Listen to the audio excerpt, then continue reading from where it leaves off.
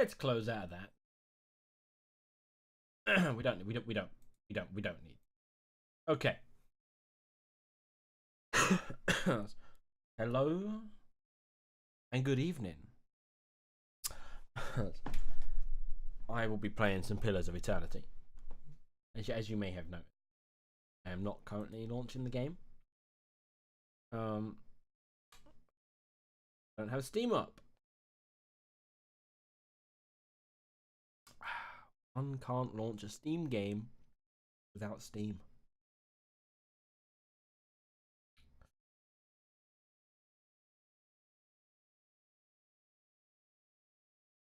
Won't take a moment. So I may not be my like on the weekends when I stream, I'm like very like yeah, woohoo, But after work, I'm like but I will try to be more aha than but I'm really enjoying Pillars of Eternity. Not two. I have two now, but I haven't played or installed two. I'm not installing two until I finish one. Like, because I know if I install Pillars of Eternity 2, I am literally not going to finish one.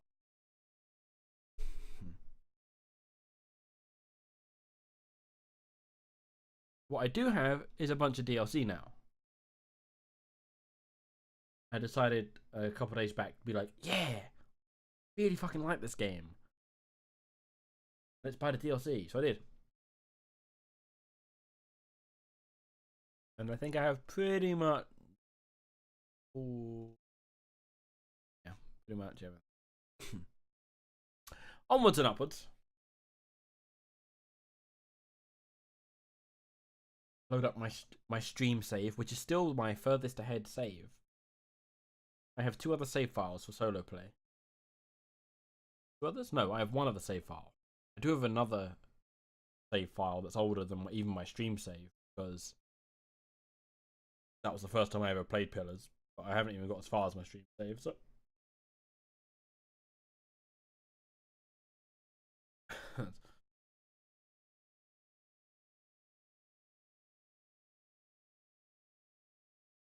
but anyway, oh, actually, let me just switch just to work better. We're going to us.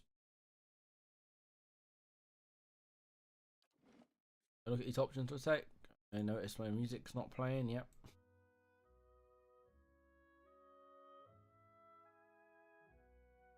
Is that not coming out at all?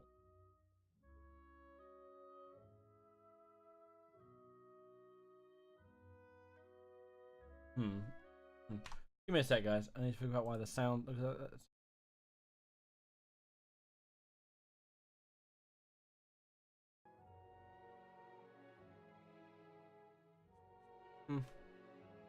Oh.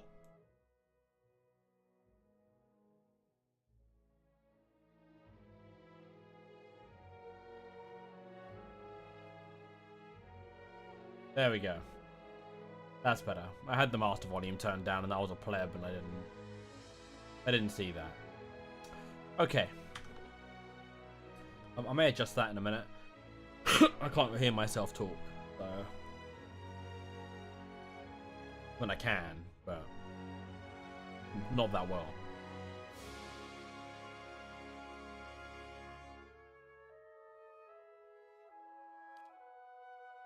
We're gonna load. Not Snugglebutt. Snugglebutt is my current off-stream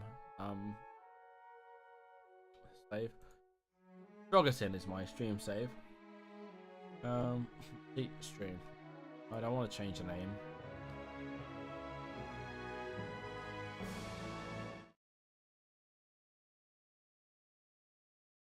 Ah, Jeremy, thanks for the lurk. Very much appreciated.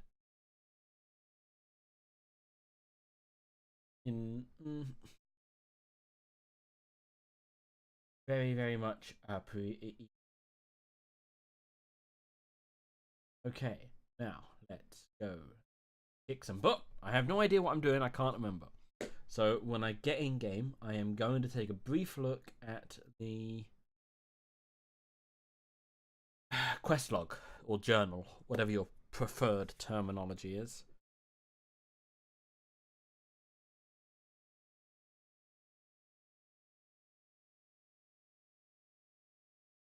Alright. Zoom us out a bit. I do remember last time that we played, I just killed the ogre that was down here, along with, I think he had a couple of spiders with him or something.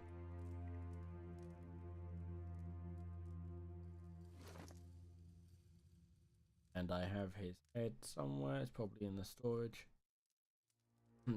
What I do have that I didn't have last save, what I do have now that I didn't have last stream, because of the DLC now, I have this pet, giant miniature space piglet, which I didn't even know I was getting. I didn't know any of these items. I literally just got the DLC for the content. These added. These were obviously part of it, I guess.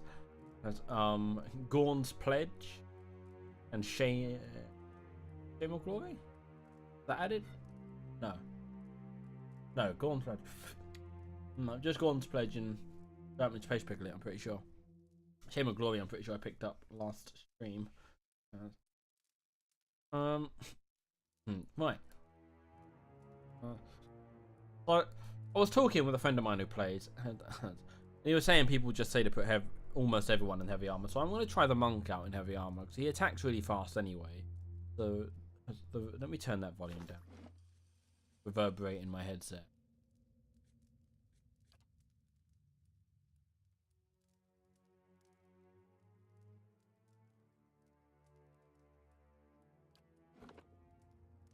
Right, no, where was I?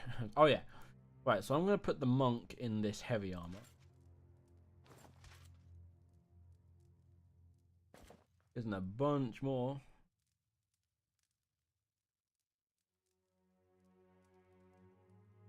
Bunch more resistances.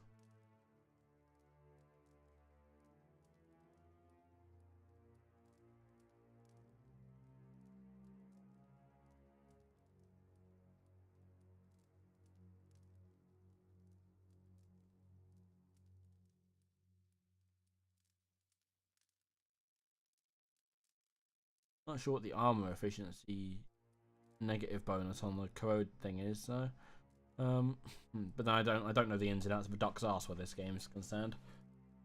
So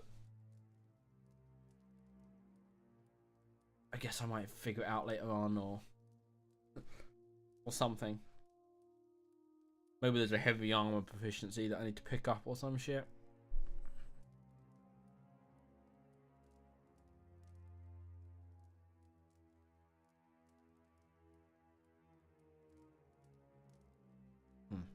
Let's look at it for a sec. So I get +1 move speed though, +10 deflection against ranged attacks.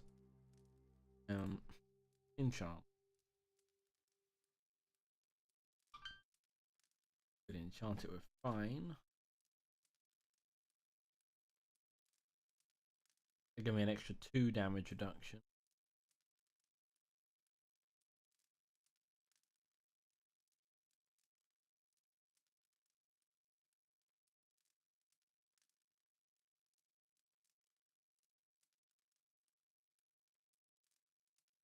Yeah, I'm gonna do fine.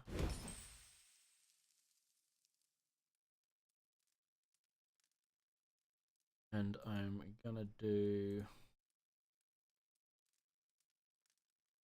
no point doing dexterity. We already have these gloves. Give me 2 to dexterity.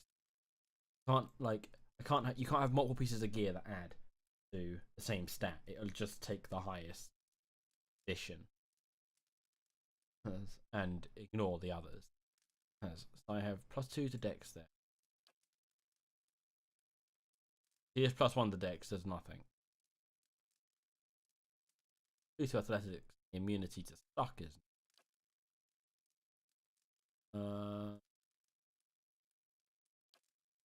That's still. So it's actually just a 2 to dex. Right now. Can't attribute is can't do the might. Need Pilgrim's Meadow.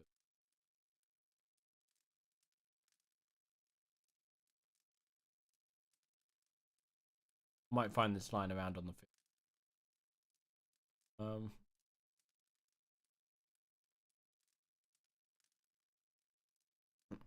yeah, I want might. Might 2 if I had a freaking diamond crown. That probably ain't gonna happen for a while. So we'll leave that for now. At least I have the extra damage reduction.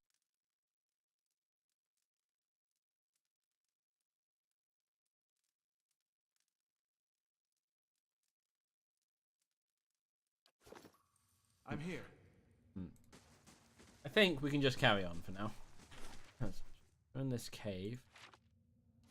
I'm pretty sure on the last save, on the last stream, I keep saying last save. On the last stream, we came in this direction. I wonder if we can head out this way. Or further in. I don't know. Yeah, we can. Alright. Let's see what's here.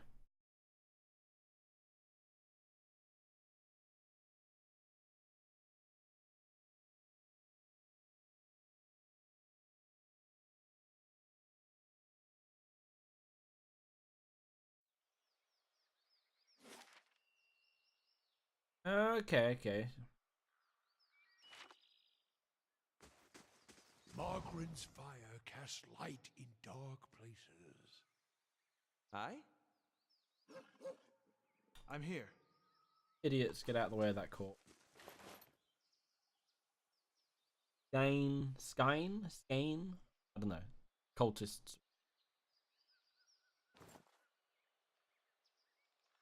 Initiate's hood. Skull key. And I'll read this first before I pick it up. The note is blood-stained and torn, and the edges are smudged with some kind of pigment. From the scraps that are legible, you can make out hastily written instructions. To avoid the entrance in the tower, traffic through my shop would attract the attention. Deerf would may be sympathetic to our goals, but they wouldn't approve of a temple yet. Key to the entrance by the river east of town, but be careful on the road. Reports of these days. Entrance by the river east of town.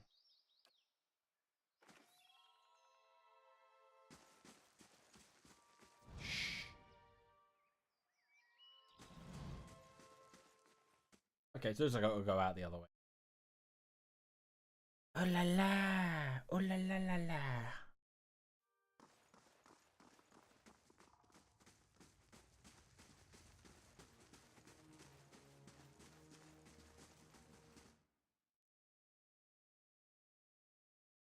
Oh, what a wonderful evening. Oh, what a wonderful night. I've got a wonderful feeling that I'm gonna kick butt in my fights. I don't know.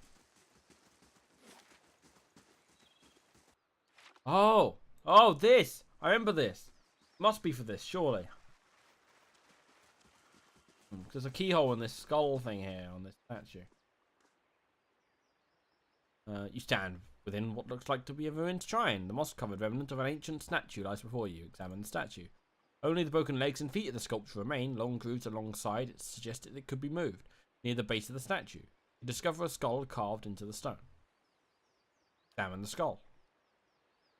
A skull is carved into the stone in intricate relief, its mouth agape. Peering closely, you notice a rusty keyhole between its jaws. Try the skull-handled key. The key slides easily into the socket. You turn it and the ruined statue begins to move. The displaced pedestal reveals a dark passage descending into the earth. Here smells I'm here. of blood and cowardly loathing. I'll be the effigy if this isn't some nest for the quiet slaves skulking vermin.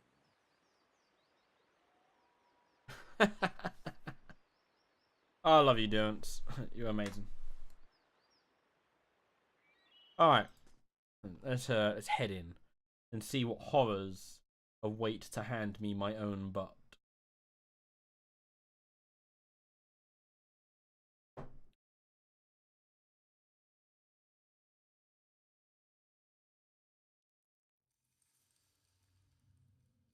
I'm not gonna look at every freaking. And what does the flame reveal? Every freaking. I realize how many fucking epitaphs there now are in the game. I'm not reading them all. This effigy is made of several crooked sticks tied together with rough twine. It casts an ominous Man, I wish these descriptions here would pop up down here. Do they? They do! Made of several crooked sticks tied together with rough twine, it casts an ominous flickering shadow on the wall. Just...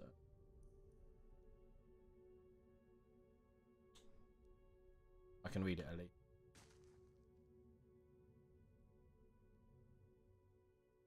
Let's do this right. Now, I'm creeping because I don't know what traps may lay ahead.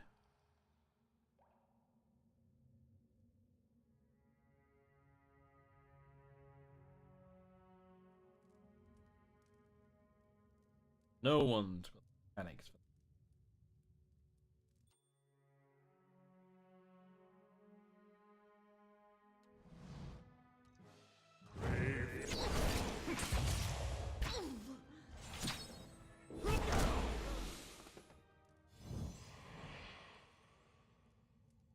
Oh, get wrecked, son.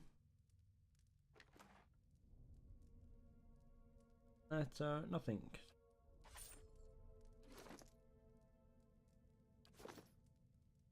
I didn't really get a look in that fight. I'll take a look.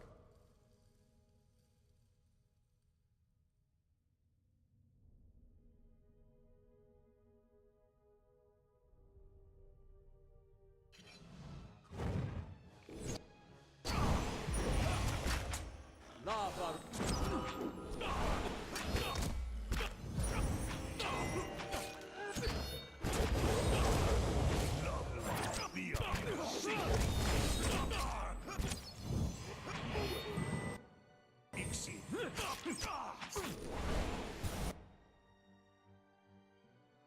Melee.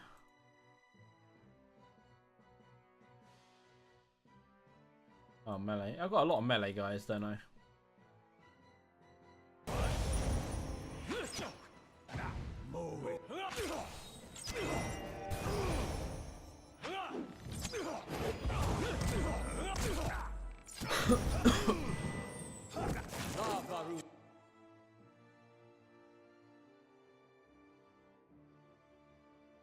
Beyond sea.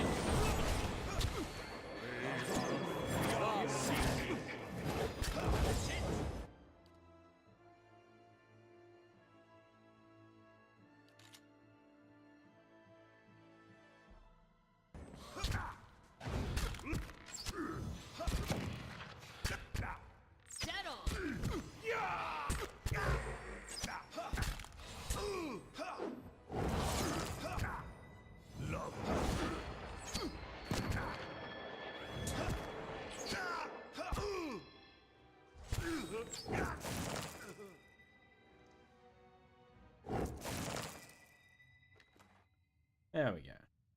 More cultists. Oops. What? I'll stick them in the stash. At once. I'll see what I can find.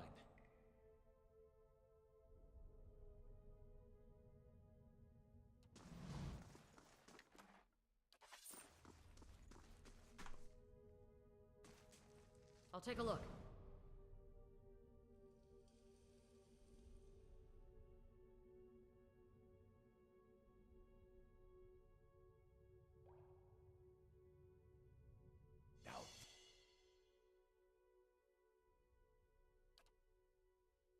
Now this I haven't seen before.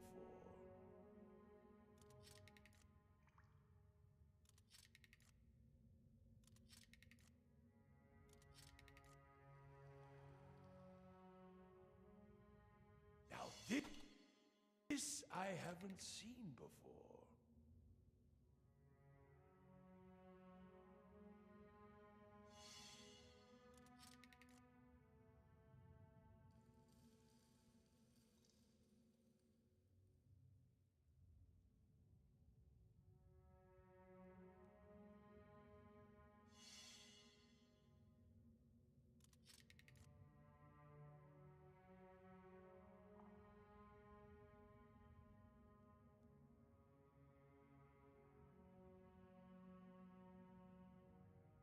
There's a lot of traps that I can't disarm.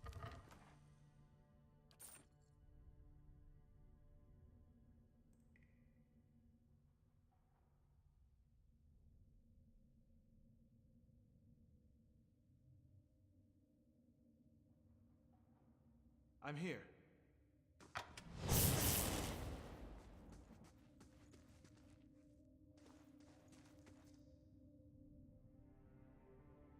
What?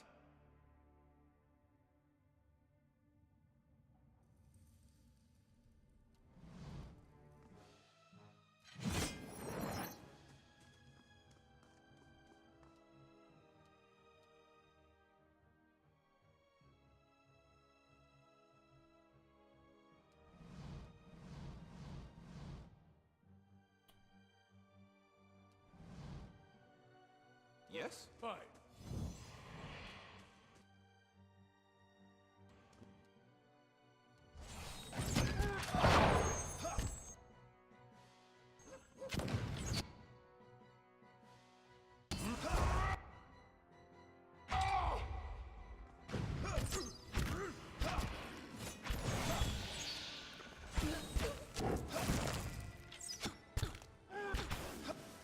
Brave thou Philophili. Fine padded armor. Absolutely. Alright, go on, don't. What? You be the master of Margaren's fire casts finding light shit. in dark places.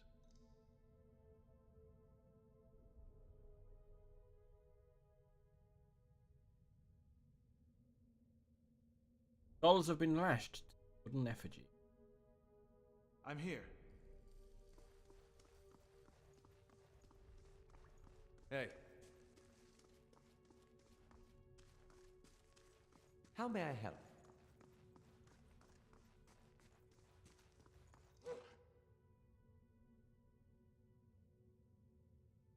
Yes? Ready, Watcher.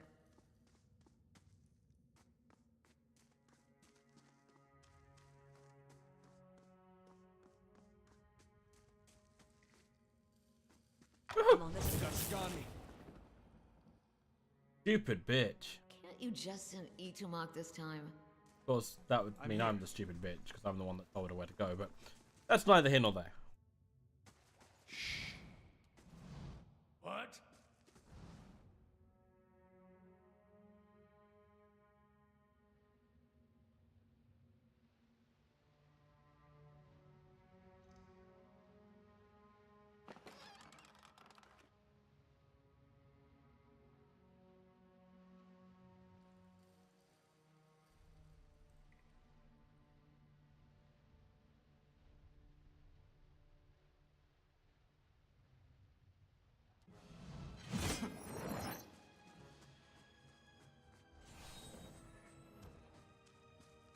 I'm here. La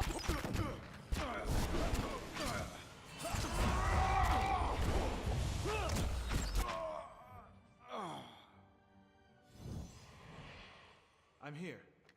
And more loot. The pile.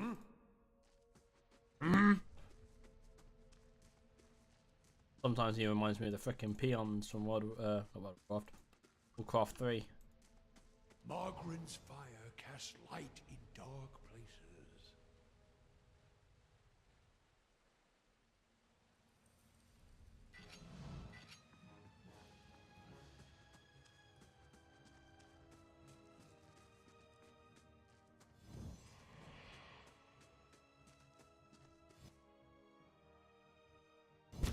Love.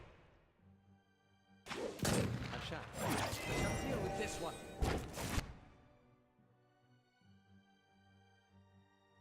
How may I help?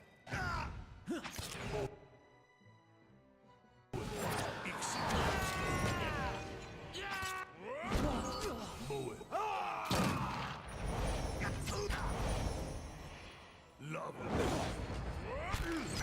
Love. Feel your safety.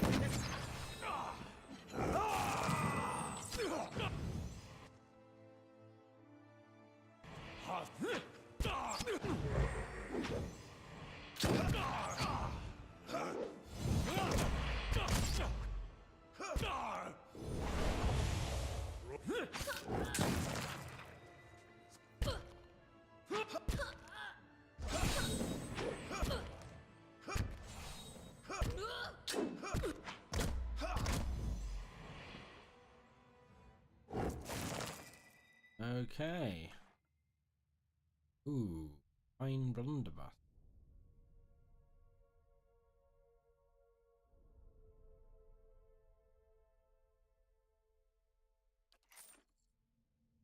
Keep it At for now. once.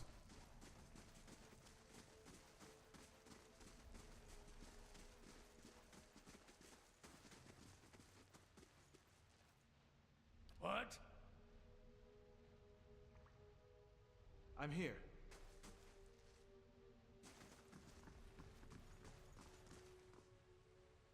Two posts stand firmly in the stonework, with broken ropes fallen into the dark chasm of a large cavern. On the other side, there is a slight opening of where a bridge may have led. Check the area. Darkness below continues as far as you can see. Broken stone pillars, remnants of the missing bridge, rise from the abyss. Across the gap, you see the mouth of a tunnel. Continue. Wooden beams protrude from the stones on either side of the chasm. Despite their age, they look sturdy enough to hold a grappling hook and rope. Alright, so if I had a grappling hook, I would be able to cross, get to it. But I do not. So, until I find one here, I have to leave it be, I guess. We've missed quite the bloody celebration, it seems.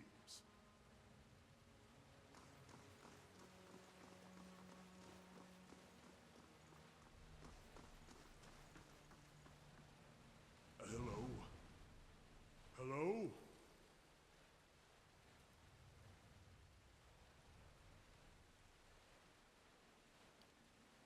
That's settled.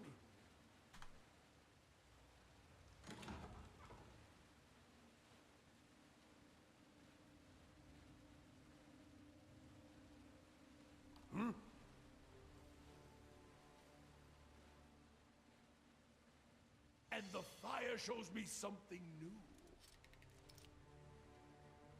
I could disarm that one at least.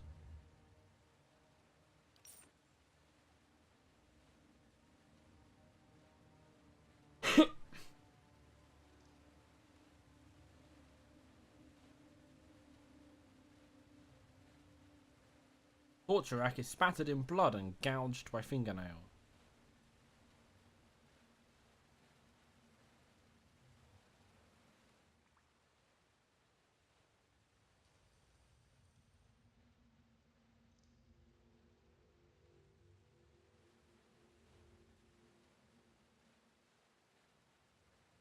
Well, guess what, mate?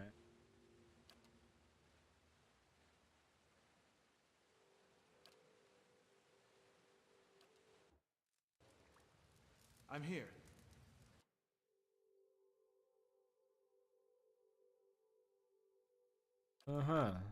Someone at Deerwood that wants my attention. I have 5 days to get to him. I will definitely get to him before the 5 days are up. But actually, now that I think about it, I need to select a construction thing for this. Because in the last stream, I basically ran out of money because I gave 10,000 coppers. Guy to help me get some veterans for my army.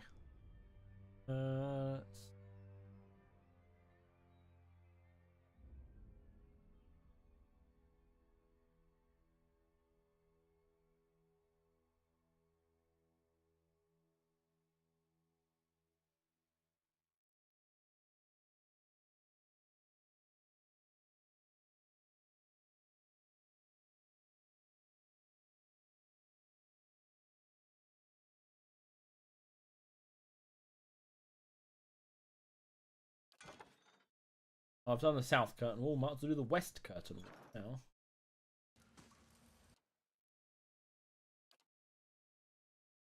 Cancel that. What? Don't want everyone. Fine. Oh, maybe I do. I'm here. I know what's up here.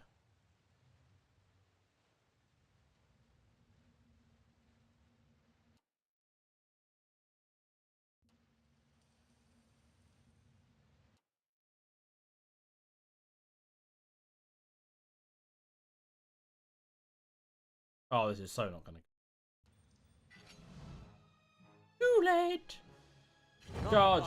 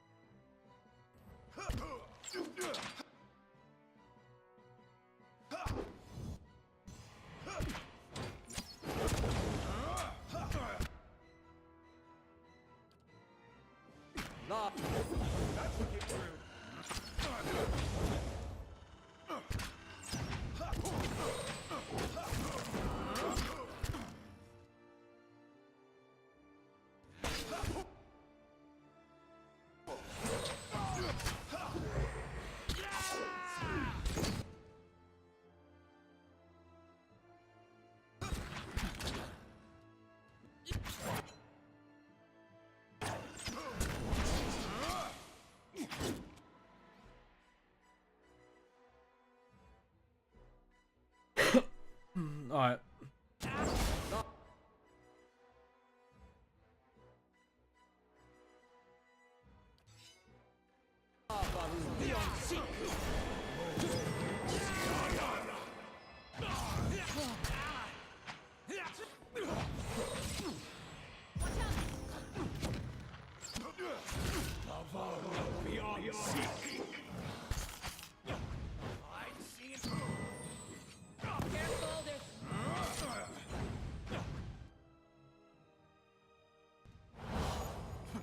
Lavaru beyond sea.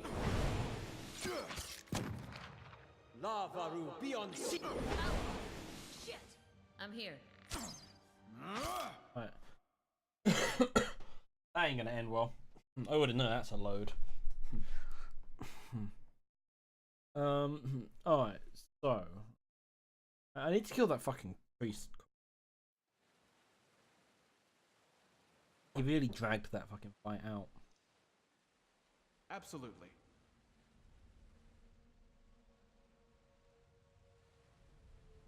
Wonder if it's possible for me to just aggro the two guys in there, but no, but even the guys further back can. What's...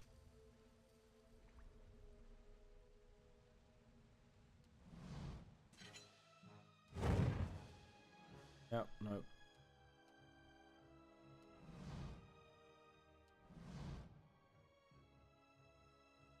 What? Look.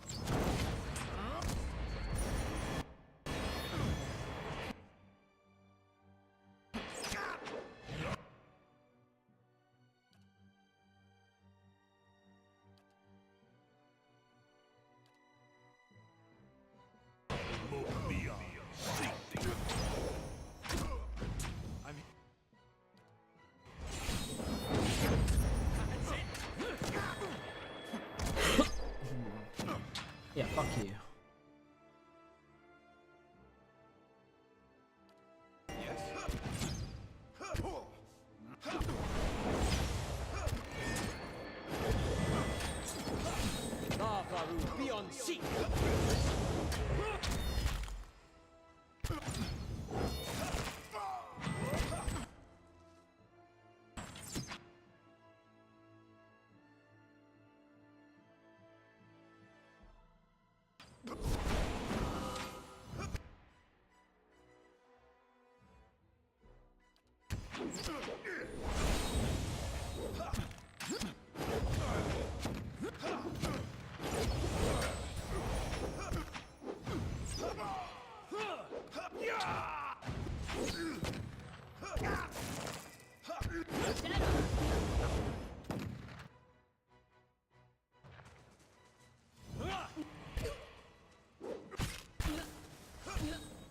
Go on, fucking die. Go on. Get out of it. There we go. See, that healer goes down a whole lot smoother. I know there's two guys to the right. Certainly. Brave Dalfila.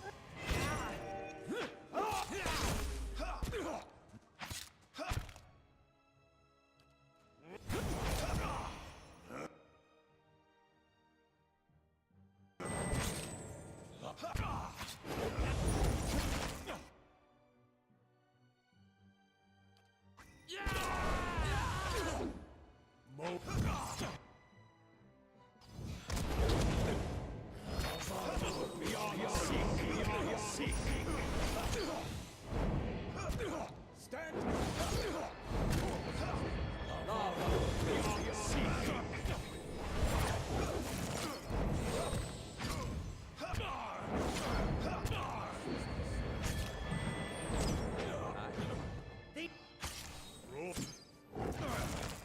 Yes?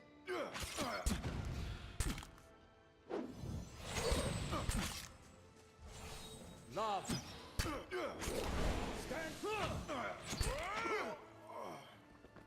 I'm here.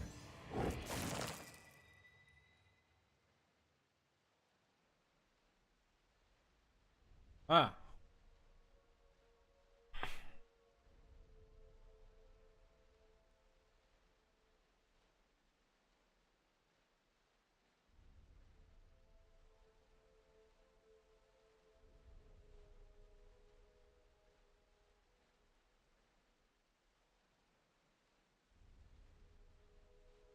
Okay, so the next time, yeah, so either deal more damage or deal 300 damage to Dazed then. I'm here. Boop. Boop. Certainly.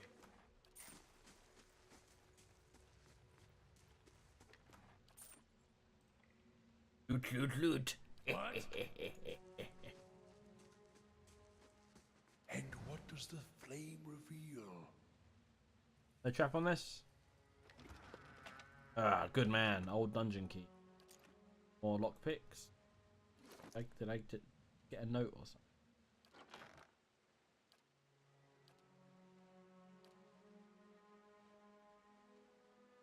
List of names. This creased sheet this creased sheet of paper contains a list of names. Some have been crossed off. 1. Edith. Leaves window open at night. Small house on the edge of Kindle Vale. 2. Higerto. Visiting from Old Valer. Valia? Doesn't speak Aediran. Keeps to himself. Won't be missed. Tearfaced. Tearfaced? Lives in a small encampment on road to Loghome. Takes solitary walks each morning at sunrise. Should be most vulnerable then. Elmis. His parents leave him alone after temple services each Gordander. Senlis. Visits a mistress in Balereach every third false. Get him on the road. Check Gilded Vale and Ondra's gift. May find more interested parties. It's like a hit list, or I don't know. Sure. Fine Brigandine. Fine Old Journal of Jonas.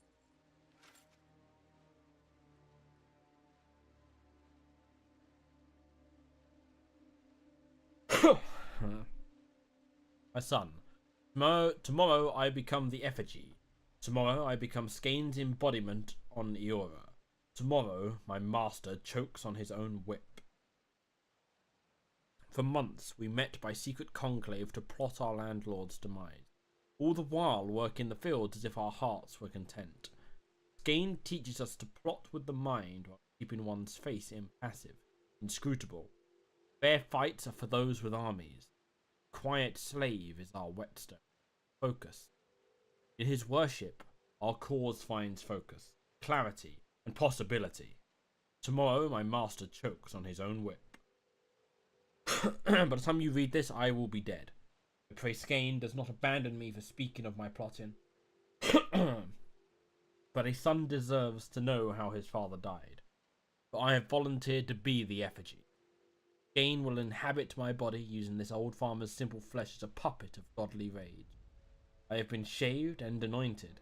Tomorrow morning, I will be your father in name only, as my manhood will be removed, my nose and ears removed, and my useless mortal eyes will be replaced with flintstones through which Skane might see the world. My son, I am sorry for the lies I have told you these past few seasons, but Skane demands secrecy. Even your mother knows nothing of my furtive service to the quiet slave. Curse my name if you must, but never weep for I die for the betterment of our community, to smite our lord's corruption from the face of Eora. Tomorrow my master chokes on his own whip, for tomorrow I become the effigy. Okay, pretty good, pretty good. I like it. I don't like it. I wouldn't want to be the effigy. You can trust me. Can I? Can you trust someone that says you can trust them?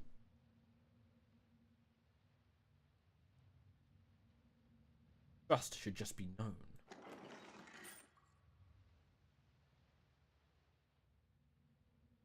Oh. What do we have further in? I don't know. Let's find out, shall we? This way.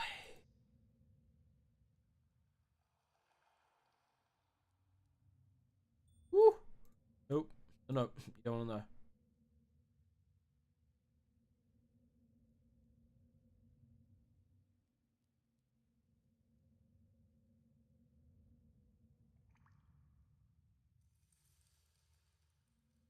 Alright, let's see. So we know there's people in there.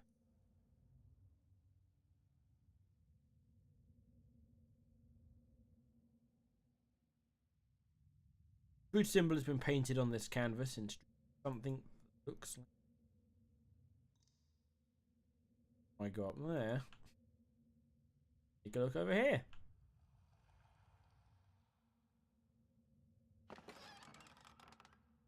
Skaneite scripture. Burn, feel thy hatred twist within thee. Feed thyself on its bile. Stain thyself on its anger. This hatred, bile, this anger, these shall be the tools for thy rebellion. Let thine heart seethe. There is no satisfaction in open confrontation. Hide thine hatred, grow that it may fester. Make thy plots in secret. Quiet slave stays in the shadows. Face seeks not the light. In darkness doth he work. In darkness doth he rebel against those that rebel against those that seek to control thee. Rebel against those that wish to remove thee.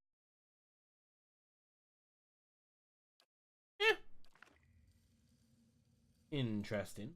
Interesting. Something over there. Ooh la la. Oh. Cannot disarm the trap, do you trigger it?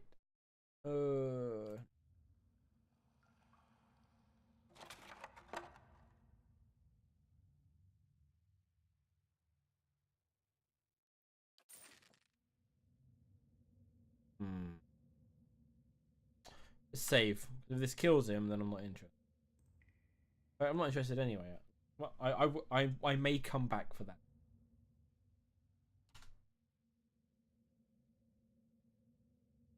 I may come.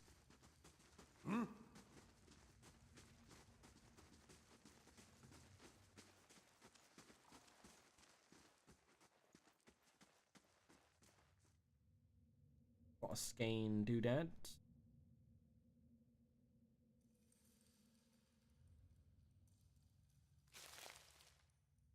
In bone.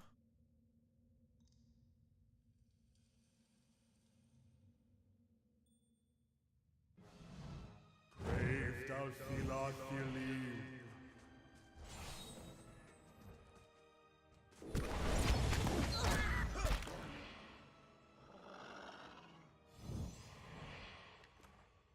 That was quick. That was definitely quick. He didn't. He didn't last. No, he didn't. Nope. Nope. Nope. No. Woohoo! An idiot. What does the flame reveal? You, if you don't fucking stealth, you muppet.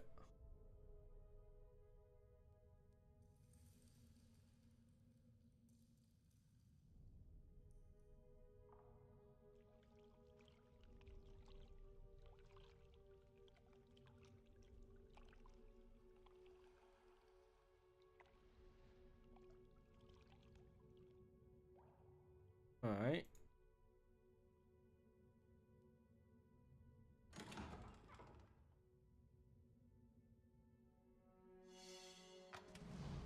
Oh boy. Brave thou Filot Filim.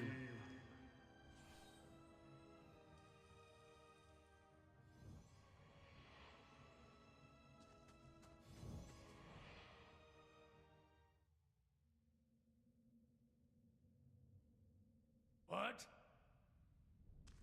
Oof. That was a tiny bit rough. At least it was only a petrification though, not a damaging spell. You know what? Okay, let's F5 this.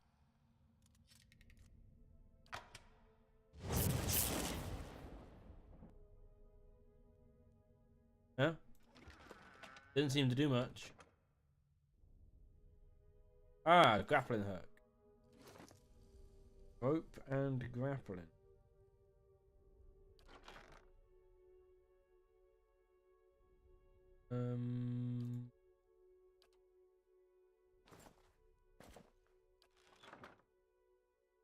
Hands, I section.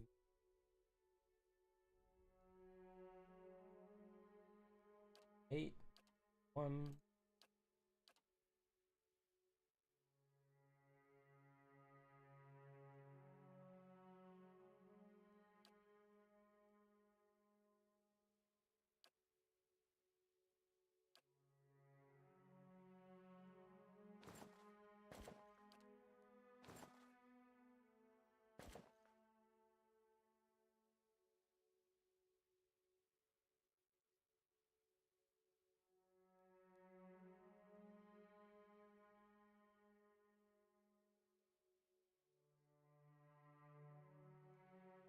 Okay. Yeah, we're good.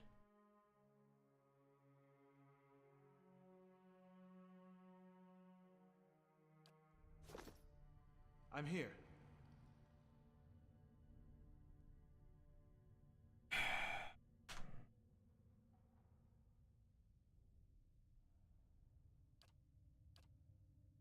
I'd be glad to.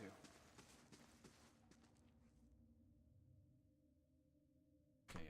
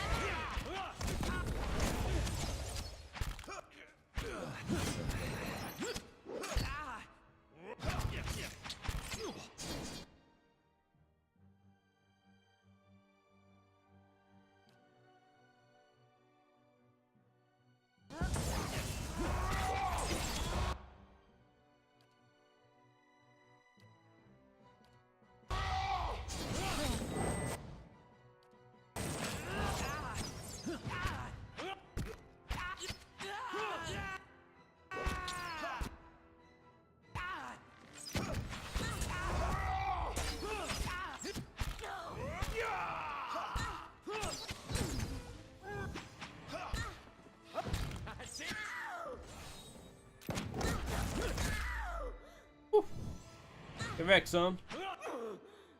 Fucking destroyed.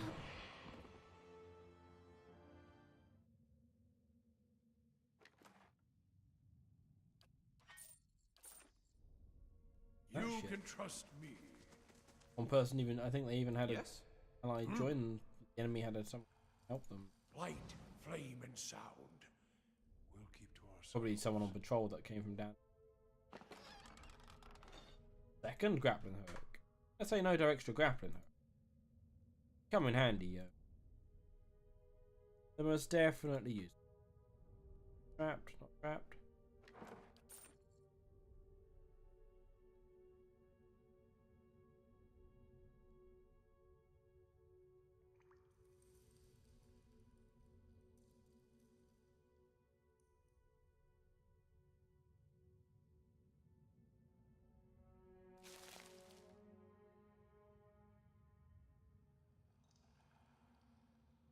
Dollars have been lashed.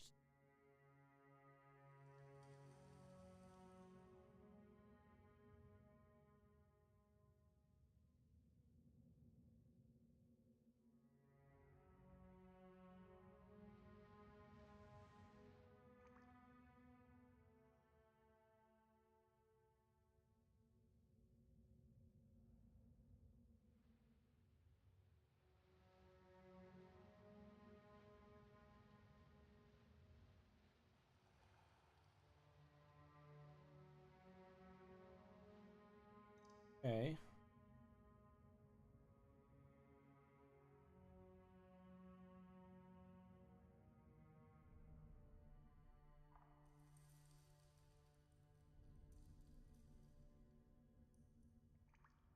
May want to come cramming everyone through this doorway and run into the creature at the back.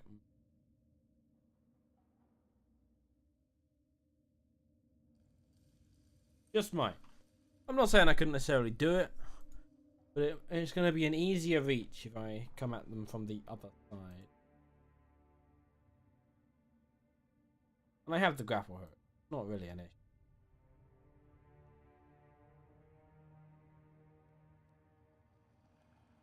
I'm here. Let's see what lies this way.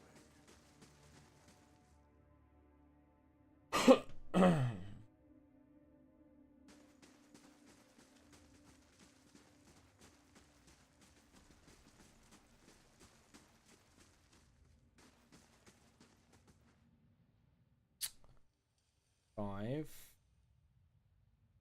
I'm just gonna kind of bum rush up here and try and get these guys. Cultist, fanatic.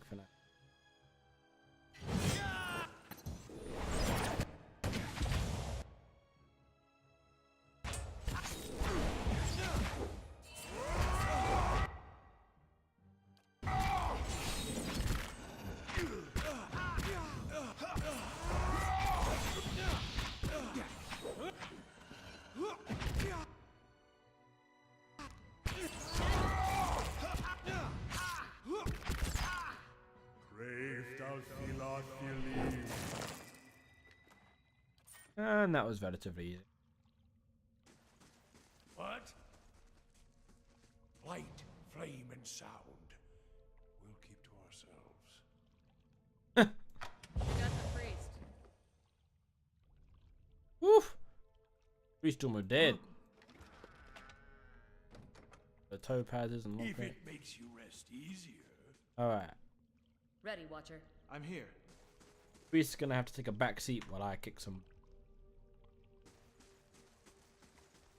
What we're gonna end up doing is actually leaving here before I finish.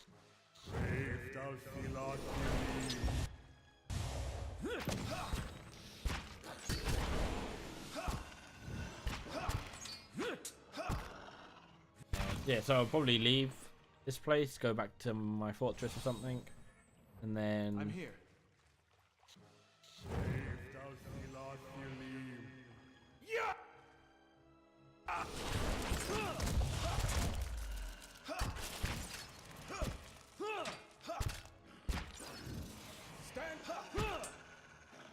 Rest, come back, and continue on.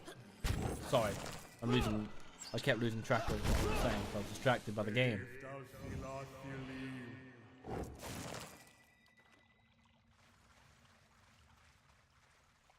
I'm here.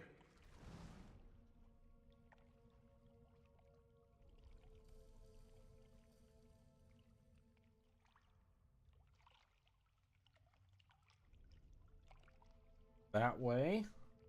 Don't know where that goes. I know there's a wood beetle up there somewhere. Open out with them. Yeah, where the enemy is. This.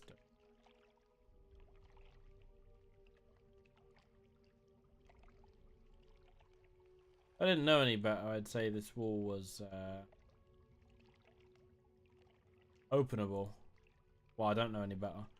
Probably the lever's the other side. That or I need what's his face.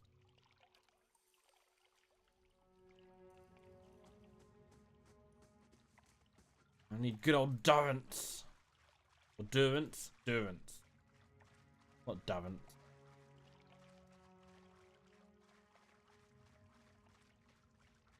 And what does the flame reveal? Yeah, probably the other side then, if he can't see it. I'm here. If thou feel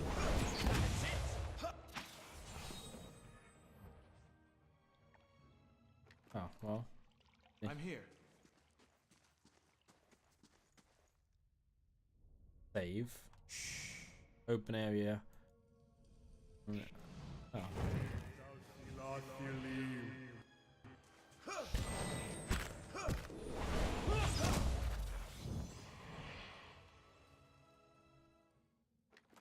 Absolutely.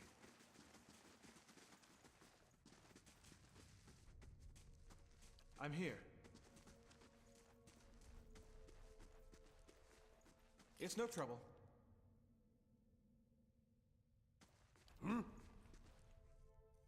A simple test. First, I need to see if it's trapped. Not trapped. I'm going to F5 anyway in case it's trapped and I can't see it's trapped. That's settled. It is not, but it does have camping supplies in it. So, camping supplies. Rest. Now Durance isn't about to be perma-killed. I'm here. I've already read that one elsewhere. The stained and rumpled bedroll appears to have been used recently. Yeah, probably by that wood beetle. Yes?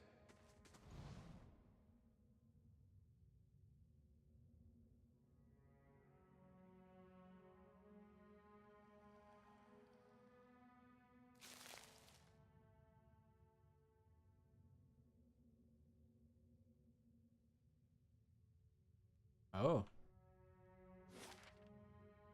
Oh, where's this go? Where's this go? I don't know. I haven't got the foggiest, but let's find out. I'm here. Absolutely. Boop.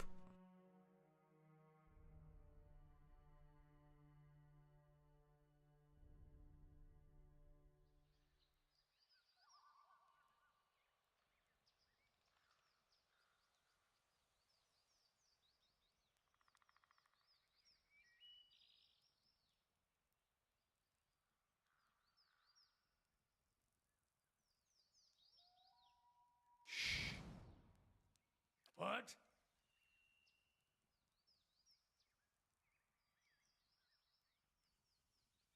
Doesn't lead anywhere necessarily bad. Final Journal of Jonas. Oh, already read that. I'll take it. Nice. I'm here. The thick hide stretched thin upon the rack looks like it came from a Stelgare. The curing and waterproofing agents.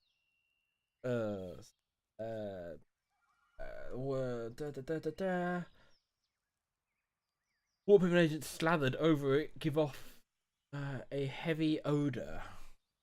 I'm here. Alright. I can do that. That's settled.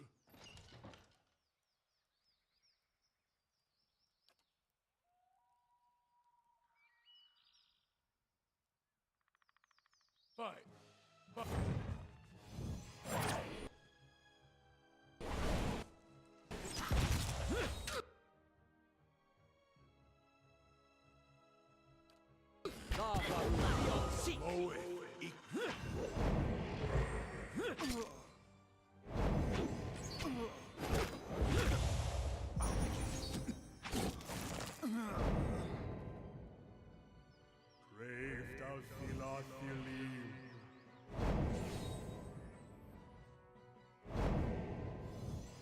Absolutely.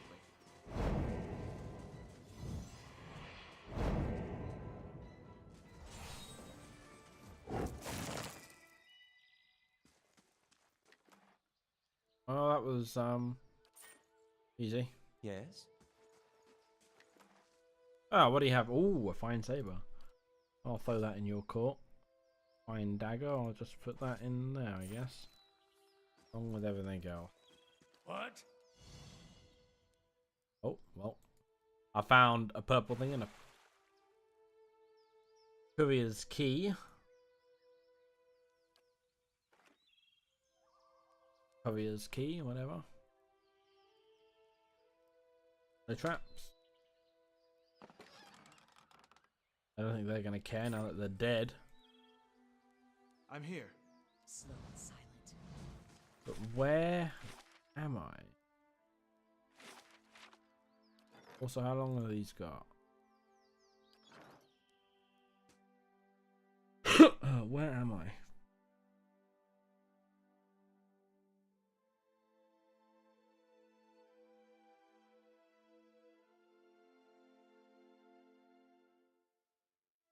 Okay.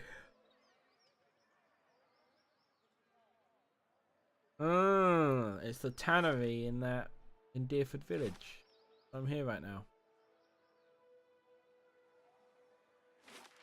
Okay, so I'll remember that. I'm gonna go to my keep and talk to this wanted man, I guess.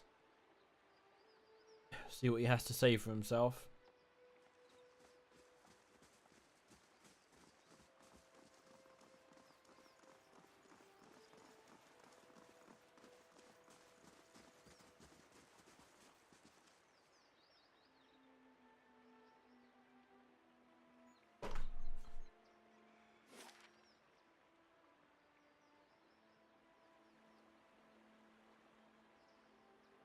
I am headed here. One day, huh? That's not bad.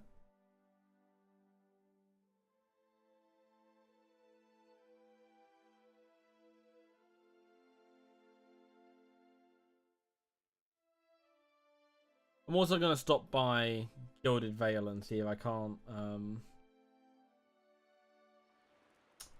restock my camping supplies. Looks a little healthier than before. Yeah, just a little health.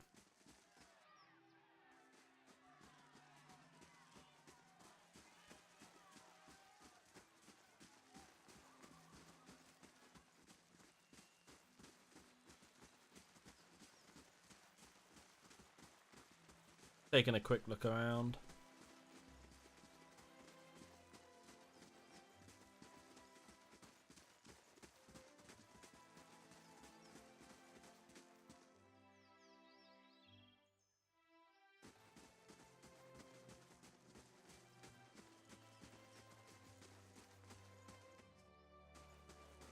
Oh, these are probably the guys I'm hiring, yeah. To protect the place from attack by hirelings, if you will. That's pretty cool.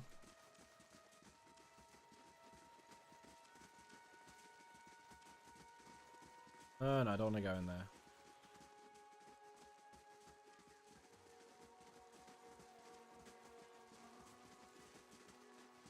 What I want to do is go in here and speak to Le Criminal.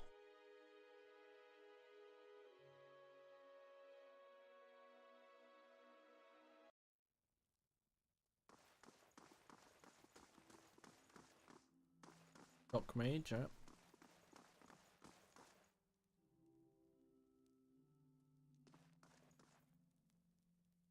Name's Neri. Begging your pardon and all, my lord, but I was hoping we could talk. Very well, let's hear it. You call your allies together and motion for the petitioner to step forward. Let me sit my derriere upon my cushy throne.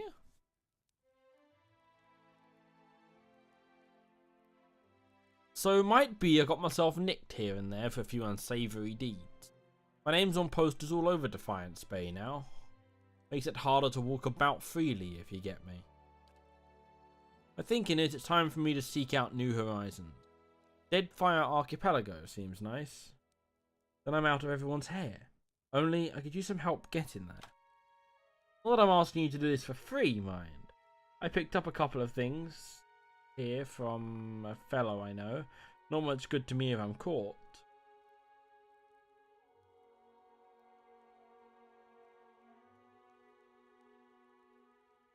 You turn yourself in.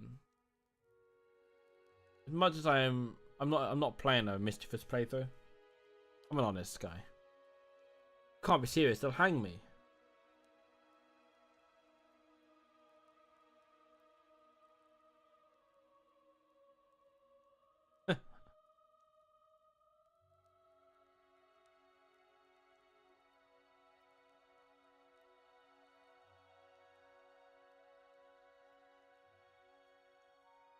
I'm not really into the whole lying thing.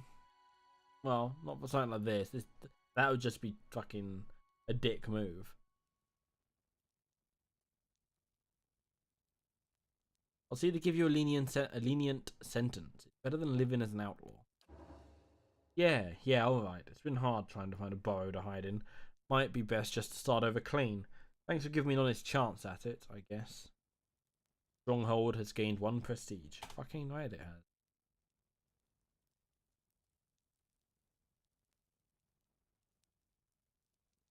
Alright. XP, gained a prestige in my stronghold. This finishes in 6 hours after being on my list for like fucking ever. This is 2 days and 9 hours to go.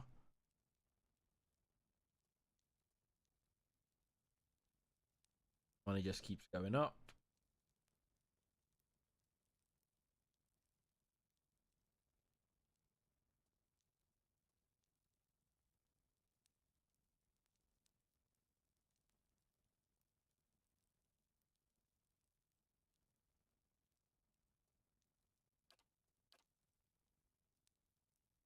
Dun, dun, dun, dun, dun, dun.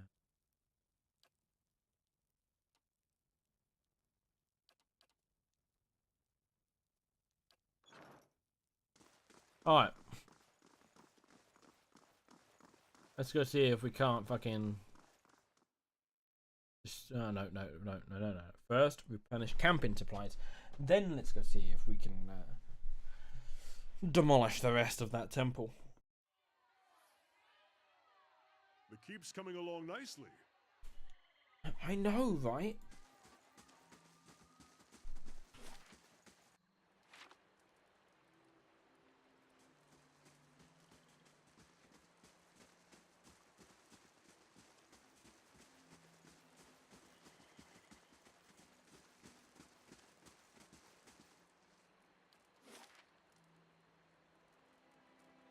So...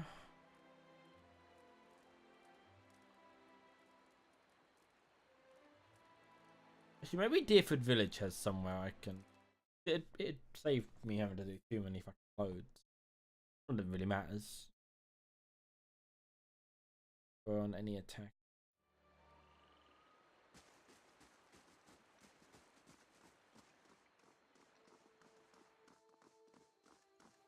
Takes nearly 2 weeks to arrive, but Solomar the Shackler successfully transports his all slaves.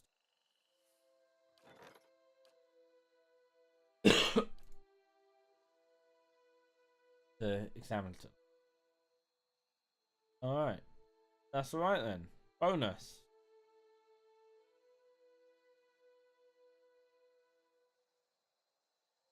Okay.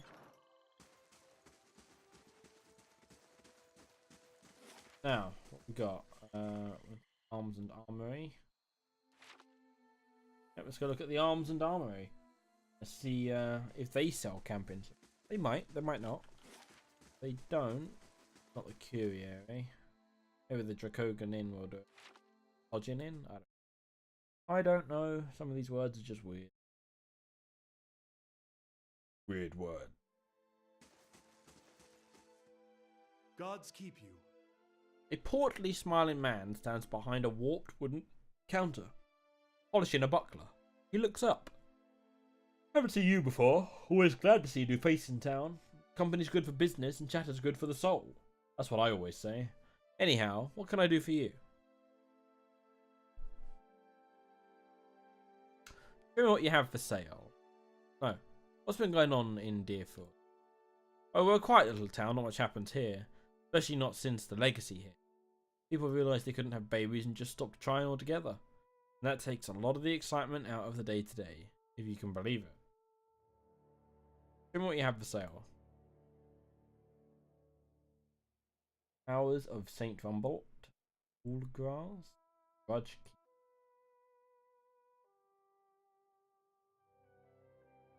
One of the many Orlan slaves freed by the 10 Years' Treaties, Maswan Cass swore vengeance against those who had wronged her and her people.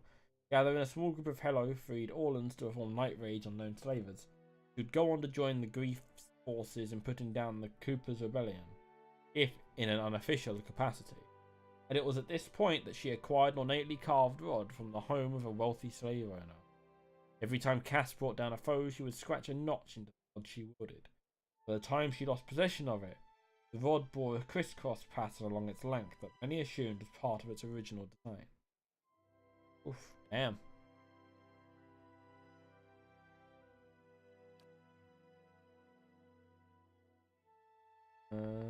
Now the Hours of St. Rumbold. Two-handed sword, okay. St. Rumbold was among the first of the Eothasian pilgrims to take up the Emperor's offer of resettlement in the distant territory of Raedcerus. Dedicated priest of the Shining God, Rumbold was regarded as a leader in his community, known both for his unwavering dedication to his congregation and his stern vigilance against lapses in doctrine. What survives of his sermons reflect this duality, for he emphasized the redemptive power of the faith, even as he warned against the dire punishments awaiting those who rejected beneficence. There we are. The colonization efforts brought Eothasian settlers into direct conflict with the native Orlan populations, and Rumbold was among those credited with rousing several brutal attacks upon them. Ultimately, however, Rumbold was mortally wounded during a violent raid.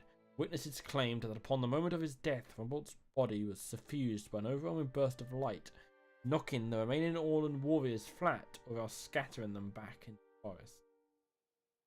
Accounts arose of Rumbold's final hours, describing the great miracles which were observed to have occurred during the day preceding his death. Eothas, it was said, had informed Rumbold of his fate, and the priest accepted this gladly and without fear, for he knew that death was only the first step in his rebirth. He subsequently marked each of his final 27 hours with a miraculous act, such that his congregation would know of the gift Eothas had bestowed upon him, and continue Rumbold's work in. Rather than stanch the flow of Eothasian settlers, Rumbold's death only encouraged more pilgrims to venture across the sea, eager to set their eyes upon the final resting place of Eothas' favoured servant. Hours of St. Rumbold was forged in dedication to the patron saint of the settlement, and its blade is inscribed with markings counting the 27 hours for Rumbold's passing. In such manner was the blade imbued with the saint's power, it was said that a man might kneel before the sword and know with precision the moment of death.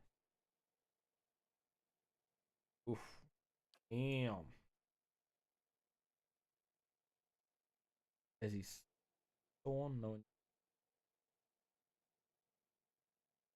Not this team, anyway.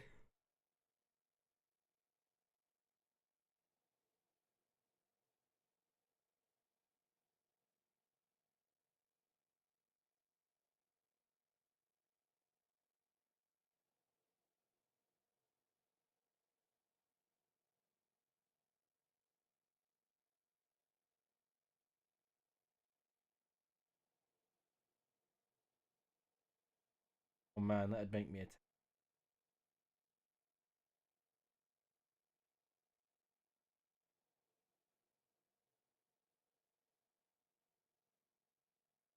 Oof.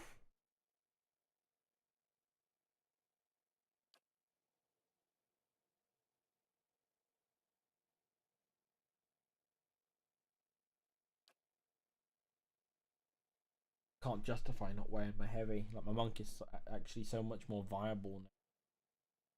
As much as I'd love to be an attacking machine, just pounding the enemy, like bam, bam, bam, bam, bam, just get taken out so quick without.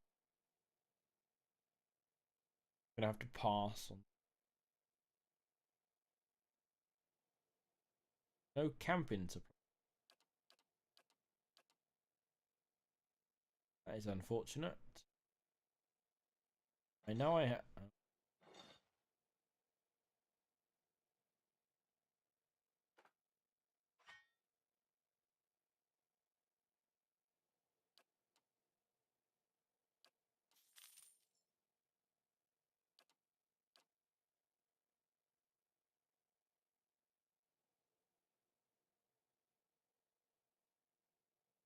Alright.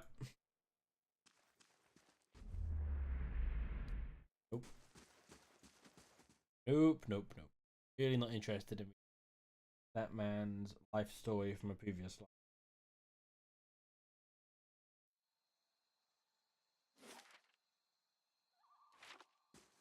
Is there actually a grieving mother up? Woman looks briefly through you as if she doesn't know you're there.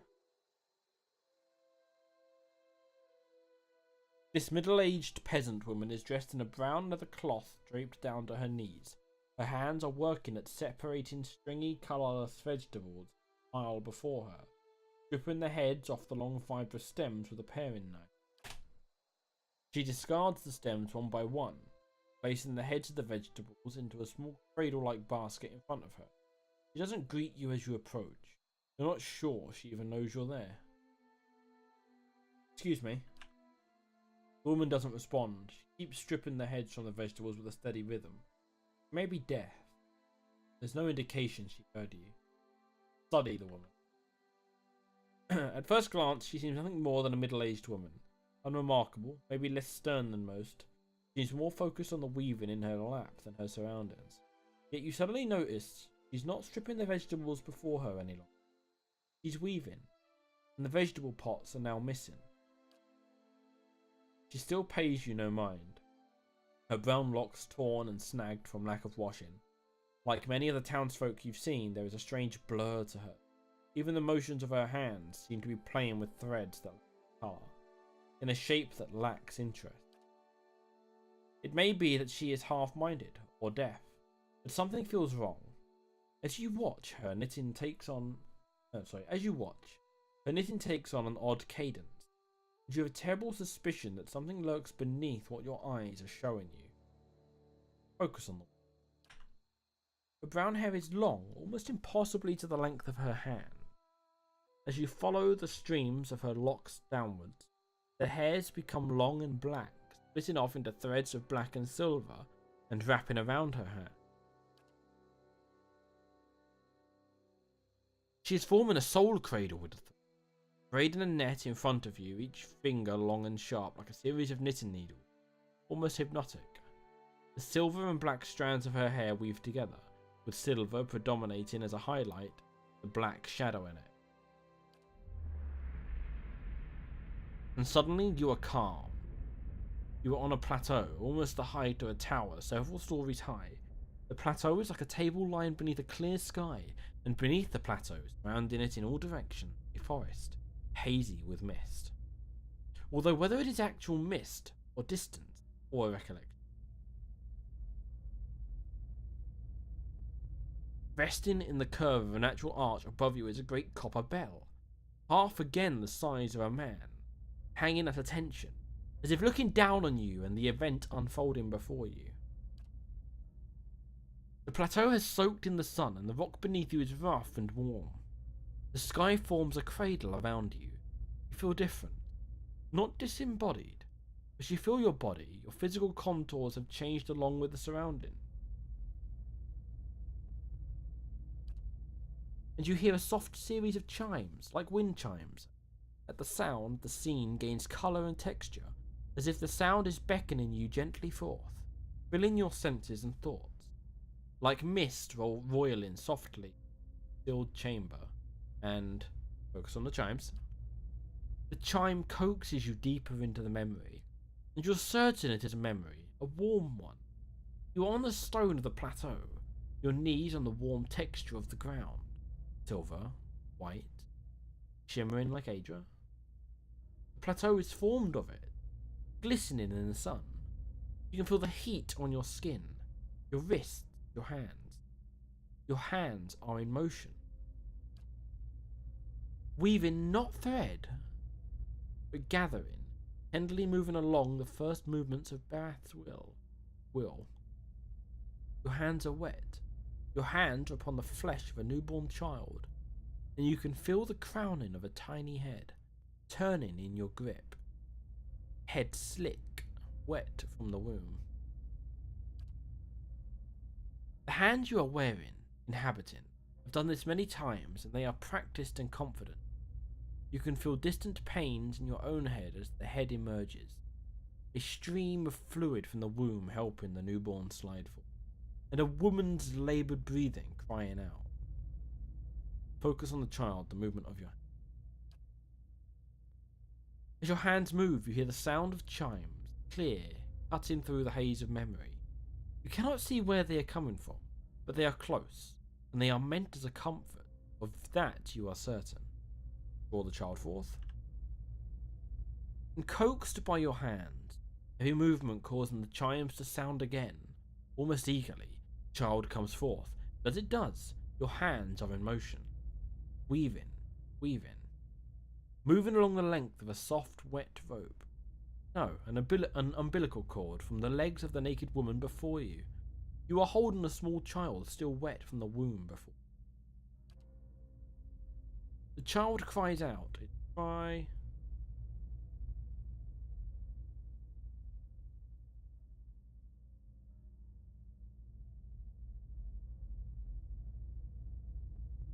Hi, Jeremy. Thanks for the heads up. I will be sure to take a look at that.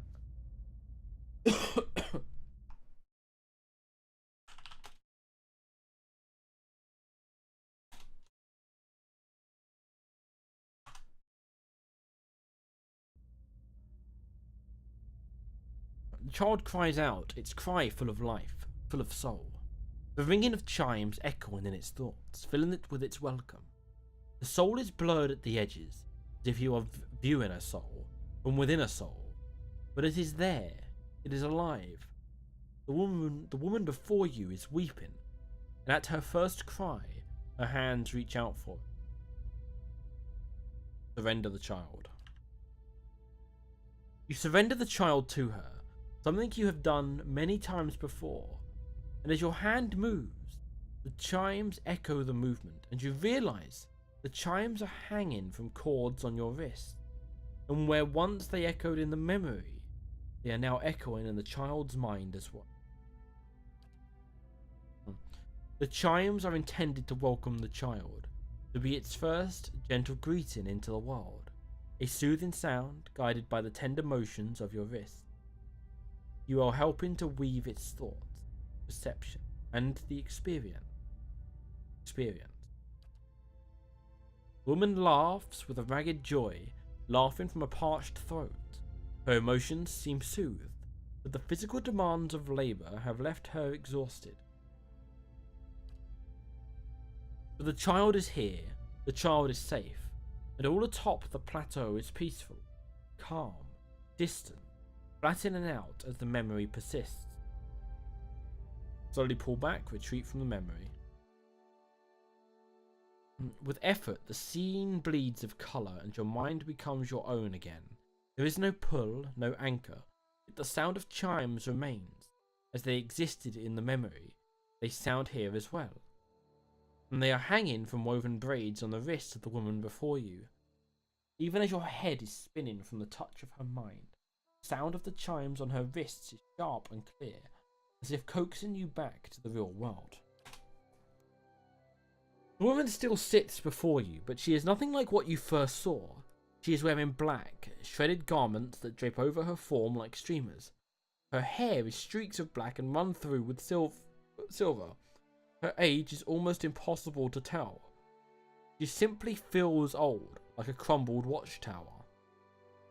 As she lifts her head to face you, you see that her hair is draped across the front of her face like a veil.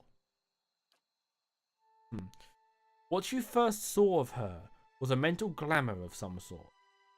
Unconscious, and you realise that what you see is not what the world sees, and you are perhaps the first to see her true self. Still, you don't sense a threat in the realisation. If anything, you feel a sense of relief from the figure. You can hear her thoughts, and she is glad to at last be seen.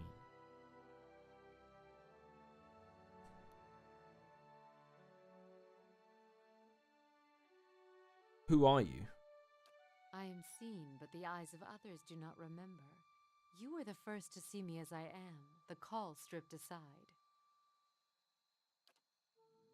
There is a light touch on your mind, a caress, and her left hand mirrors the motion of the touch, reaching up to the air between you. You hear the chime on her wrist sound softly. Her hand moves as if pantomiming resting on your cheek at a distance, and she speaks softly and slowly. Your memories. The cadence of wheels on a caravan track. Fever. Questions by running water. Violence in a night's campfire. Arrows in the dark. And fleeing. Falling rock and cracking stone. And a storm. The storm. Oof, that gave me the willies. The storm that brushed you. Did its screaming wake you from your mind's cradle? Your memory of it is painful. Its cry is difficult to ignore. It's like a child. Many children crying out.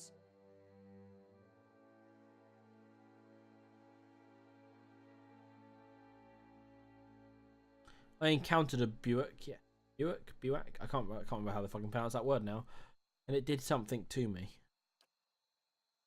Her hand withdraws shyly, the chimes sounding softly once again.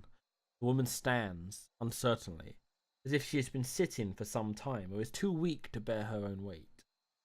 You notice her cheekbones are tight, her face gaunt, yet while her stance is weak, she seems determined to stand before you. You are able to see me. It is almost a question. You suddenly realise she doesn't seem to know what you saw when you looked at her. The image on the plateau, yet the image was so clear, so sharp, you're surprised she didn't feel you there. To see me is a rare gift. A watcher's gift.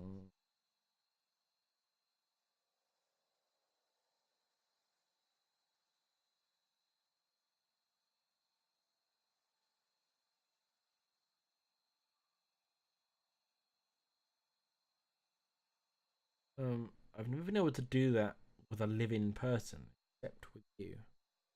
So many questions, thoughts whirling like storm winds. That storm still roars through you, deep beneath your thoughts, yet muted and secret, like an underground river.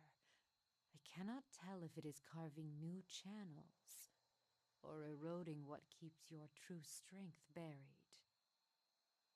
The fact that you could hear it at all, survive it, is something few have ever done. Your power will grow stronger with each soul you touch, as it allowed you to reach out to mine. There is a silence, and although it seems to last for but a heartbeat, in your thoughts it stretches out between the two of you, like a pull between your minds. You blink, take a breath, and then you realise she wants to ask you a question. It can't form the words. If assembling them is painful, or there simply are not enough pieces.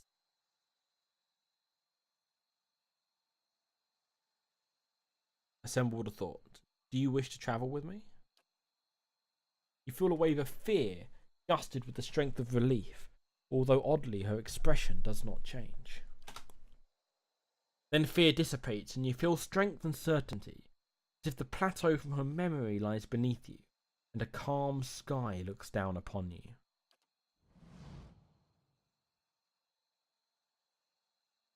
Oh, she's a cipher. Alright.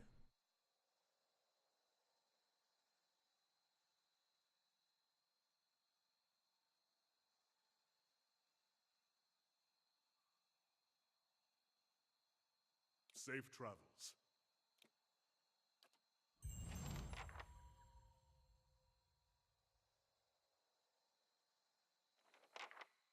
I'm here. Okay. That was interesting. I enjoyed that.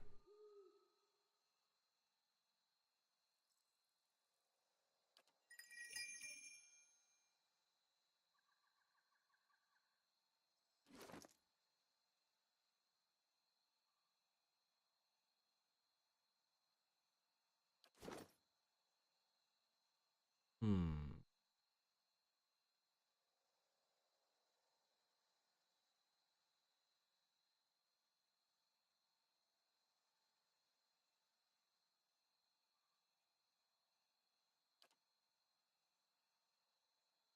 Okay.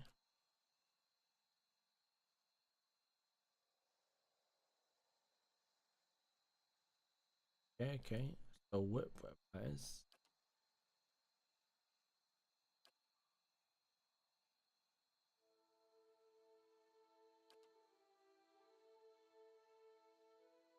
Focus below maximum. Effect self.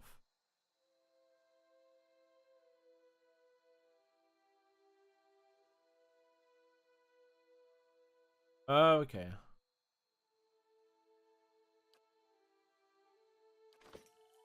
Yes?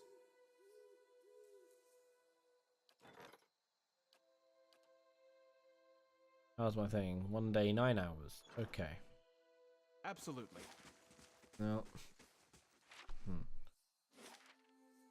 Still don't have.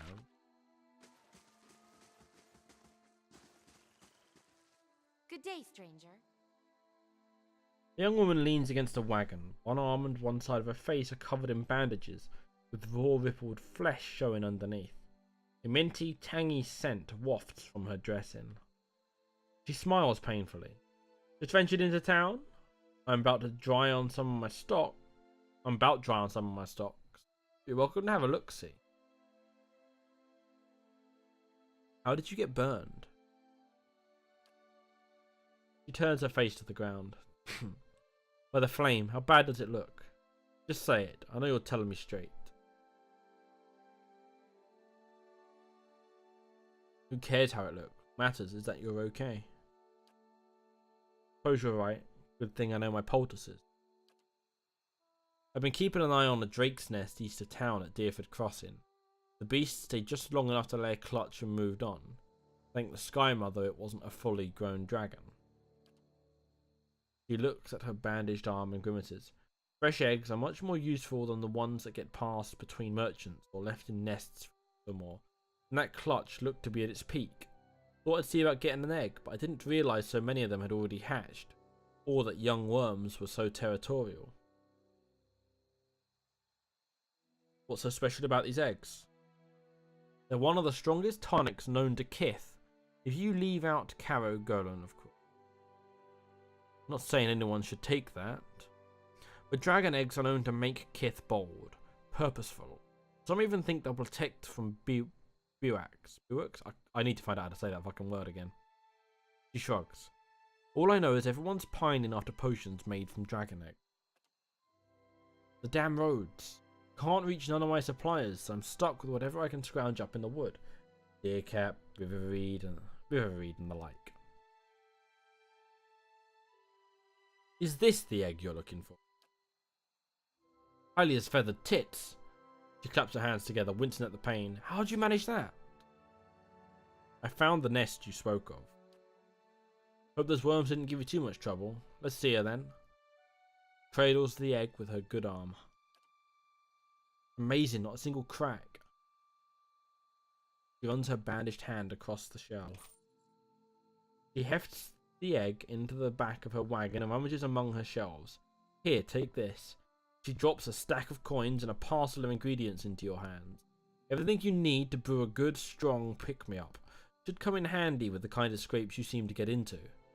She leans closer. And come see me anytime you need potions or ingredients, alright? I got a special price for friends. She winks.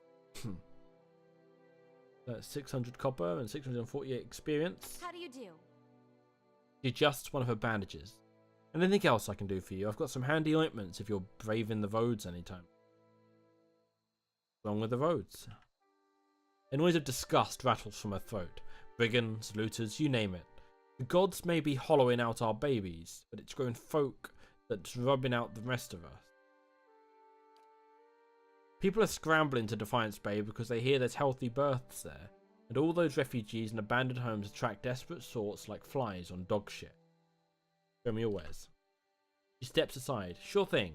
The shelves of her cart contain jars, vials, and bundled paper packets, but these prices are just for you.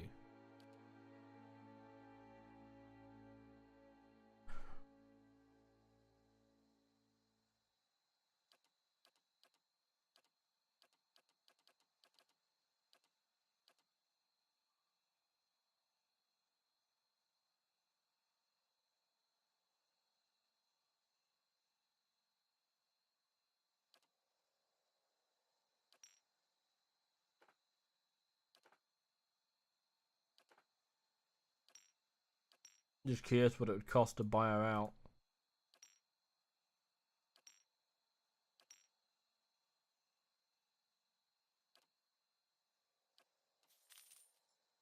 I'll do it.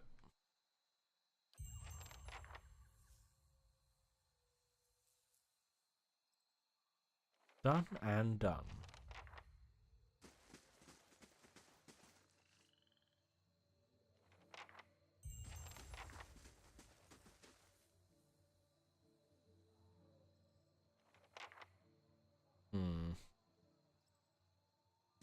Alright, guess I'll check the inn. I don't have any reason not to check the inn, so... And I am still looking for more camp.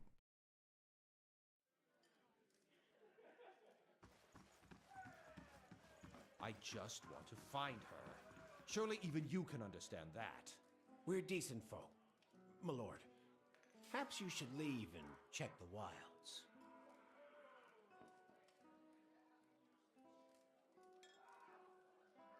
Bengla. The innkeeper digs inside a mug with a dirty rag. His eyes under his thick brows are tired but watchful. He gives you a quick nod as you approach the bar. Don't see many travellers these days. Something I can do for you?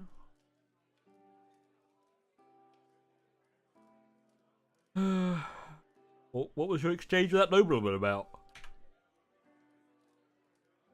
He looks up from polishing his tankard and glowers at the lord. Glowers? No, glowers. Folk round here is decent. They mind their own business. You want to stick your nose in it, go talk to him yourself.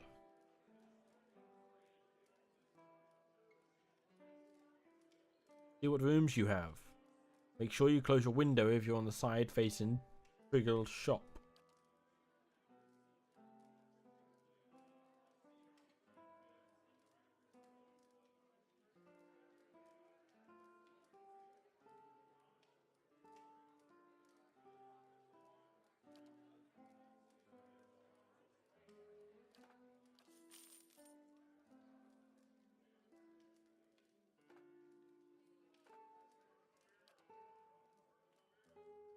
Yeah. I'm not going to.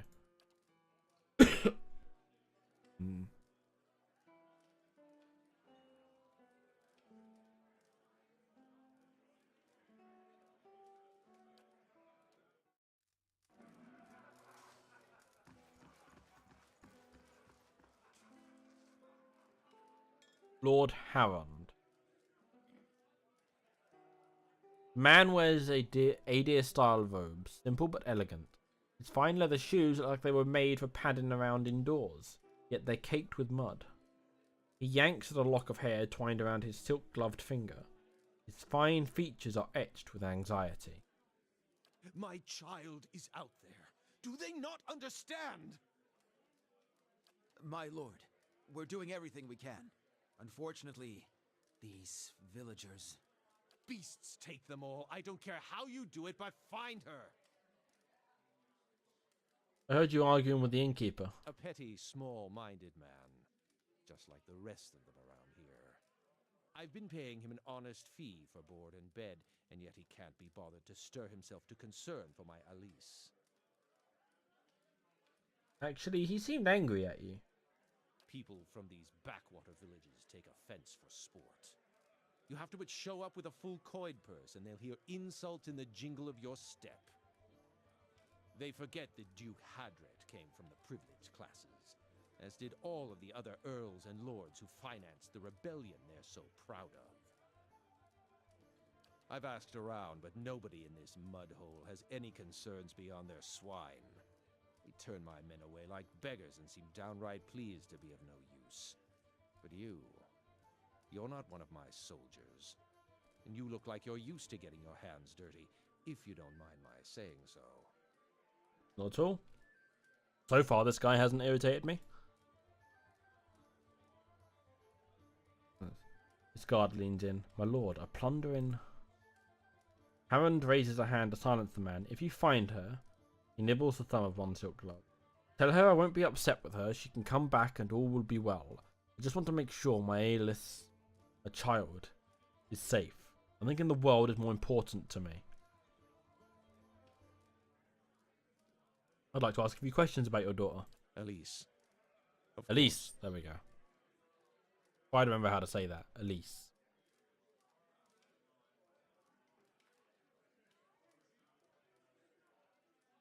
Describe Lady Elise. She's a striking young woman, bears more resemblance to her mother than to me. She has auburn hair and delicate, well-bred features. She must be, 28 or 29 now. Why did you and Aelis come to Deerford? It was merely a stop along the way to Ina's Rest. However, she took ill shortly before our arrival, so it seemed prudent to allow her a few days to recover. What's in Ina's Rest? Ina's? Ina's. I'm going to say Ina's from now. If I remember. He frowns, about to protest, but he gives in with a sigh. Lady Aelis has reached an age where it is prudent for her to marry. Given this legacy business, I can't let her fertile years slip by, nor do I want her womb to fester in the presence of so many Hollowborn.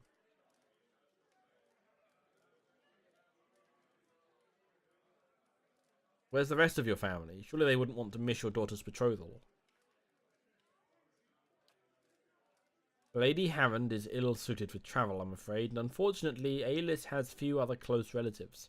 My sister and her husband, Aelis's aunt and uncle, of course, have been visiting Nadir these past months. He rubs his knuckles. And as for siblings, Aelis has none. My wife has only given birth to Hollowborn. Since Aelis, that is. I see. But going back to your daughter... Tell me about her disappearance. We'd stopped in Deerford for a few days. On our fourth evening here, I was making plans to continue our journey. Lady Aelis was feeling unwell and went to bed. When I retired a couple hours later, I found that she had vanished. None of my men had seen her go, and no one at the inn knew where she was. Since then, my people have been combing the village. But we've yet to find a clue, and the locals have been no help.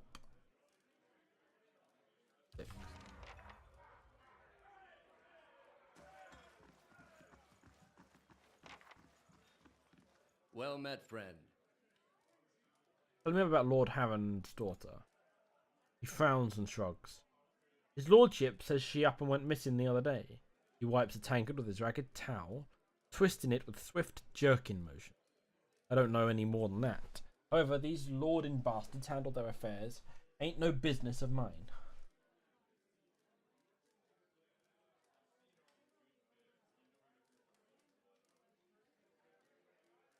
You look agitated. Something about this doesn't sit right with you, does it? Lands a clean tankard down on the bar. Damn right it don't. That lord saunters in here like it's cut from cleaner cloth than the rest of us. And yet... He shakes his head. Look, I don't want no trouble from you or him or anybody else. I'm just waiting for him to tire of my ale and leave so things can get back to normal around.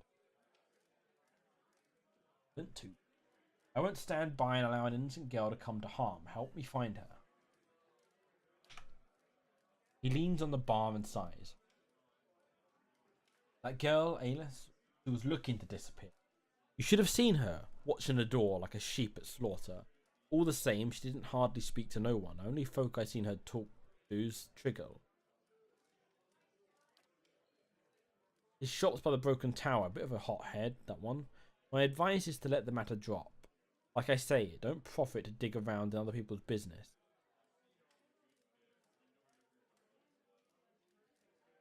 Understand, Angela. Farewell.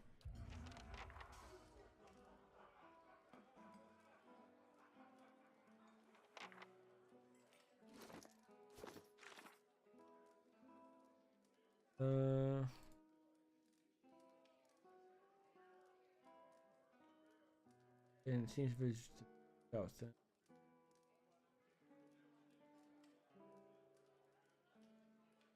No, Skull had a key. No mention.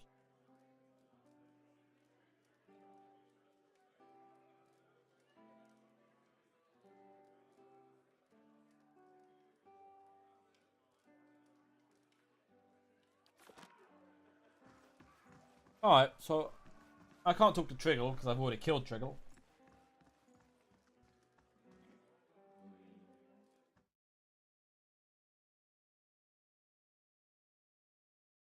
That's a dead end to begin with. But I imagine his daughter, dead or alive, is probably inside this shrine, some temple, underground network.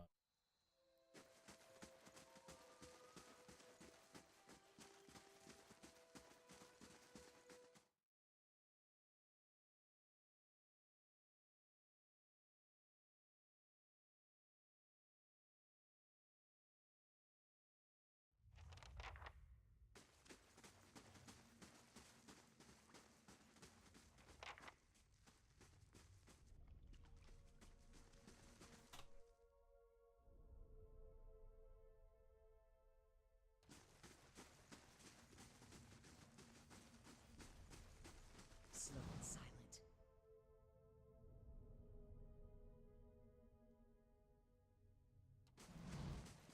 Keeping an eye out. But it said he discovered something. Never.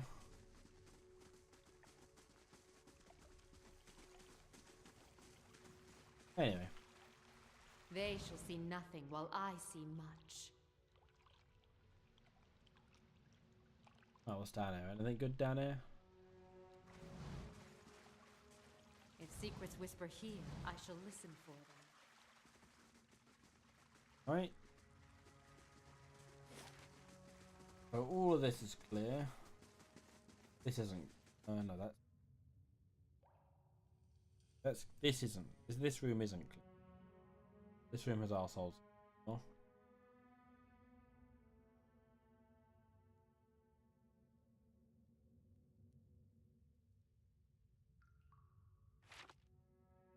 Yeah, that room's still got arse.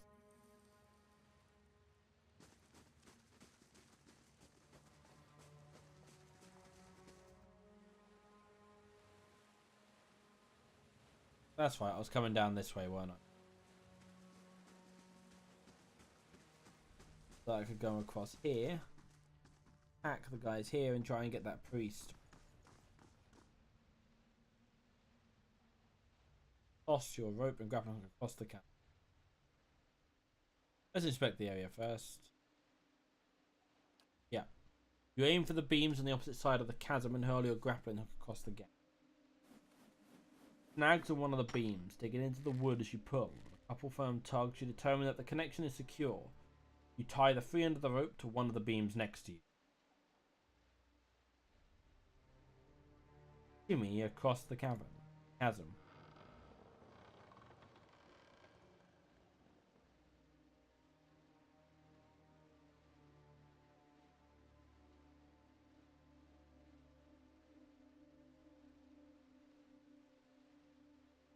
Okay, we reached the other side, safe but exhausted.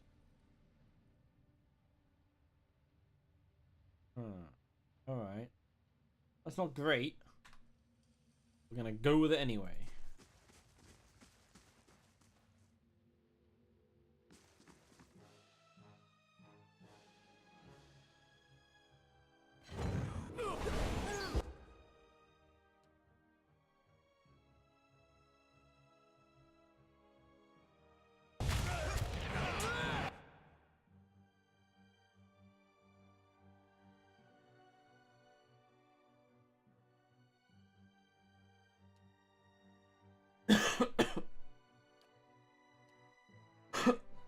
she's melee, isn't she?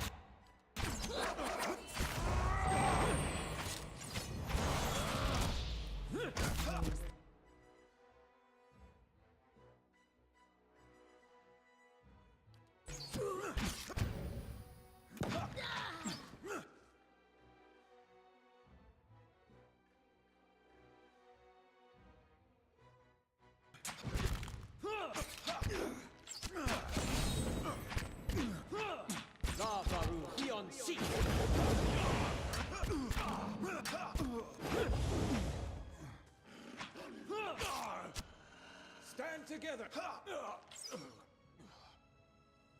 I'd say it's time to get a campfire going and let sleep follow. No.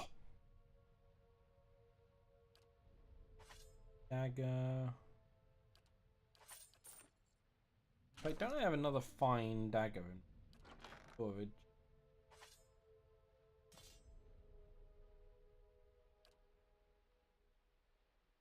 Oh, she already has a fine dagger. What about you? Yeah, you've already got two. Well, damn.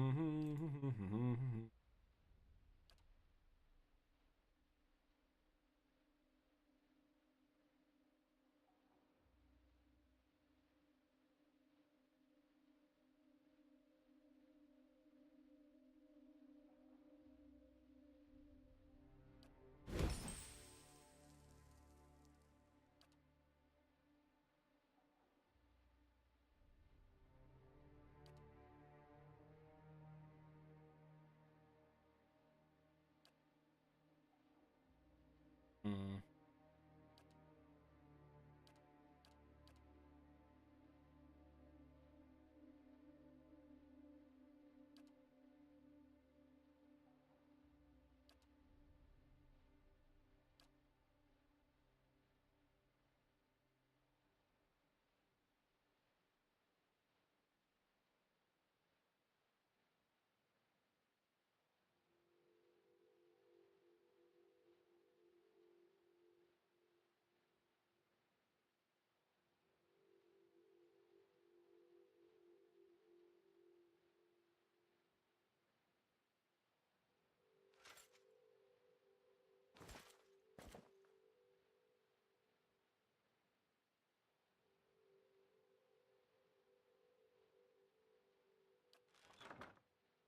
Hmm.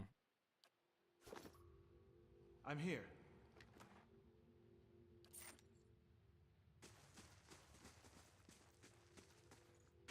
Oh, let's save after that.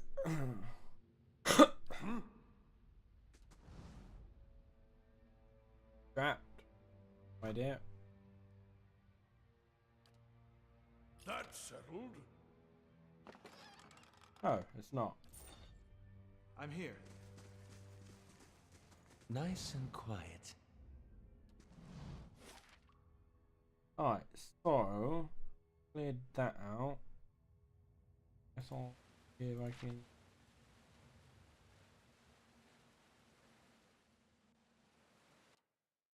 Here then.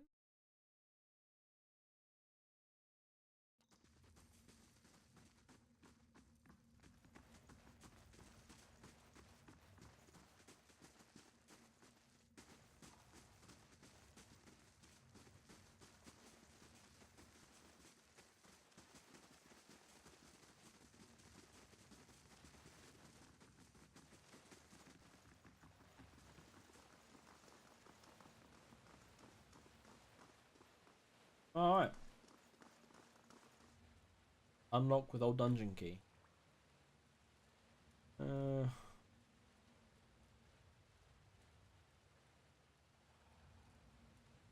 try not resting and doing this, and then chances are I'm probably.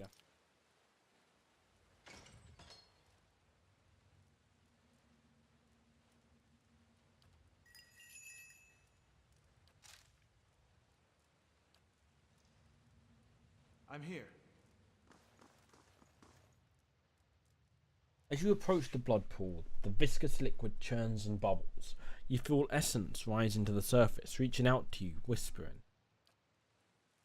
Someone should clean that up. Some strange power seems to be animating the blood. I'm going to hazard a guess and say that whatever it is, isn't benevolent. Place of death. We should not linger here. A bubbling cauldron of Skane's hateful seed. He may be snivelling and cowardly in his ways, but he has never lacked for focus. Zagani peers at the bubbling pool. This is the work of something foul. We should keep moving.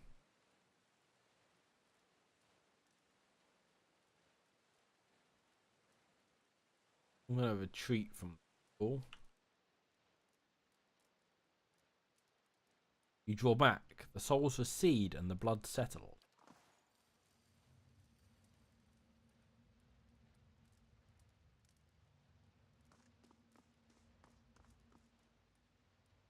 Corpse is bent forward, as if watching her life's blood trickle away.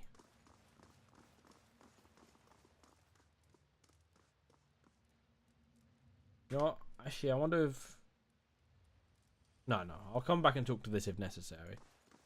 Otherwise, I'm just finding it. I could use some time to restore my spirits.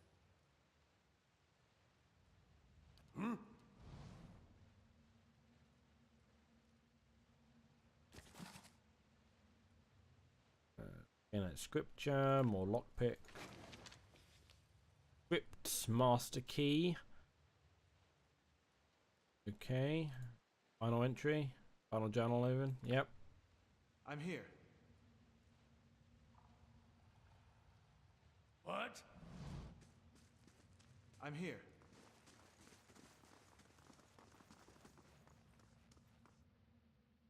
Nice and quiet. Nice and quiet.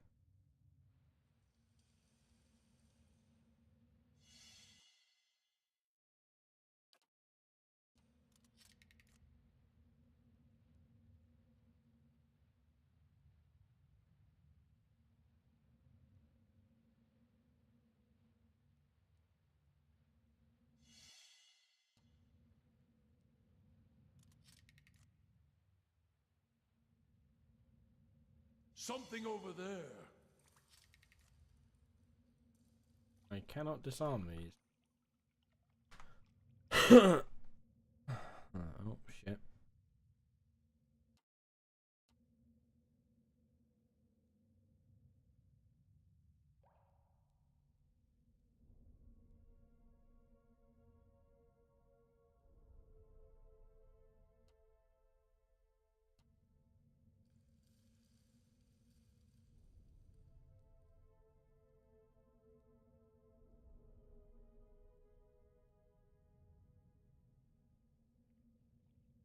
Alright, so there's a door there. There's a door there that I could go beat those guys up for. I beat you up for the door. My door now. But no, What?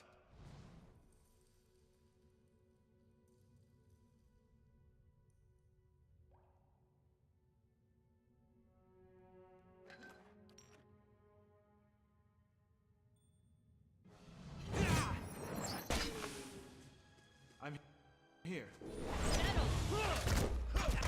Lava.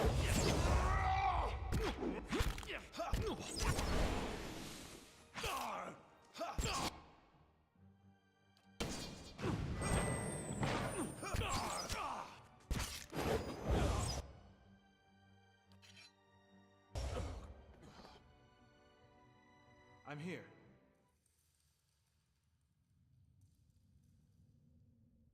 Absolutely.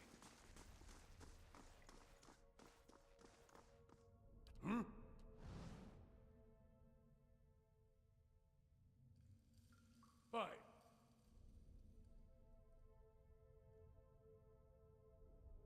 yep, no, okay.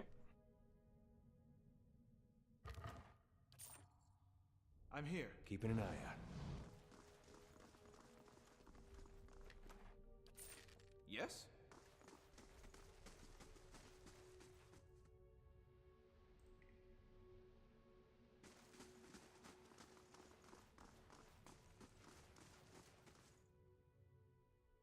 What? I'm here.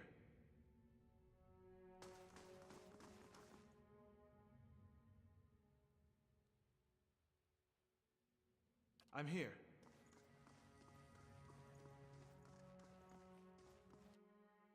Not a sound.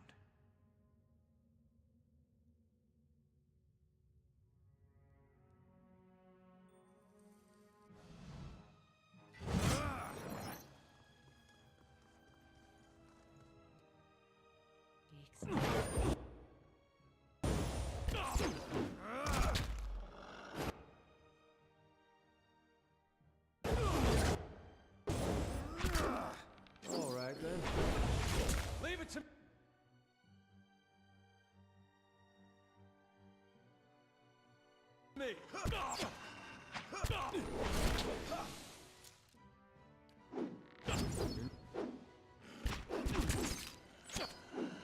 Lava. Lava.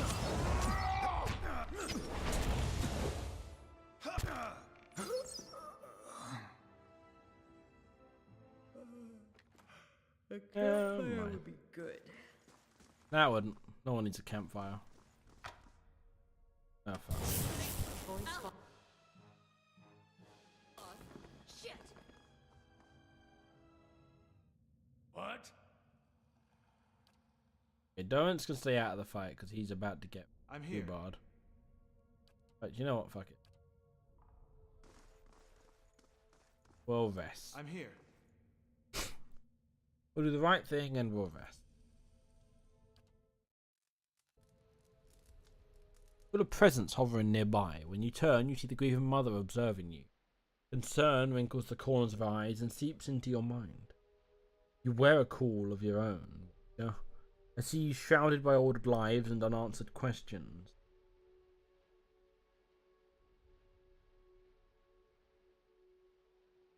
Yes, I felt them more and more of late. This is why we journey together, that one may draw strength from many, and much may be mended by the purpose of one. As she peers at you, her brow seems creased with a new kind of anxiety. Your obscure past, does it trouble you?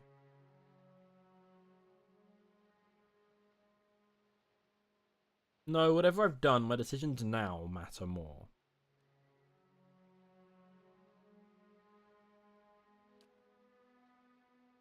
She nods. I admire your clarity, Watcher. I hope I may help prepare you for the decisions ahead.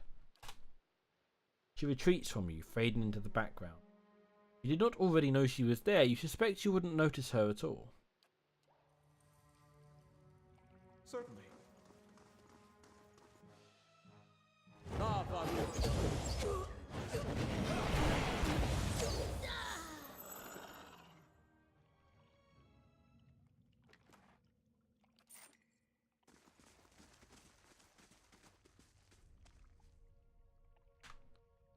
Alright, I'll save.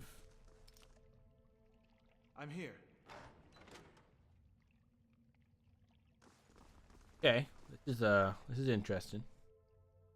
Scripted event. A large bull-necked man in a hood helps a young elven woman down from a glass chamber connected to a dizzying array of cables and machinery. Her skin and clothing glisten with fresh blood.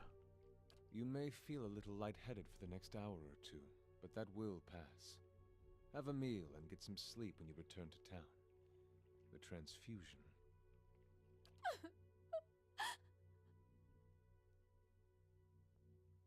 The transfusion Alis. will be smoothest if you relax and rest.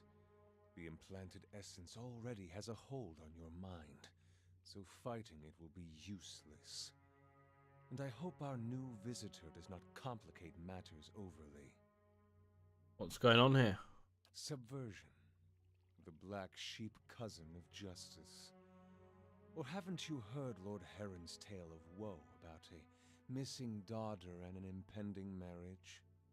He's sent his soldiers to scour the village while he bides his time at the Dracogen Inn. I don't expect you to understand what I'm doing. Neither the rituals of Scan nor the labors of Animancy meet with much approval in polite society. But unsightliness reminds polite society that there are limits. When no one pays attention to the excesses and debaucheries of a lord, you give them something they can't look away from. People around town seemed suspicious of Lord Harron. Decency's a funny thing. Most people have just enough of it to turn their noses up at something distasteful, but not enough to get their own hands dirty fixing it. Lord Harron's been telling everyone she's his daughter. He brought her all the way out here just to avoid anyone who might know differently. She's his niece, and she's carrying his child. Asshole. Pagani's eyes are bright white orbs against her face paint. Her own kin? The voice grows quiet. I know how I deal with that one.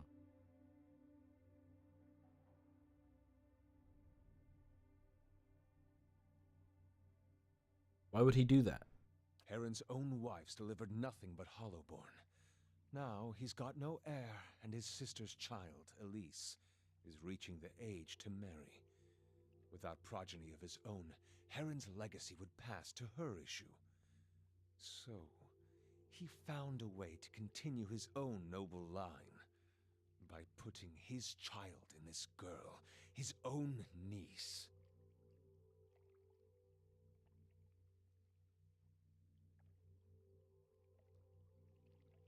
And Animancy is part of your plan to destroy him. This isn't just about Heron to the girl. It's about the corrupting influences of power and wealth. How people of privilege, people like Heron, are so often insulated from the consequences of their actions. The charged essence of dozens of maltreated slaves and underlings is already taking root in her mind. Once it's established, it'll drive her to murder her uncle, her aunt, and anyone foolish enough to get in her way. People won't be able to look away from Heron's sins then. Seems like a lot of trouble to go to when a simple lynch mob would. They don't get a lot of things, right? But this kind of thing they know what to do with. I do not wish to destroy Nestor Heron. I wish to end his entire rotten line. His name will become a curse among strangers. The deeds of his house will be eclipsed by his ruin. Foes will hear his name and shudder with pity. And any relatives who should survive him will abandon their fortunes just to rid themselves of the association. Watcher, do not let this girl and her child become fodder for revenge.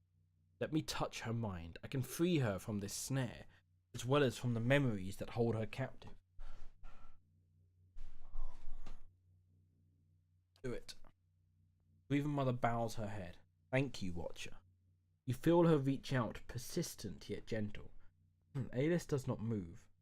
Grieving Mother trembles with exertion, and the air around her rings with the sound of chime. At last she collapses, her energy spent. The strain throbs in her mind. For just a moment, Aelis's eyes close. When they open again, her expression is blank.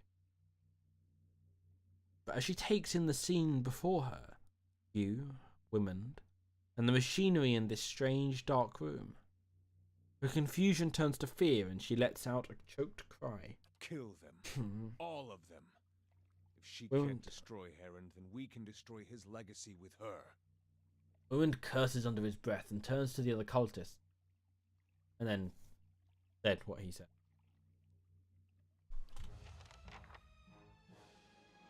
Alright.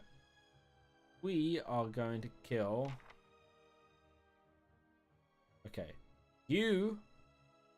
What are you? Oh, you're the priest. You are gonna... Are you? Yeah, you're gonna go.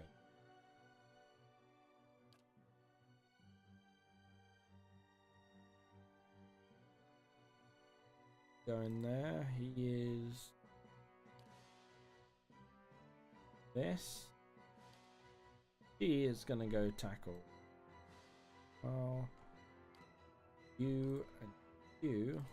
You have your bow out, don't you? Push you to...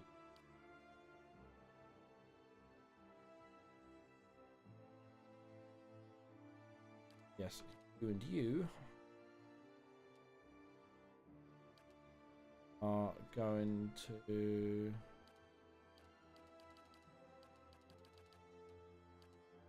Sorry, playing with something. You two are going to tackle the Mindbreaker.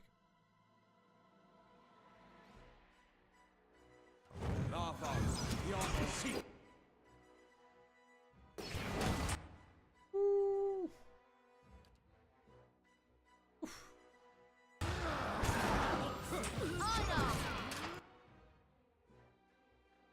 Hopefully he can get this. Alright.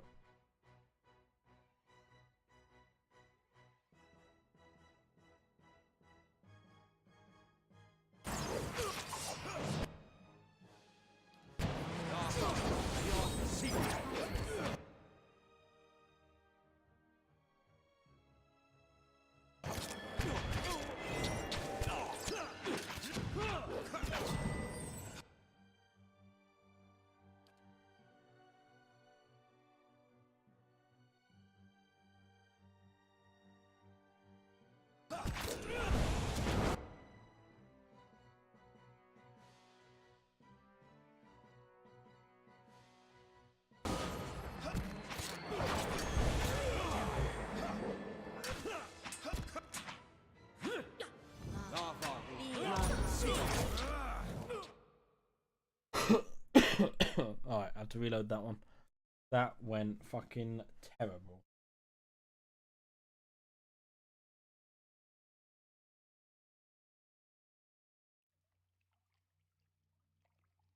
I'm here.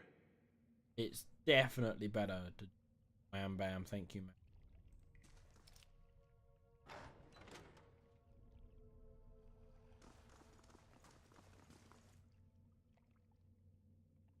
You may... The transfusion will be I don't expect you to understand what a decent lord... Heron's own wife. This isn't... I do not... Kill... Right, you know what? We'll pile on the creature. Oh, right, now let's all pile on women.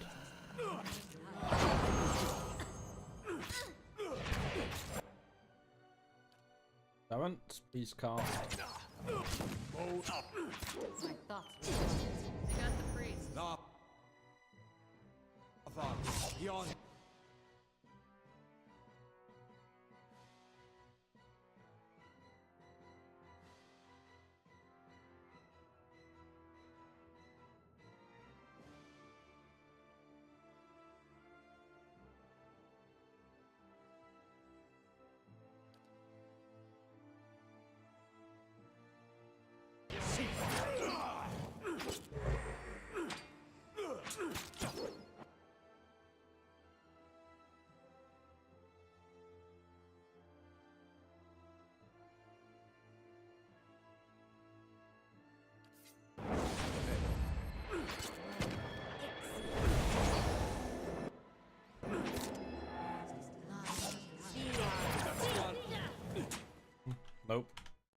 That didn't work either.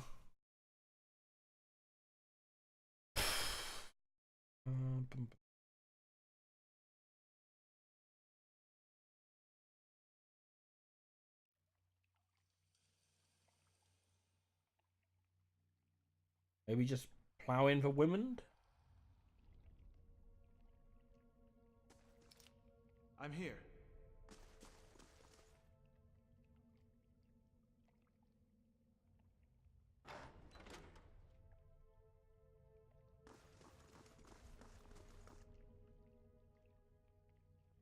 You may the transfusion. I don't expect decent. Heron's own this.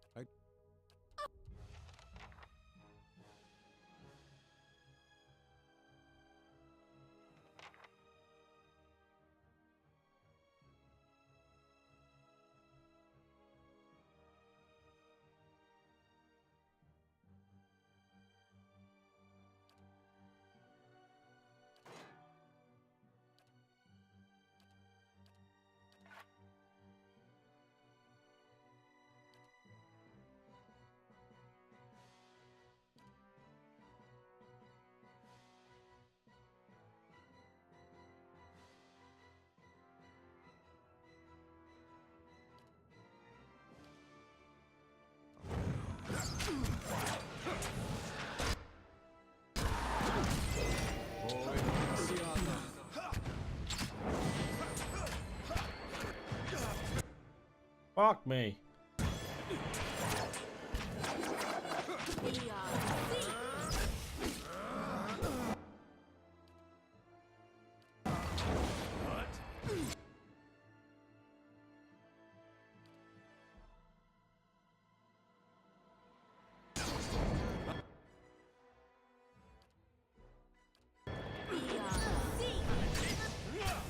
Big fella's dead. I shall.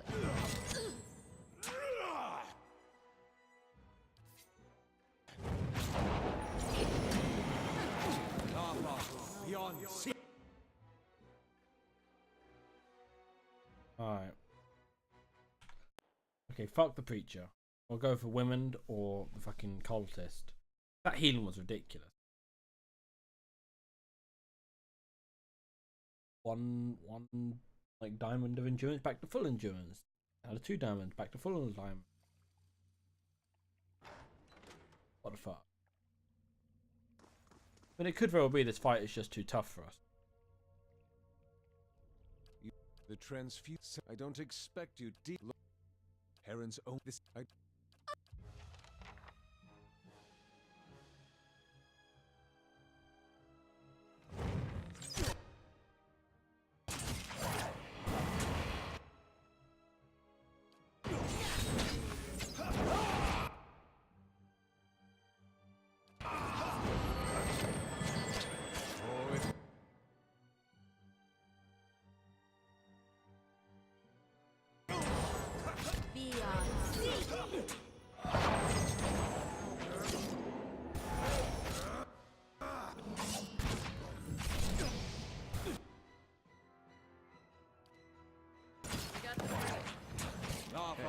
Beyond sea.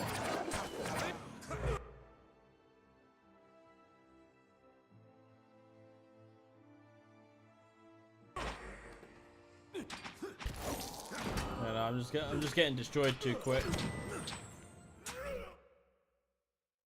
I can't do that fight. At least not yet. I have to get a higher level.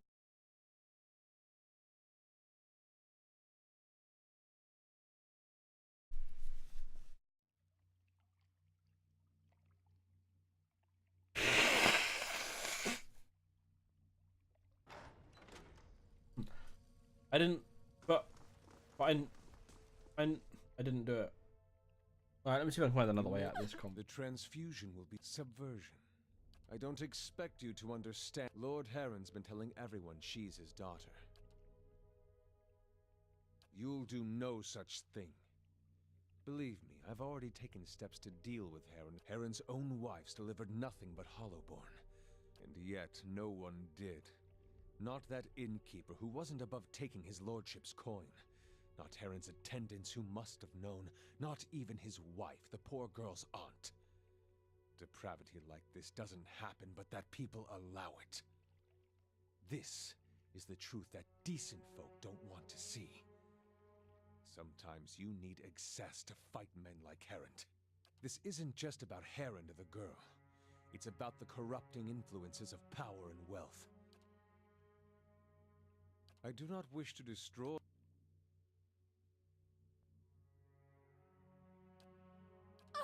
Kill them.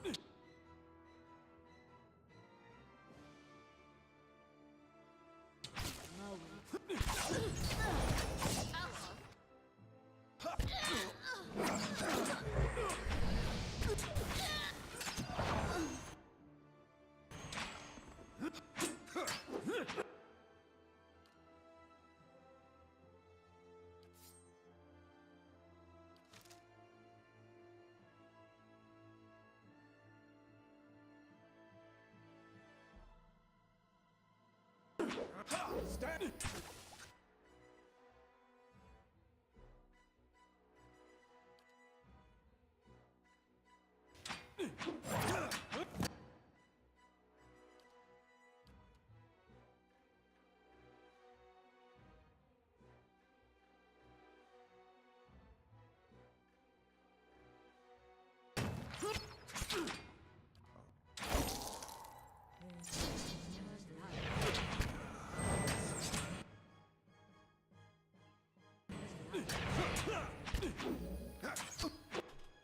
Yeah, no.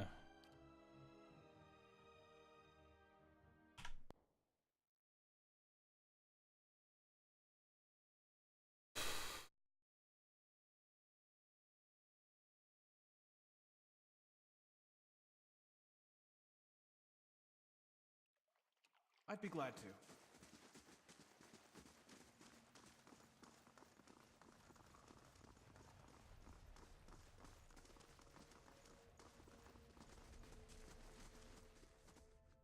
Know where to find Aelith. I just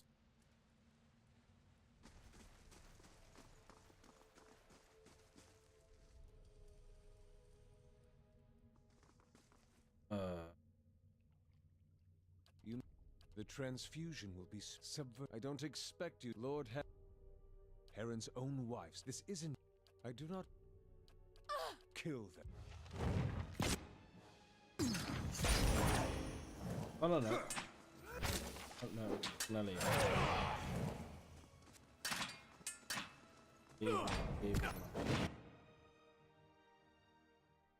Alright. I should not have unlocked that door. No, I shouldn't. Nope. Nope.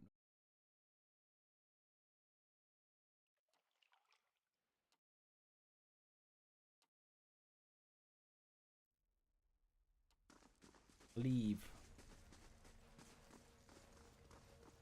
We're gonna see if we can.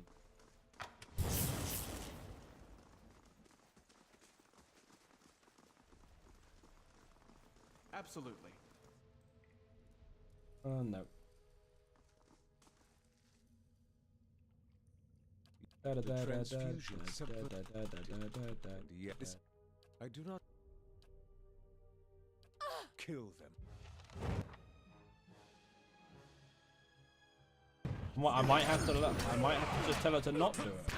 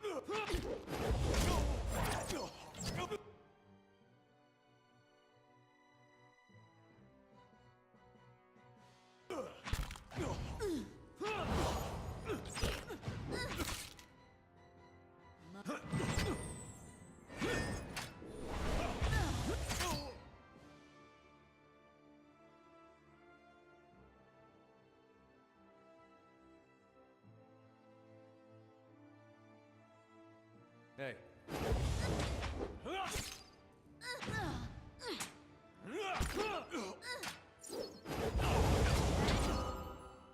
I no longer.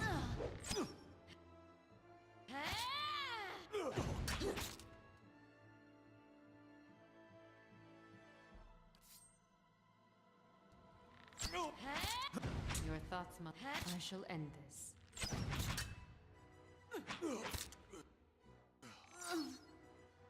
Holy shit, I fucking did it.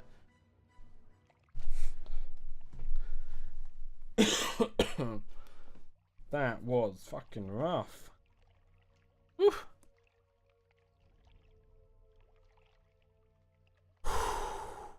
Breathe. Breathe. All good. The young woman blinks at you and takes a few steps back. Stay away, I don't know. She shakes her head and rubs her temples. What happened here?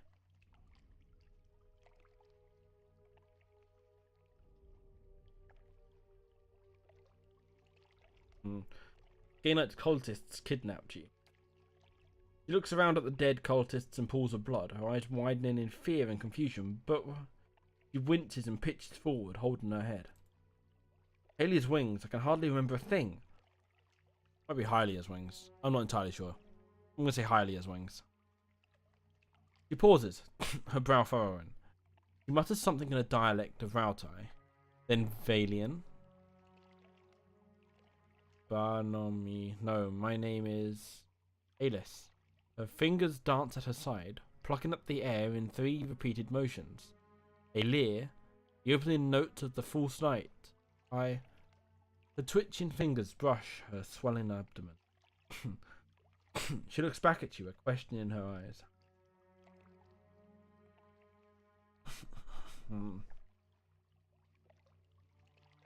Your young noble who was taken advantage of by an unscrupulous relative. Sorry, taken advantage of by unscrupulous relatives, not by Anne. She nods absently. I also know I can't go back to the village, so I don't remember why. She looks around at the strange machinery, but I certainly can't stay here.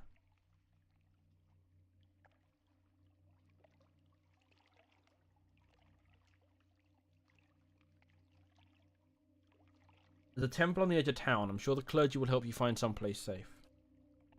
The suggestion sinks in slowly, but it seems to take root in the newly barren places of her mind. It's good advice. Takes a final glance at the blood-spattered chamber. I won't look back.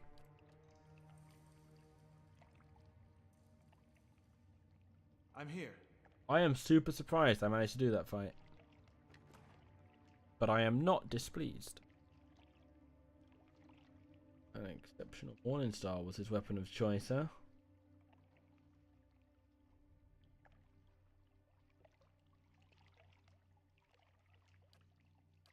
Women's key. I'm here.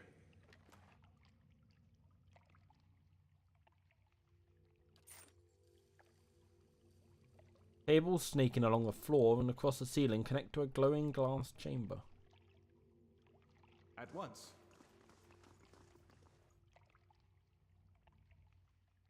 I'm going to quick save that, like that. You, my good sir, are on see what you can find duty. Ornate crest decorates his sarcophagus. The name of the lid has been scratched out. The name on the lid.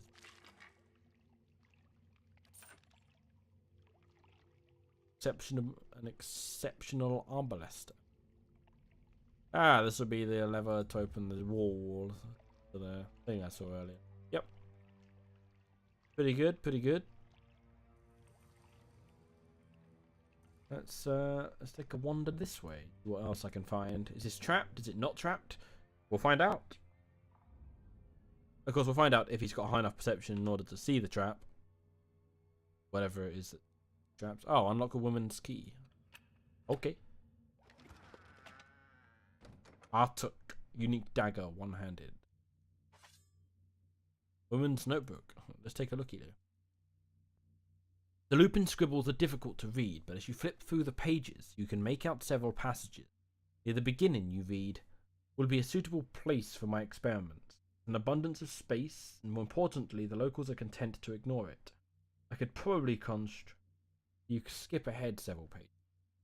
Will in volunteers. The legacy has brought many grievances to the surface, and capturing the essence is primarily a matter of timing. The ritual of the effigy serves as a good template. Scan the middle of the book. Died and their essence evaporated. Next time I'll have to find a smaller concentration of the reagent to... Well, you turn to the last page. Noble from Defiance Bay. Results were mostly consistent across the other subjects. Challenge is always applying the method to an unwilling participant. But her situation may prove an advantage. If we can bring those memories of her uncle to the forefront, it might render her essence more susceptible.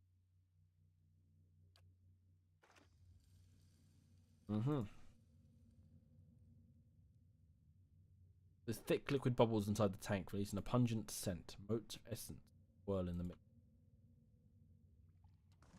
Alright, well that is...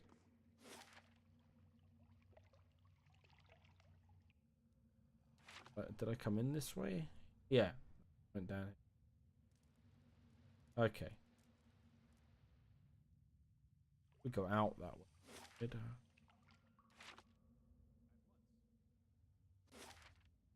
This way would be the quicker way to exit the map.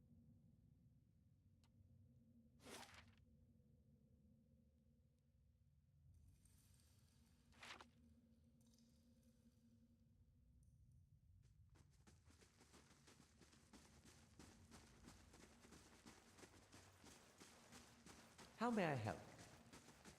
I'm here. Boop.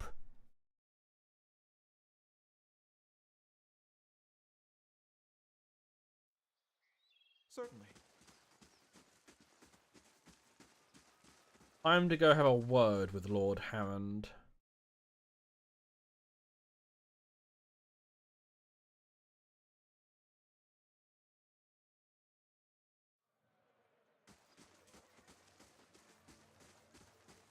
I, for one, find his behavior appalling.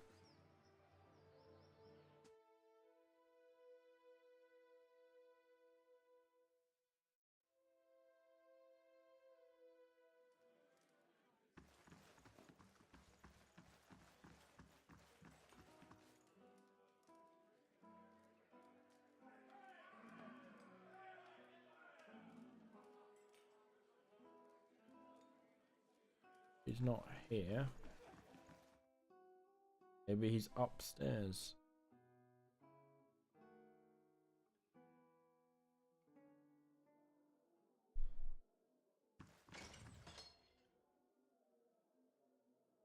Sniff it. The Orlan hovers by the window, peering out of it every few seconds.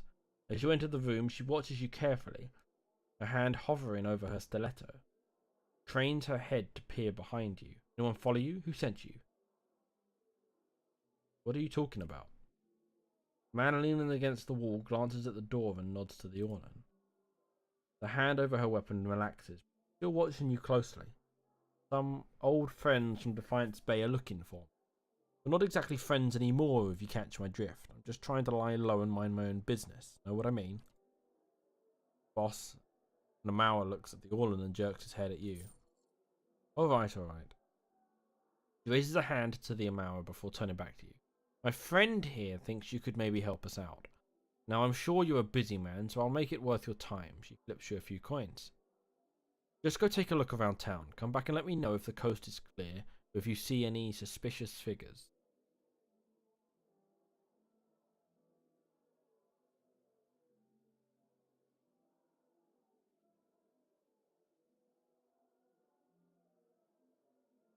You're pretty suspicious. What's this about?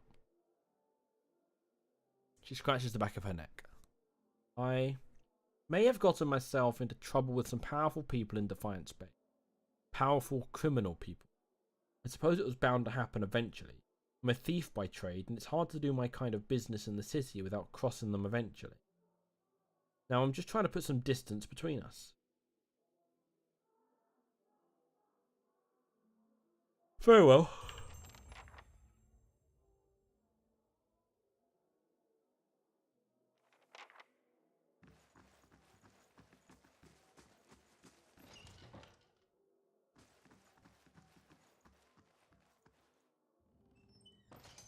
Oh, Lord Harrond.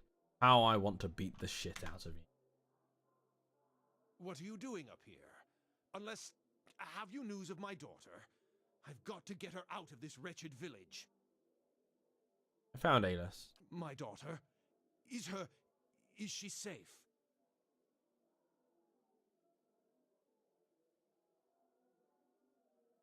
She's dead. That can't be. What happened?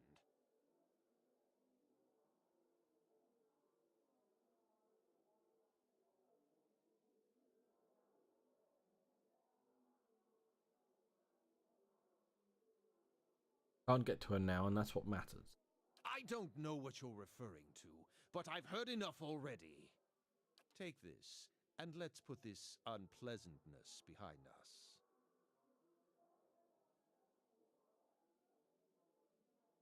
My thoughts exactly.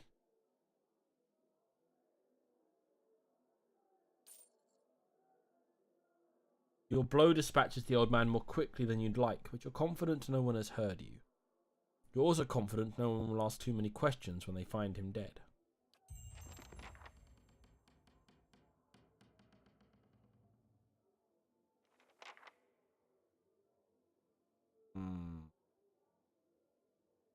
Nope, I'll do it. I'll stick with that.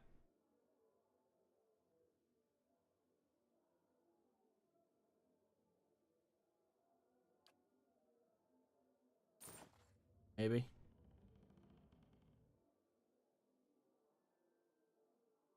Yep.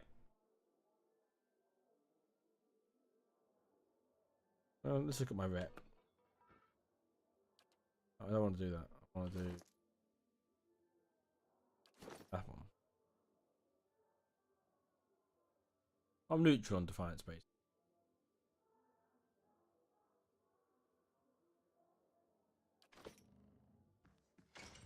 I'm here.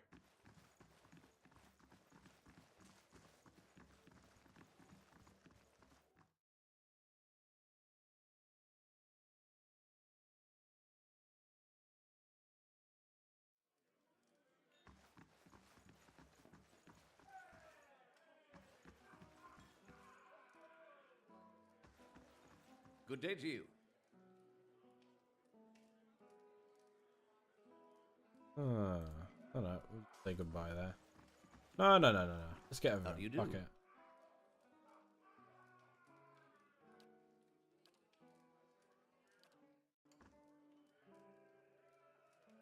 How long until my construction's done? Let's...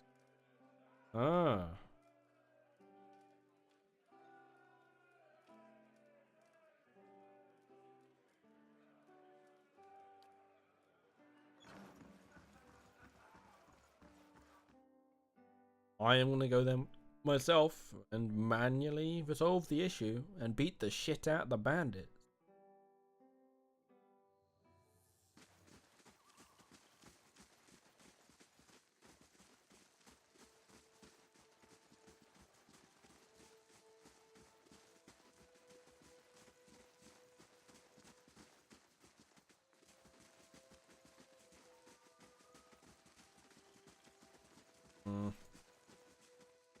I should speak with Rumble. The man paces angrily in front of a wrecked animal pen, his sun-weathered face twisted with ire. He's so wrapped up in his fury that he doesn't seem to notice you. Gallowing, slobbering beasts, blazing bloody effigy, thrice damned salty wench and her soggy...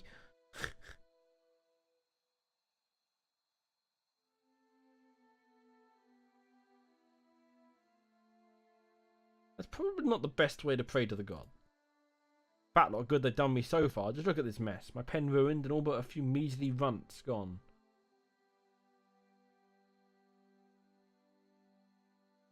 Calm down and tell me what happened. Bites his lip and closes his eyes. Nostrils flare with each quick angry breath. Wife's always telling me to mind my temper. Just breathe deep and count to 10. Sighs. An ogre moved into the area not long ago. Folk had been seeing glimpses and tracks out in the wood, but it seemed to be staying away from town, or so we all thought, until it made off with my pigs. Now everyone's afraid it's going to develop a taste for kith, if it hasn't already.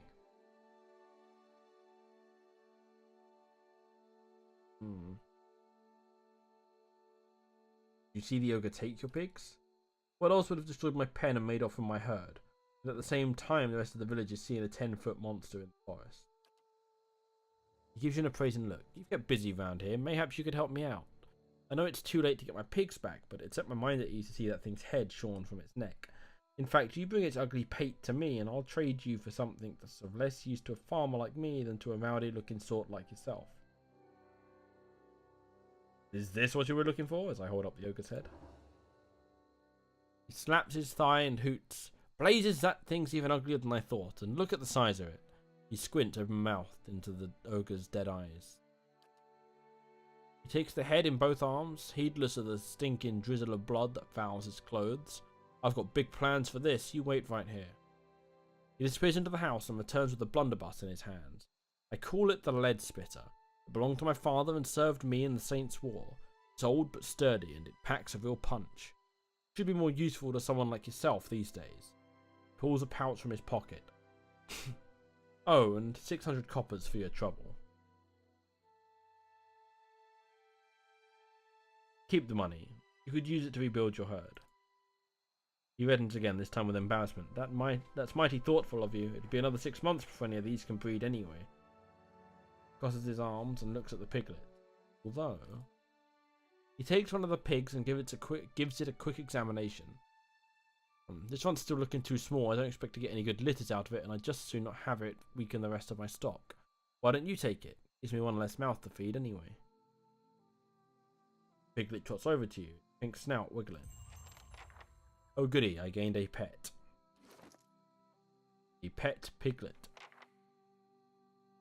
This young pig is roughly the size of a small dog. It half trots, half runs at your side in an effort to keep pace and snorts appreciatively when its flanks are scratched.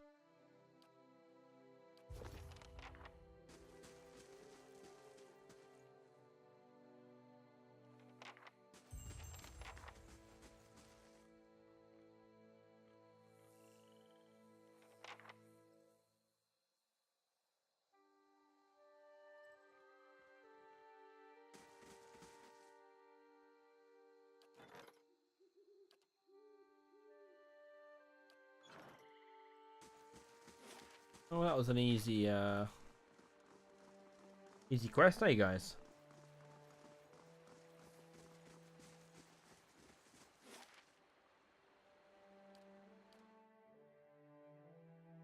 Cade Nua.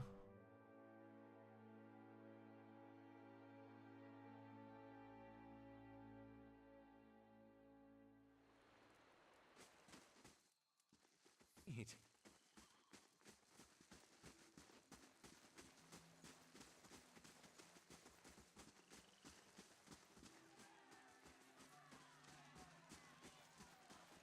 Didn't I already tell him?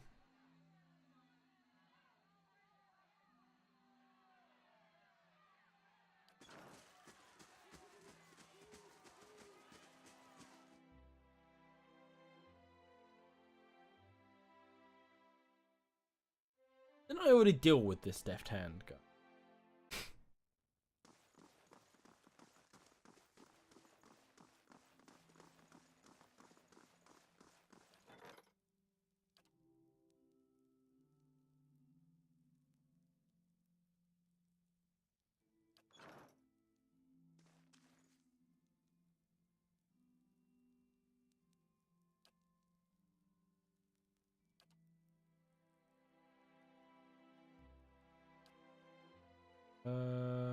Status of my regular troop. Experience will help with morale if the situation becomes dire. Special allies do I have available?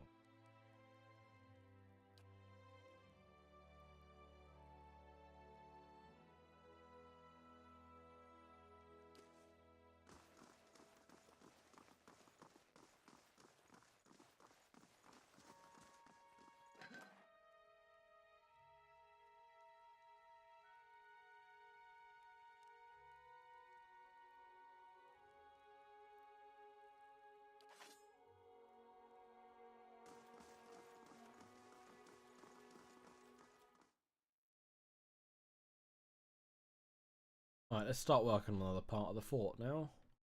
Where am I going to go next? Let's see. Better indeed.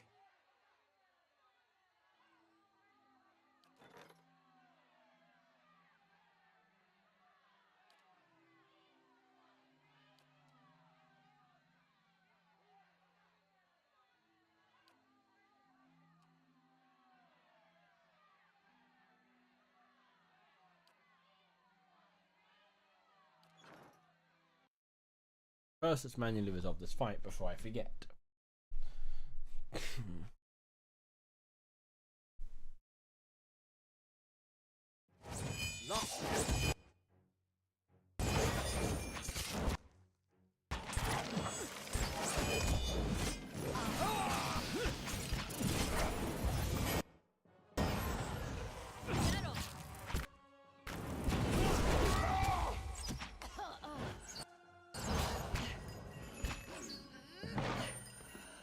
Lava will be on seek.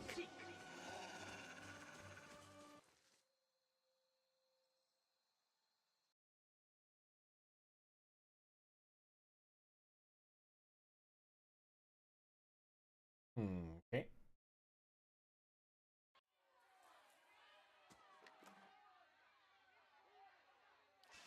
The stones and the spirits in this place have begun to heal. Yes, they have.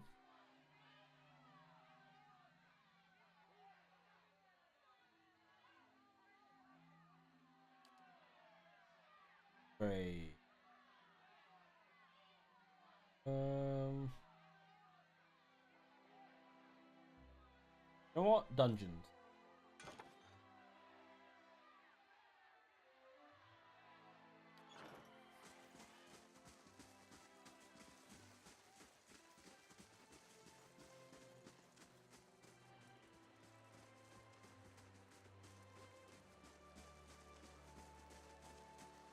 Now we're gonna go to.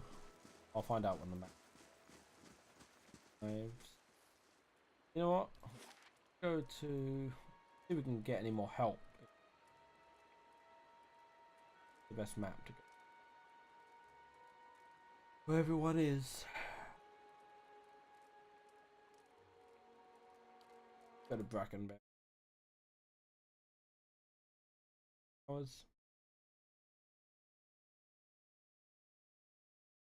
It's a nice chunk.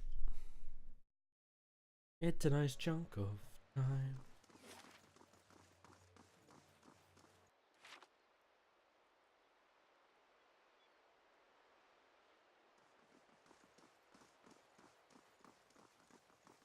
Got a house to Manel.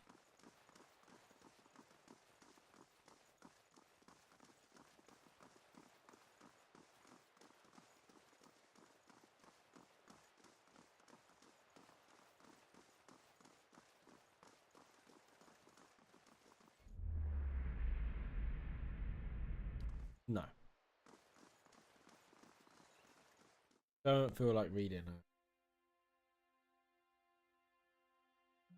Next moment.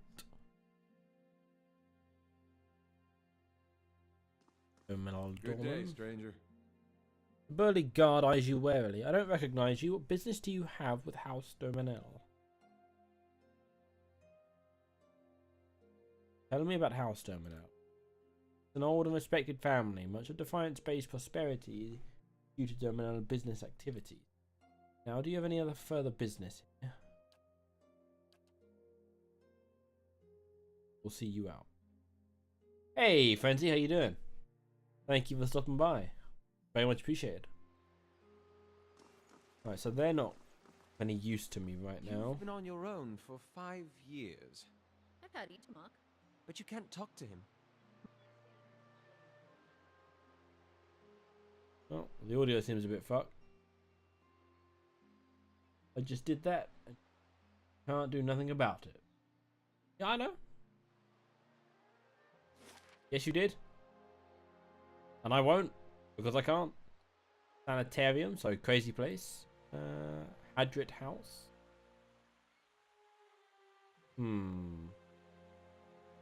Charred Barrel might have somewhere. Let's go to Ondra's Gift. Also, you should turn your mic volume up. Just saying.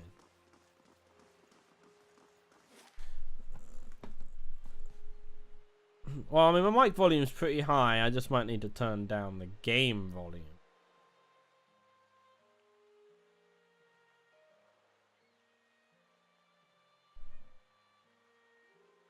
Which I will do in a moment.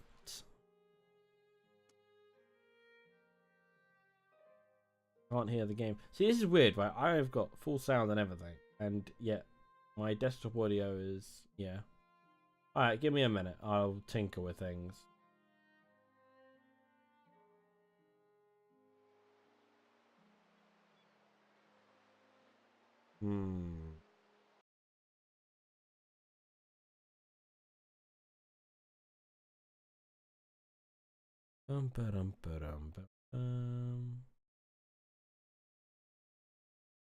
Why is...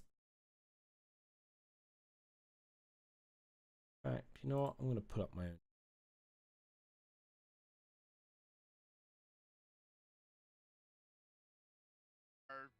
Good.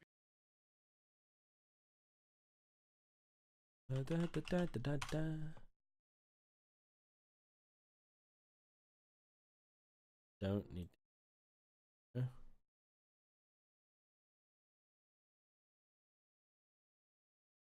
Because, you know, well, I do, but not while it's playing a fucking advert because I'm not logged in. Boom. Oh, for fuck. Never simple, Frenzy. This is never simple.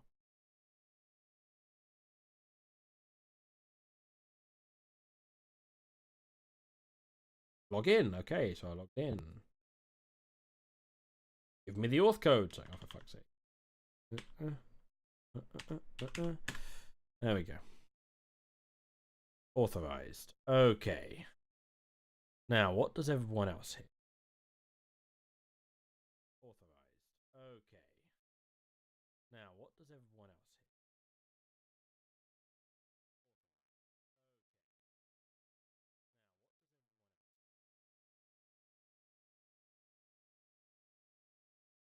hit? Test, test, 1, 2, 3.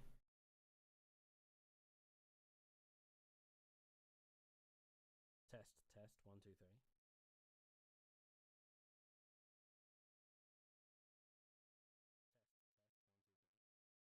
Okay, it's weird. I heard myself back just fine, and then I heard myself again say the same thing very quietly,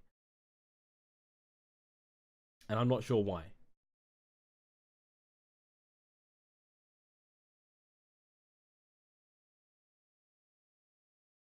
I am completely unsure as to why that's happening.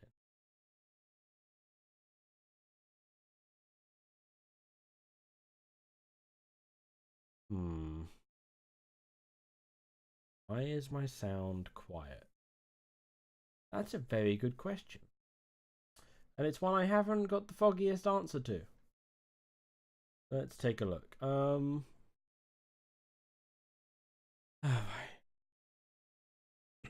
Is it any better now?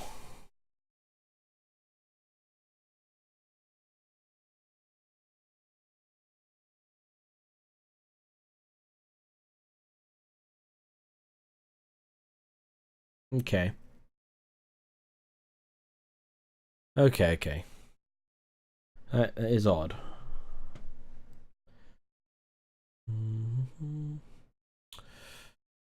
I just had to max out in my voice meter. But now we've got to try and get the audio for the game to actually be loud as well. Well, not louder than my voice, but you know what I mean. Like if you can't hear the game, then what's you know? Let's turn the game all the way up and all. Let's be like, well, not all the way up. Let's just turn the game up a large chunk compared to what it was.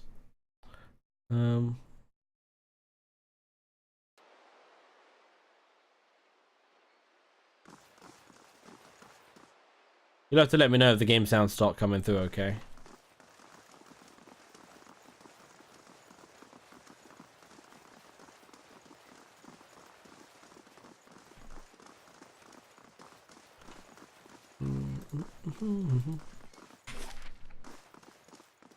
Right, abandoned house. Now that had druggies in it last time I was here.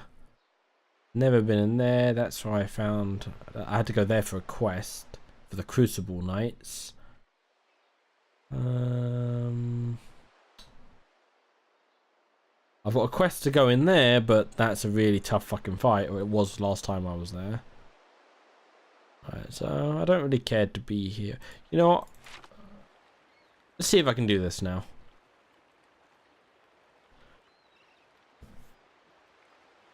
I don't expect I'm going to be able to do this. I don't think it was that long ago that I tried this and this fight was kicking my ass over and over again.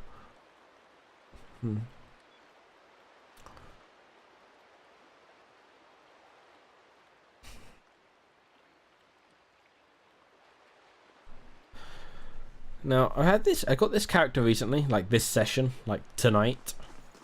And she's a cipher, but I don't know if I like ciphers.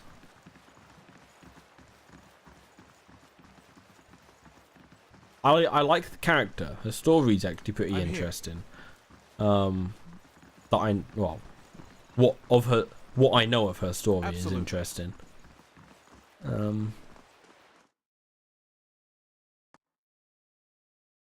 I'm not sure I'm going to keep her. I might put Kana back in my party, who is an Amawa. Alright. So as you can see, big empty room, right? I'm going to quick save this. As soon as I go here, or anywhere near here, shit gets real. In fact, you know what? Let's just send the doggo over here. Maybe that will trigger it. I'm here. Yep. Okay, the Spectre is what I need to kill. I need to beat the shit out of the Spectre, because this little, well, this big asshole here has the ability to stun my party. Not everyone at once, but he can basically perma-stun whatever unit he happens to be attacking.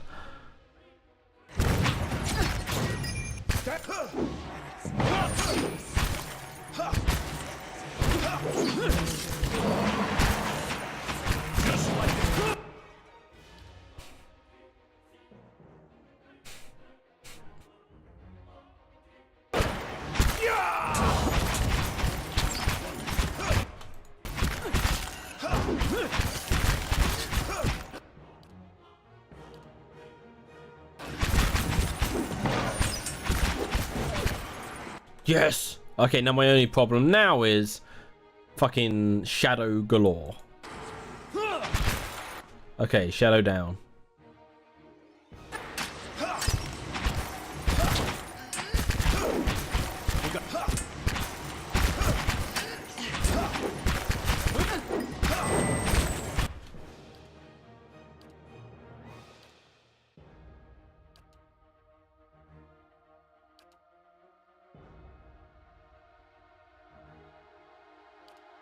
I'll manage you.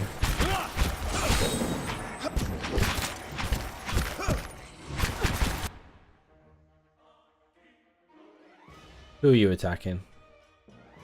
No one.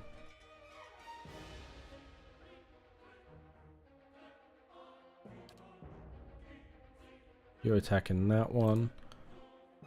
You're attacking that one up there. Okay.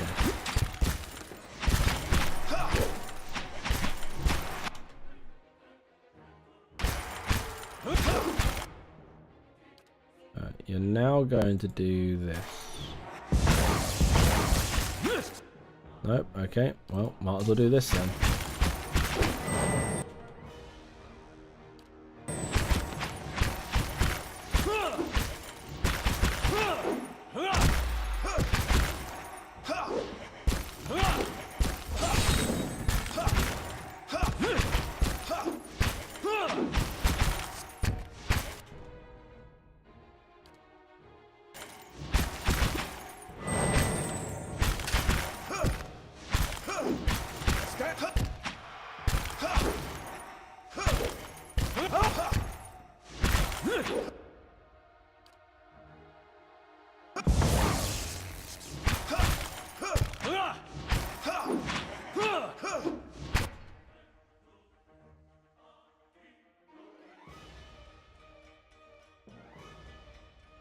Yes?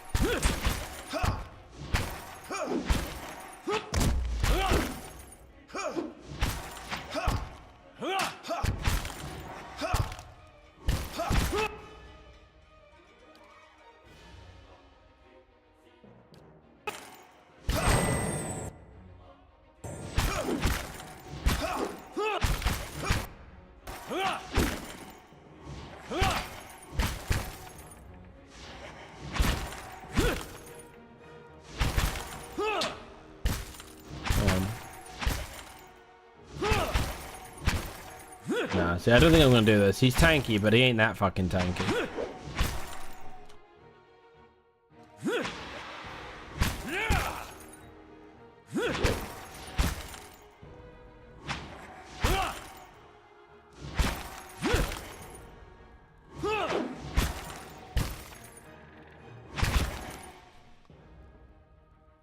No.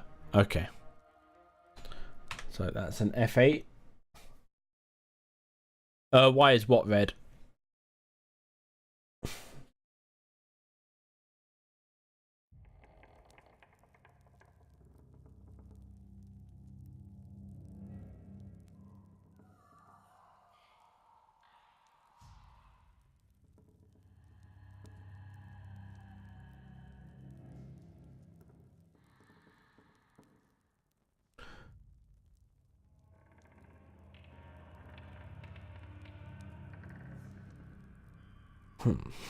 Alright. Fair enough. I'll give you a quick overview of how this all works though. So this number down the bottom, we'll take my monk. We'll take my monk for an example. That's 152. That's his endurance. The health bar to the left is his health, as I just obviously stated by calling it his health bar. Which I didn't mean to do. I meant to just say this bar on the left. Anyway. During combat, their health will take damage, but so will their endurance. And when their endurance hits 0, which is what the red portrays as it builds up on their portrait, when the endurance hits 0, and i.e. their portrait is just 100% red, they are knocked out. They're not dead, they're just knocked out. But if the entire party gets knocked out, then you're dead.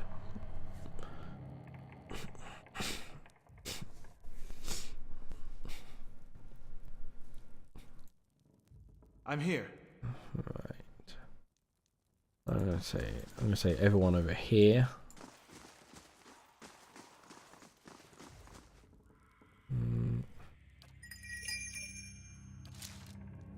Indeed.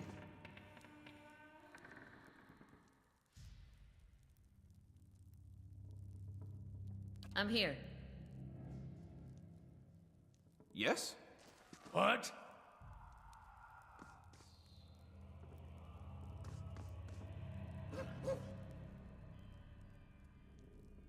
Hey.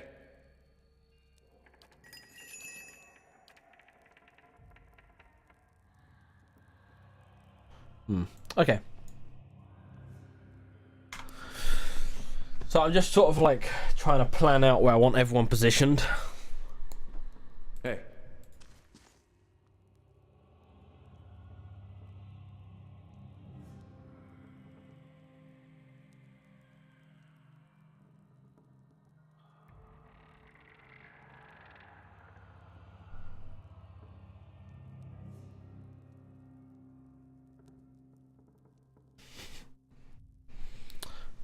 Okay, so I'll try that. So I'm going to send the doggo off.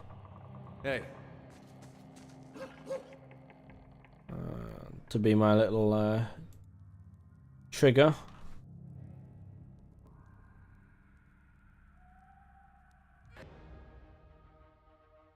Right, I want the doggo to be over here.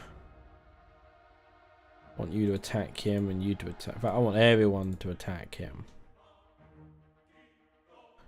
I want these guys to be the main focus over here.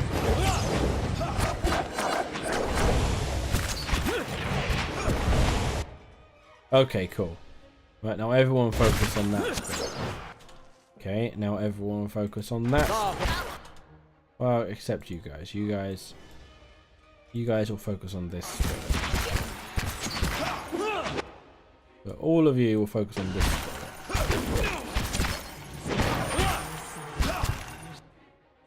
Alright, now all of you will work this spirit.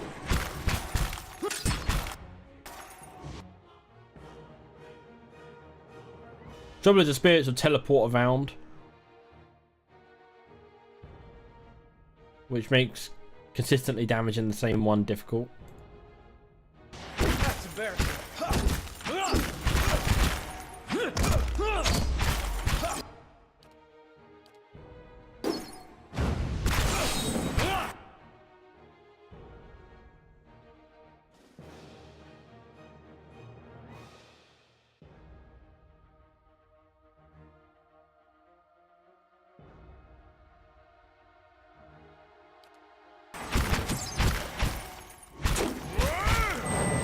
Oh, I need you to cast this.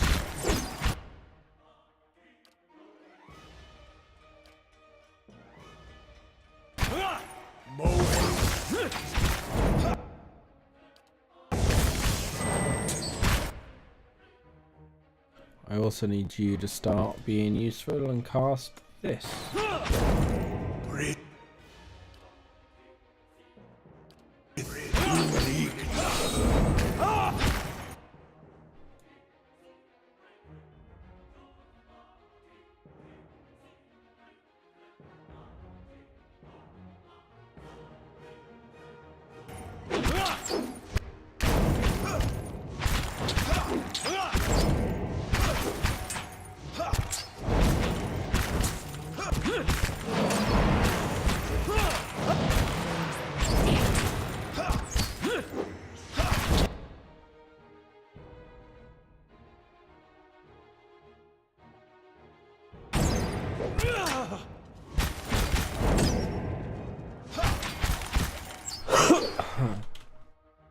Alright, this may actually work this time around, although I think my monk guy is definitely going to get knocked out before the end of the fight.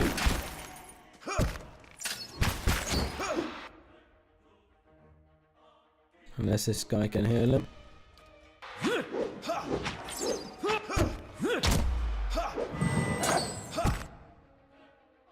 I can heal him a little bit. Can't get a good shot with this. Right, I actually fucking did it.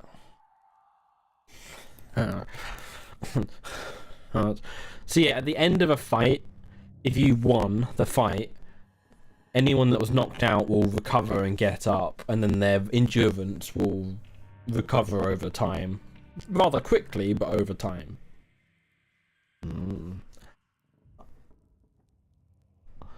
However, if a character runs out of health, i.e. if they've been through several fights, so you can see Durance here, his endurance is back up to max, but he's only got 243 hit points out of his full 480. So he might survive the next fight, but he probably won't survive the fight after that.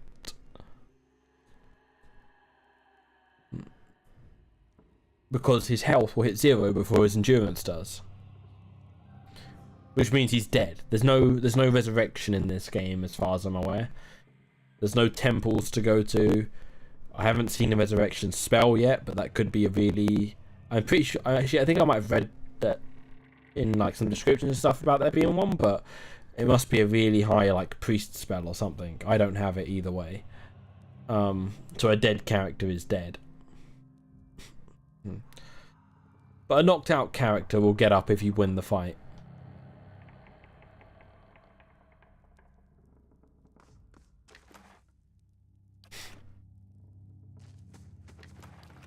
I'm here. Alright, so I'm going to F5 that one. Quick save. And we'll head this way.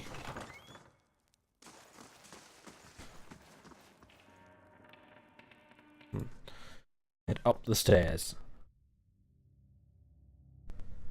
I have no idea what's waiting for me. This game is basically like a complete blind playthrough, because I have never done pretty much anything in this game. I first played this game a long time ago for like 97 minutes or something stupid like that. Which is nothing. Like no time at all in this game.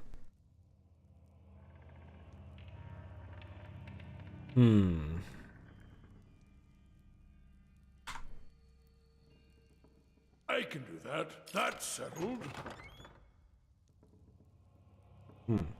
That's the way up.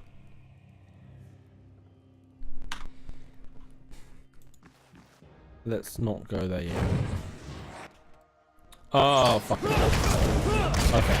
I might end up going there because 3 spectres is just arse cancer. Well, having said that, there's not a shit ton of raids, so it might be feasible.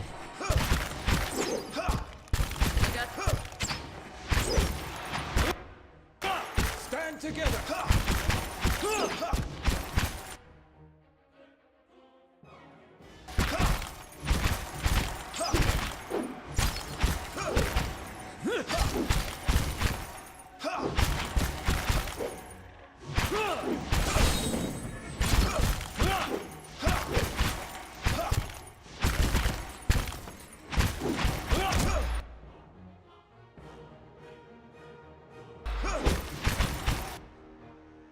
Oof.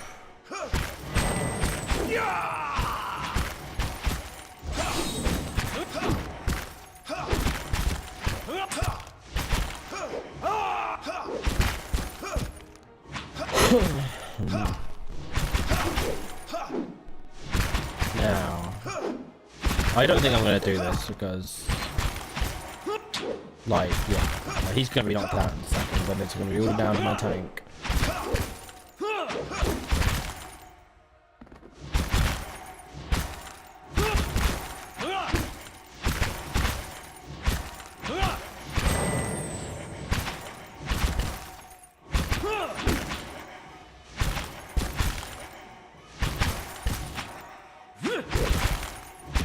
Like, the odds are, like, there's no way he's beating all of that.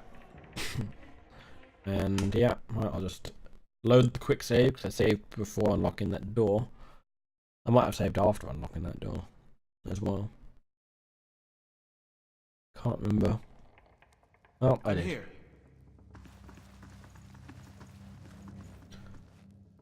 I'm just going to go up and see what's further up. I'll come back down and beat the crap out of those another time. Lilith. Okay, nothing ever good comes from an NPC named Lilith.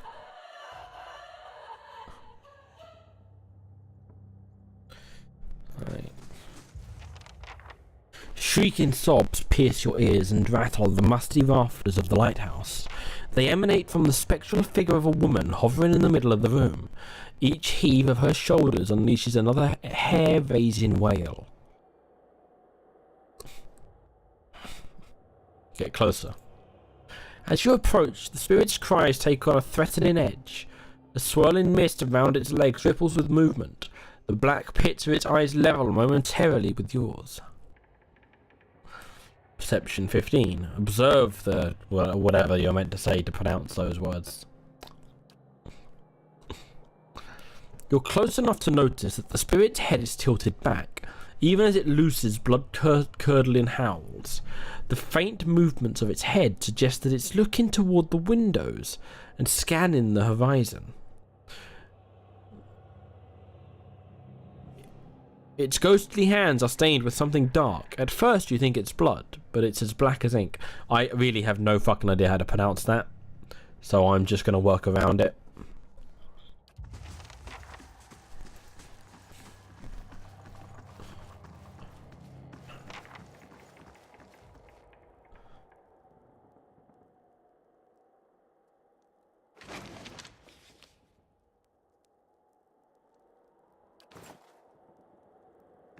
Okay, got Lilith's shawl. ADA Customs. There's a big... Oh, this is a big read. Okay, I'll take that. Cian Guala.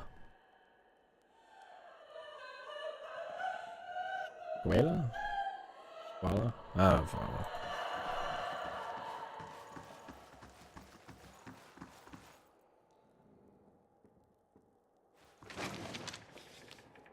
Logbook. The logbook expels a thick plume of dust. 6 Fornorton 2672. Foggy. Port full. 158 days since sighting the Red Dream. The 12th of Fornorton 2672.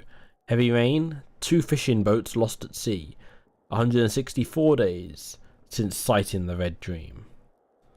1st of Tarorton 2672. Dark clouds, adherent ships on horizon. 173 days since sighting the Red Dream. I have no idea what the Red Dream is, by the way. Not a clue. The Wailing Banshee. What I got?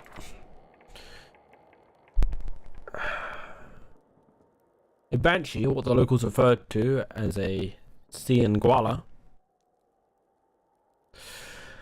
Wails and screams from the 3rd floor of the lighthouse. It hasn't attacked me yet, but I'll need to get rid of it one way or another before the tower is safe for Nia's workers. Naya's workers? I'll say Naya. When I got close enough for a good look, I noticed that the spirit seemed to be watching the horizon for something. Its hands were stained with something dark, blood or ink perhaps. Maybe I'll find something nearby that can help me. And then the last lighthouse keeper kept a log seemingly into the final days of the War of Defiance. This person was also tracking the appearance of a ship called the Red Dream. Oh, okay, so the Red Dream is a ship. Now I might know more about it.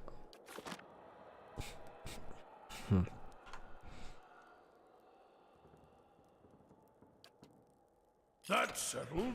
If secrets whisper here, I shall listen for them. I'm just checking for traps before I go opening this chest. No traps. Jack of Wide Waters.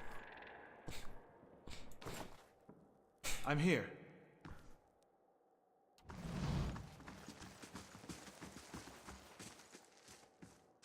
So we need to go see the lass that gave me the quest to rid the lighthouse of La Banshee.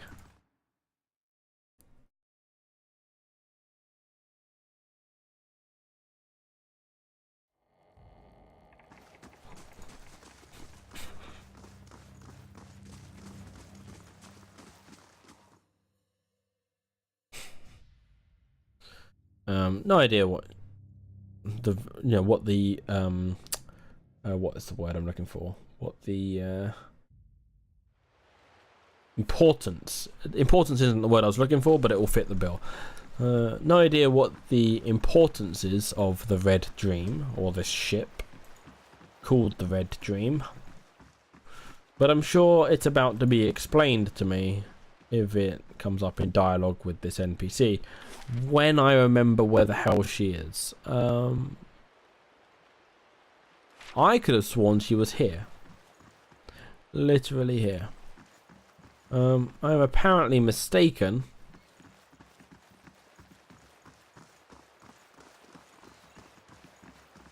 Unless it's because it's nighttime. Thug, thug, thug, thug, thug. What are you looking at? Get out of my face. Shove off, we've got nothing to talk about.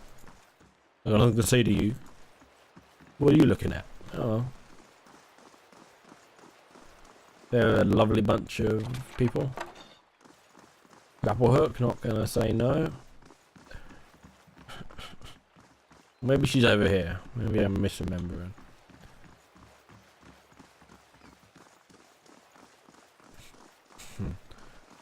No, no, no.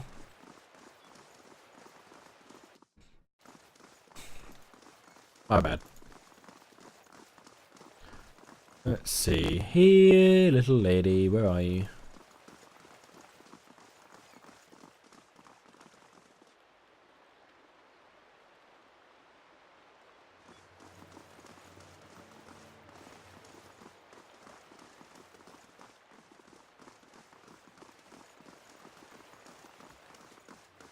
Oh, that's a fisherman.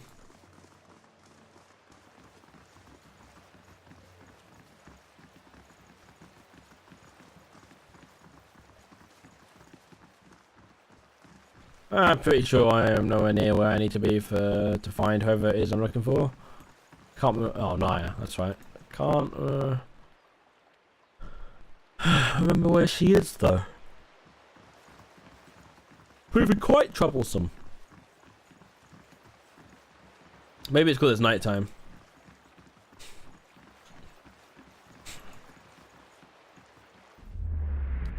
Yeah, no, no, no.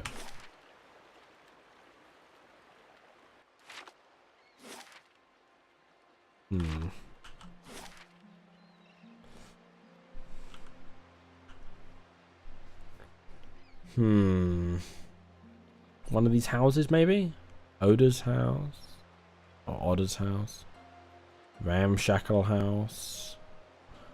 Nope, none of them. It's either here or here that I saw her, and I can't remember which it was. I mean, I'll take a look around this house, I guess. No harm in that. No harm at all. No, none of those guys.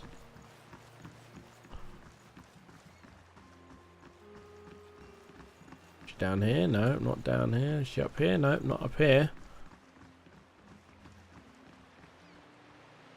Gets my blood beating in all the right places. So many spirits, yet so few awakened. Okay, what's the captain not going to be happy about? This young, lanky sailor is wringing his cap anxiously, sweat beading on his furrowed brow. His eyes widen as you approach, and he takes a few steps forward. Hail, traveler. If you've a moment, you're not from around here, right? You don't look like you're from the docks. He looks around nervously. I could use your help.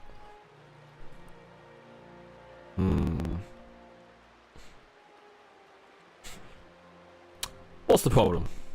Oh, thank you. They weren't lying, saying you're a kind-hearted sort.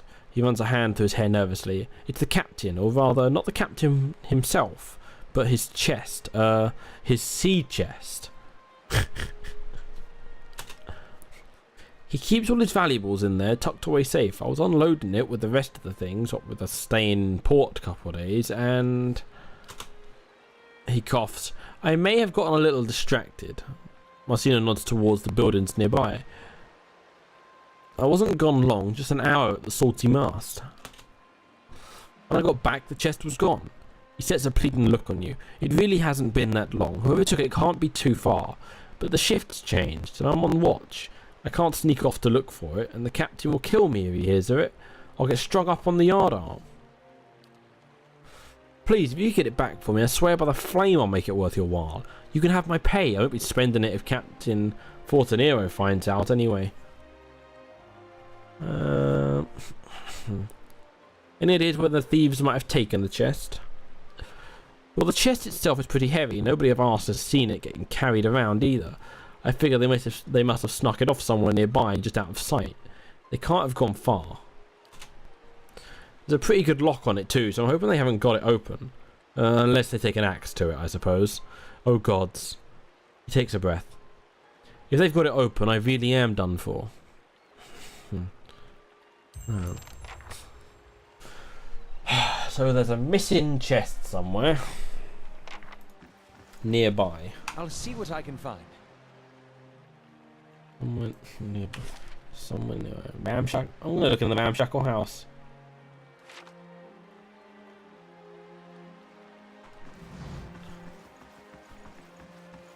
I'll see what I can find.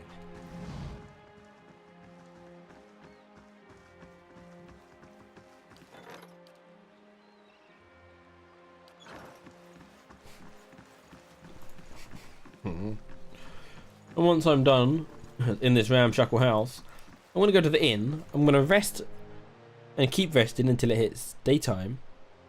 Although I think it's about to hit daytime anyway, so judging from the clock down here. A simple test. That's settled. Yeah, that lock is nothing, game.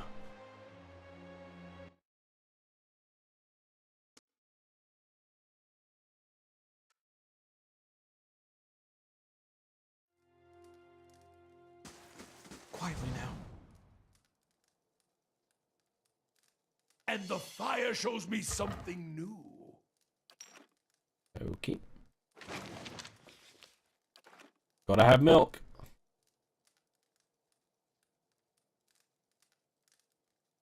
So sneaking in this game serves two purposes. One is to, well, sneak, as you know, it says in the tin.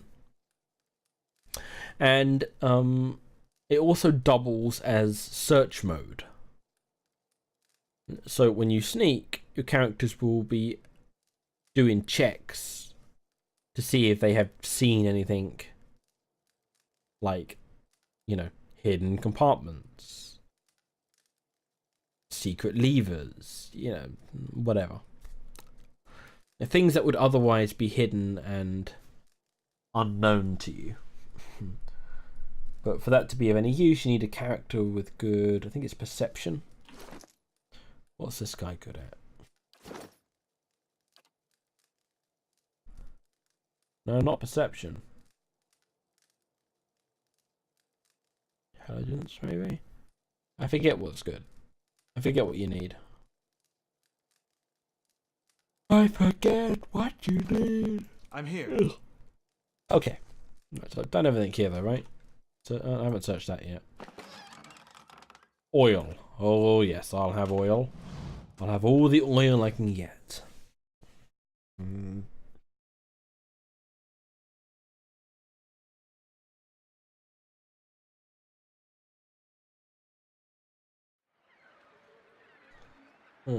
So it wasn't in there.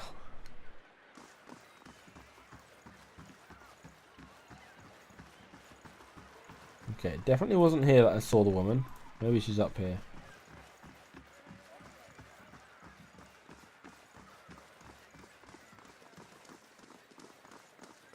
God's damn that son of a cool. Okay. The angry woman clenches her jaw and stares out toward the harbour with glimmering golden eyes. Eventually, sensing your presence, she turns her feathered head toward you. Want to run it down on its luck, Valiant Trading Company? If you have more than half a brain, you could really do something with it. She clenches her jaw and continues quietly. As long as you're willing to clean up a few bloodstains.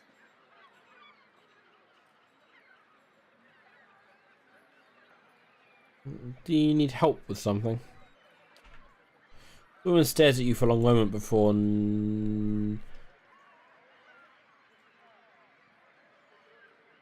Okay. I'm going to attempt to say this word. Before nictitating membranes slide across her eyes. I have no idea if I said that right. You want to help? Sure. Go into that warehouse and ask for a man named Verzano. When you find him, throw him in a sack, throw the sack in a crate, and put the crate on a boat headed to Ancenze. Or the bottom of the Pearlwood Gulf. Either is fine with me. The woman looks back at the warehouse for a moment and grimaces. After a slight nod in your direction, she storms off.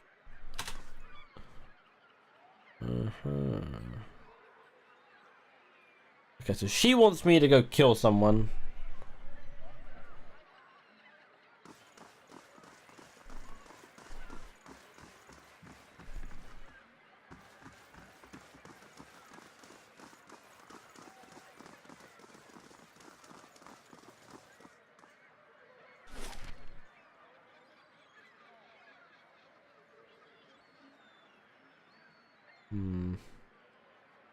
I really don't know where Naya was now. Oh, hello. I want to come over here for a second. Because I see something interesting.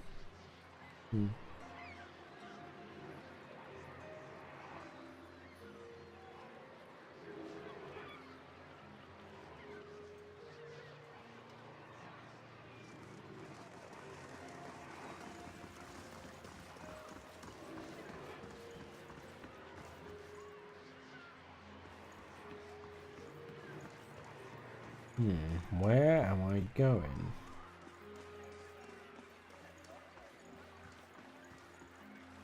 Ah, it's low enough to walk in. Ah, maybe the chest is down here somewhere.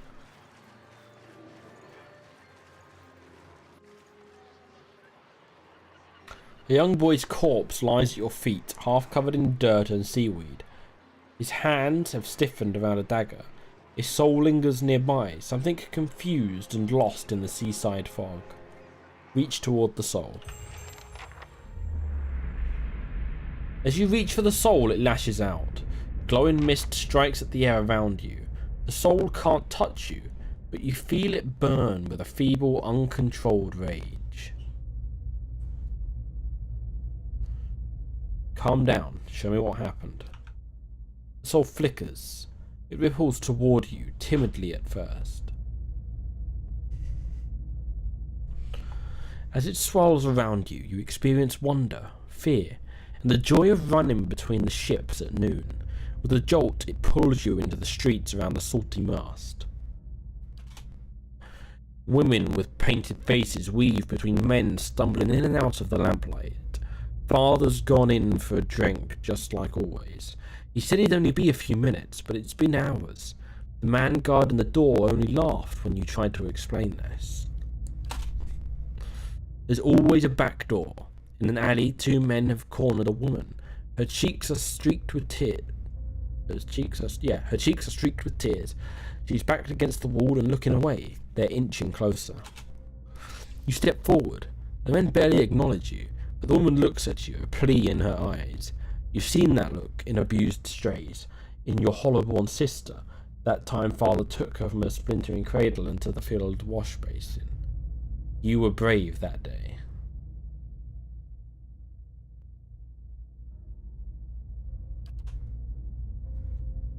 A knife is in the thug's belt. It's in your hands, and now it's in his thigh. You're small and fast, but not fast enough. Fingers bite into your arm and a muddy boot sails toward your face. Then everything is muffled by cold, brackish water.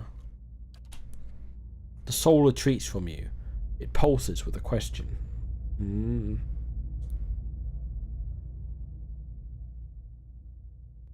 You did a brave thing. The gods will reward you in the next life. Devin's soul absorbs this thought and ebbs in the ocean mists around the dock. Sagani draws up next to you.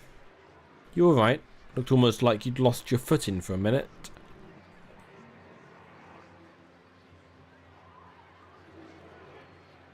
Feels that way when I see into the ether. She watches you quietly. You really are a watcher, aren't you? Once in a great many generations, one of my people is born with the ability to speak to souls. Usually such individuals become elders, or a lone set of tracks in the snow. She cocks her head.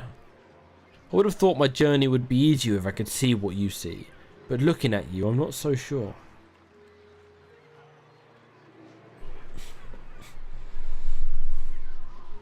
Neither am I. Believe it or not, I once would have rejoiced to know I'd be picked to travel far in search of something great. But even these gifts come with a cost, don't they? Forgive me if I was a little skeptical of your abilities before. I can't say I've met a real Watcher before. Oh, don't worry about him. He just likes doing that from time to time. Seems to cheer him up, so I just let him. Once you've seen it a few times, the shock wears off. I'm gonna take the dagger. The boy's small hands are rigid in death, but you pry the dagger free. It looks too large and too expensive to have belonged to him. The letter B is carved into the pommel. Well, it may be carved into the pommel, but I'm going to pummel whoever it belongs to.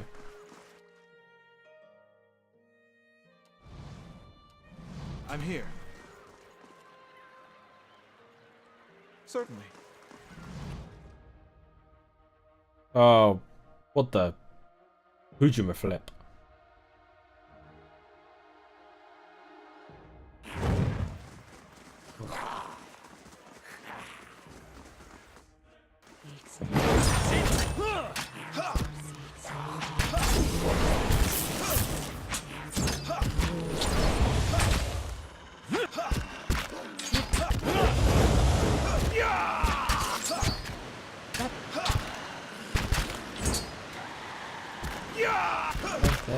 This wasn't as tough as I thought it was going to be.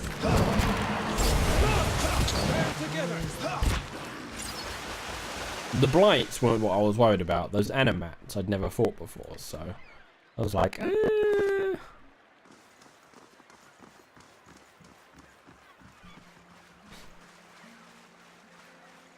Alright, let's F5 that one.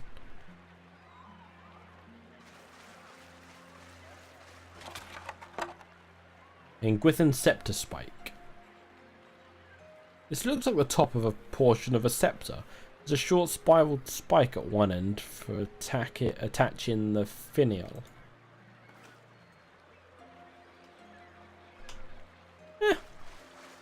Another item for me to make when I find all the pieces, I guess.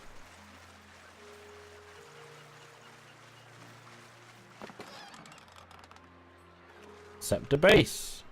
Okay.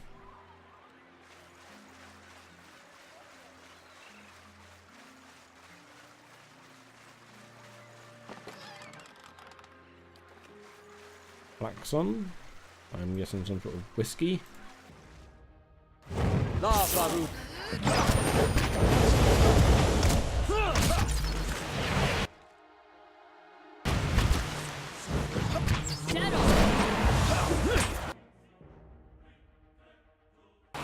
La Farouk, be on seat.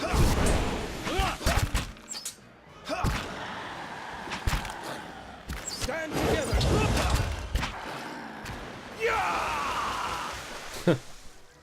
Well, rip.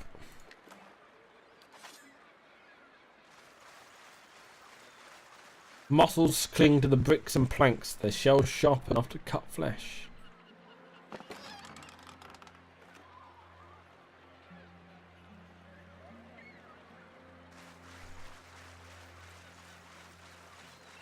Keeping an eye out.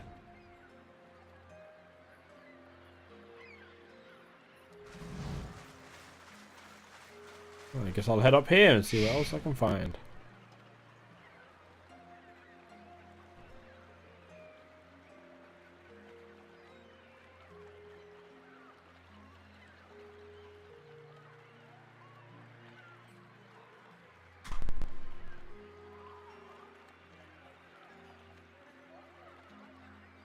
See now what the flame has shown us?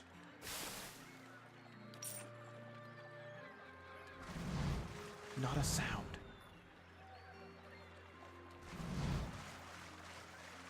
I'm gonna found something at least. Maybe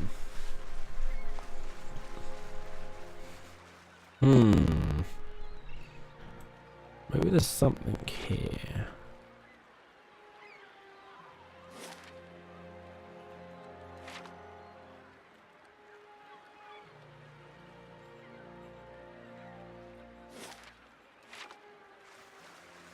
No.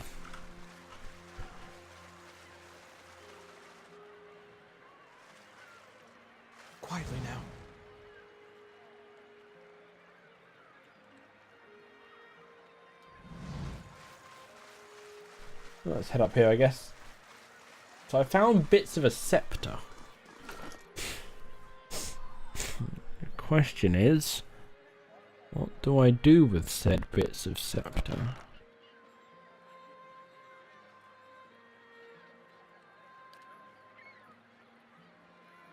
I have the scepter spike, the scepter shaft, and the scepter base. This looks like the base of a scepter. It seems to have broken cleanly from the section above it. This broken shaft looks like part of a scepter. Inscribed runes invoke and channel the world's essence. And then this, yeah. I get the feeling there's a fourth piece that I'm missing.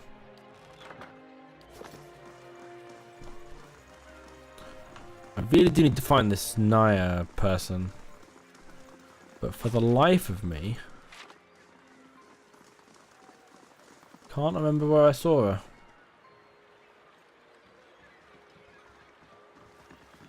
I mean, I could have sworn it was here. But do you think I can spot her now? Not on your fucking life.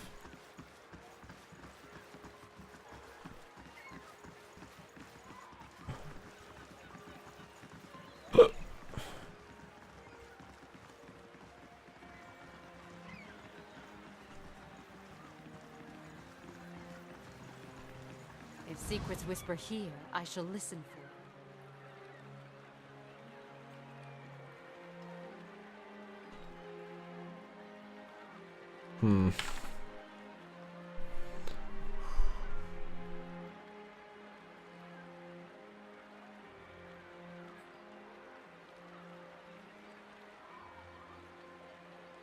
An on gift.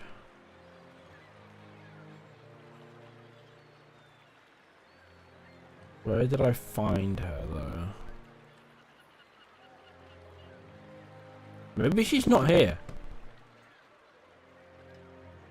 Maybe she's in a different part of the city.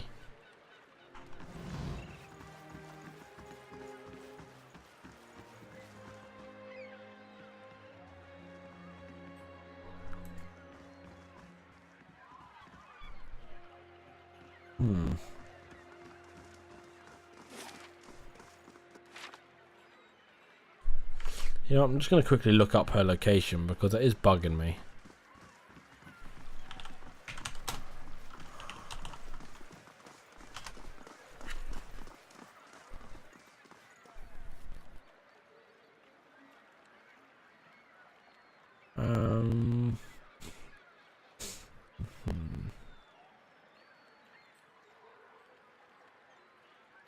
No, she should be exactly where I thought she should be.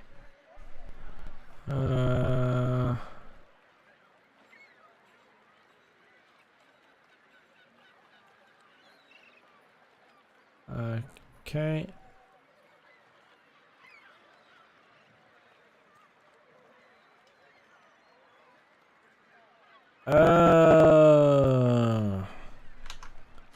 I am so fucking stupid. If this is in fact accurate, I am like super dumb. That's right, I'm not just dumb or super dumb.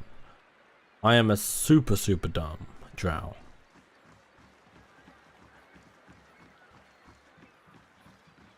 SSDD.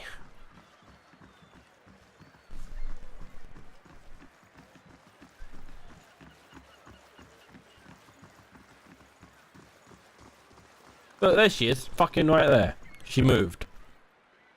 Good day, stranger. So, have you figured out what all the fuss is about? Have you heard of the Red Dream? Who hasn't? That ship's been running raids for decades now. Used to stop in New Hirma laden with spores from outside traders. These days, I hear she spends most of her time prowling the Deadfire Archipelago.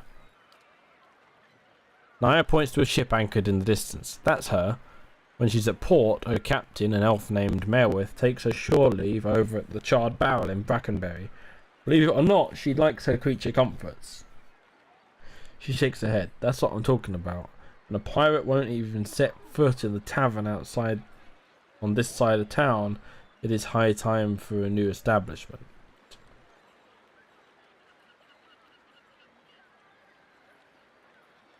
I have some questions. Tell me about the flooding of Ondra's gift. Hadrit ordered it near the end of the War Defiance. It was one of the finishing blows to the Adirian military. Cost us a lot though.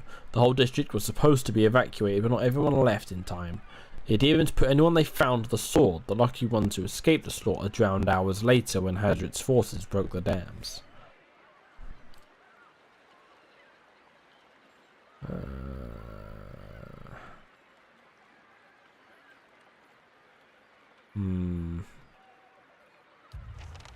Alright. Wailing Banshee has been updated. Wailing Banshee. Nia told me that the dream is charred barrel in Brackenberry. Okay. Let us go to the charred barrel in Brackenberry.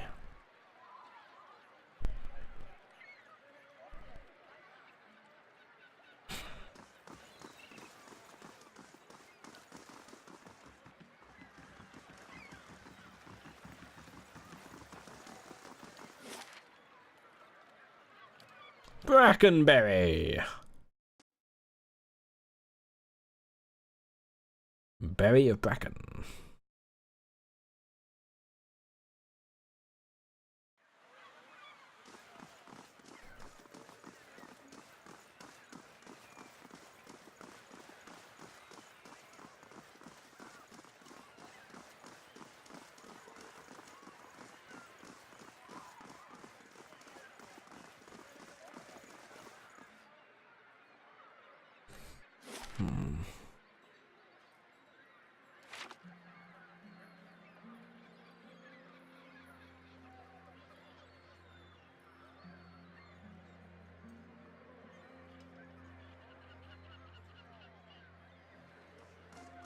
What's this? Frostbite.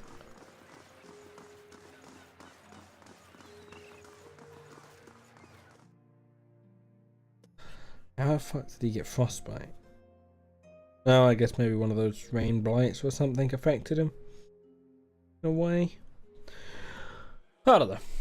Alright, let's go find. The last time I was here, I got ambushed.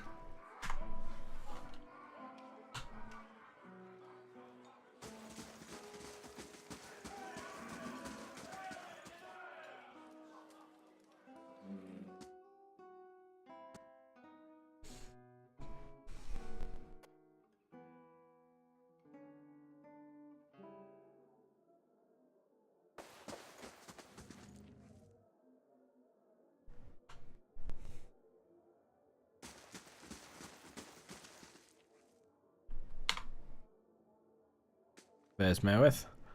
Merith watches you through coal-rimmed eyes.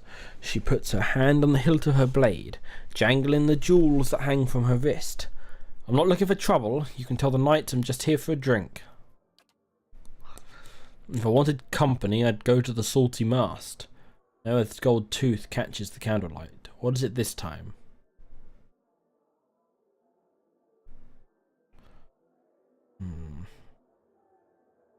Someone at the old lighthouse in Ondra's Gift was looking for your ship. There's pain in her mind, Watcher. The pain of a child's abandonment. It never goes away. I didn't peg you for a liar, at least not from what I've heard. She looks you over, narrowing her eyes. But that don't mean I believe you. She leans in, her voice a low hiss. You better explain what gave you an interesting notion. The last lighthouse keeper watched for your ship every day. It's all in the log. No. A snarl flashes a gold tooth. She turned me out. We were poorer than the fishermen who live there now, and when she learned I'd put food on our table with stolen coin, she told me that if she never saw me again, it'd be the mercy of the gods. Her darkened eyes are filled with rage. I had nowhere else to go, and it was a rough life until I rose to captain.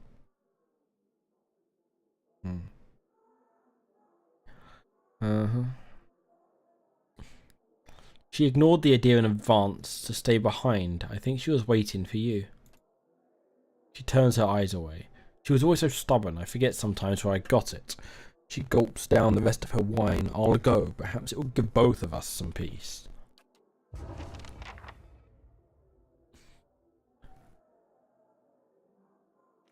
Captain takes her shore leave with the rest of us.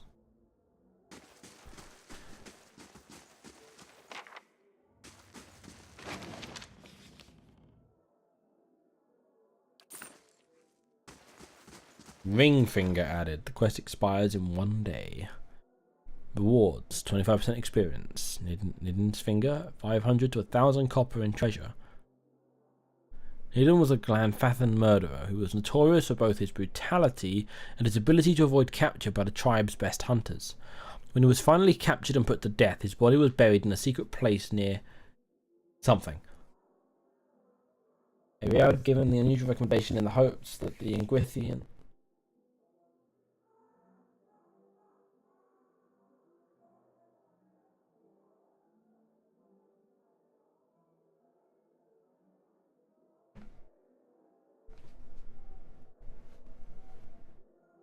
Sorry, I thought I saw something. In the hopes that the Ingwithian ruin would capture the killer's soul and prevent it from returning to the world. During a recent cleansing celebration, an Orlan child stumbled across Niden's grave. Not realizing what she had found, she told her parents, who guessed what it was and in turn told the other members of their tribe. Within a day, Niden's burial site had been plundered by a few foolhardy Glanfathans. The body carried away for ritual purposes. All that remained was the ring finger from his right hand. The Anamfatha opposed the use of Niden's body for preparing sacred objects and will reward anyone who can return it to them.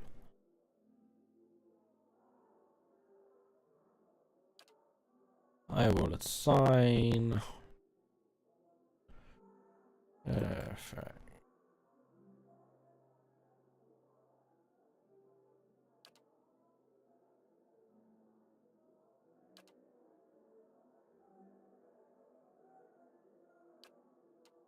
I want to assign you. I'll assign once he comes back. I'll assign one of the other ones in instead. I don't know if I could assign him to both of those, but I highly doubt it. It wouldn't make much sense now, would it? So let's go back to the lighthouse and see what's going on there.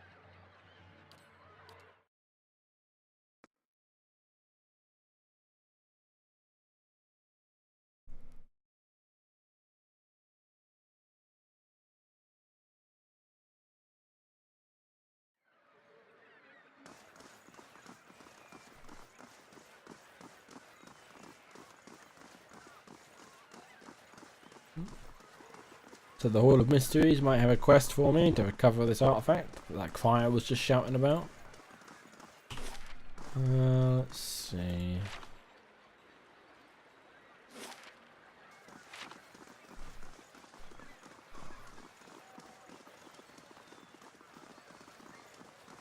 Oof.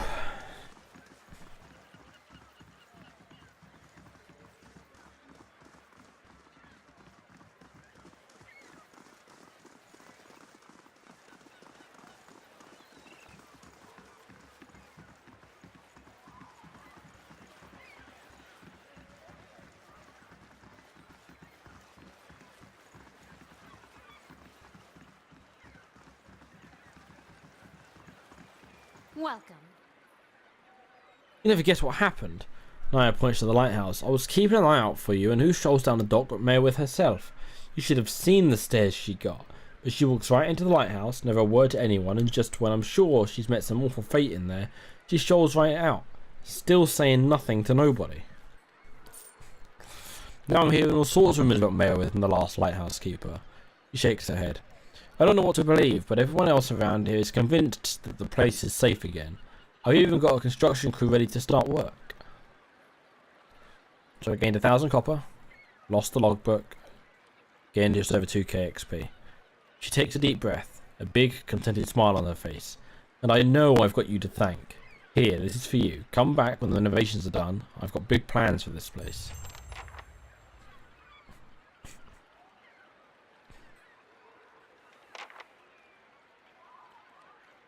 Alright.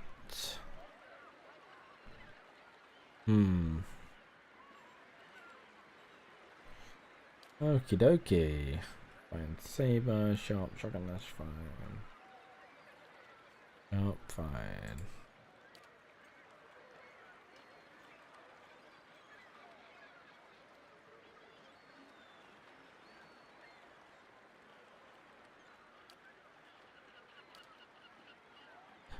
Alright.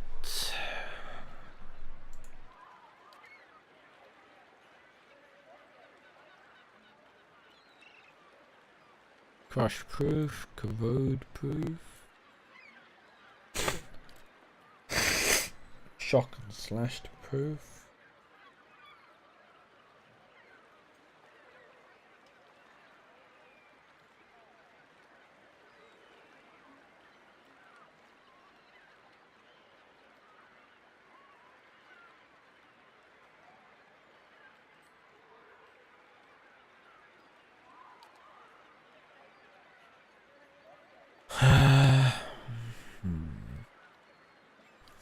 Hmm.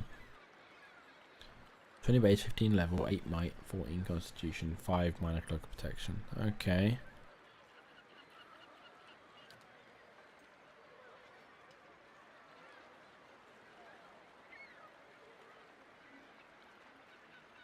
I'm probably gonna end up doing this one before I do this one.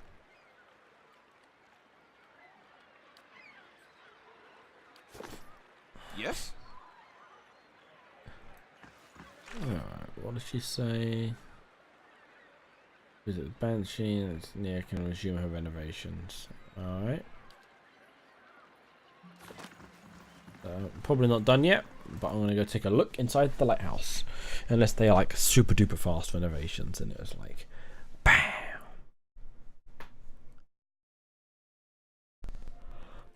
Yep, super fast renovations.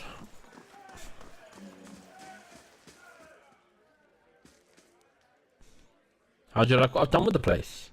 She dusts her hands on her clothing. The rooms are still under construction, but I can get you food and drink if you'd like.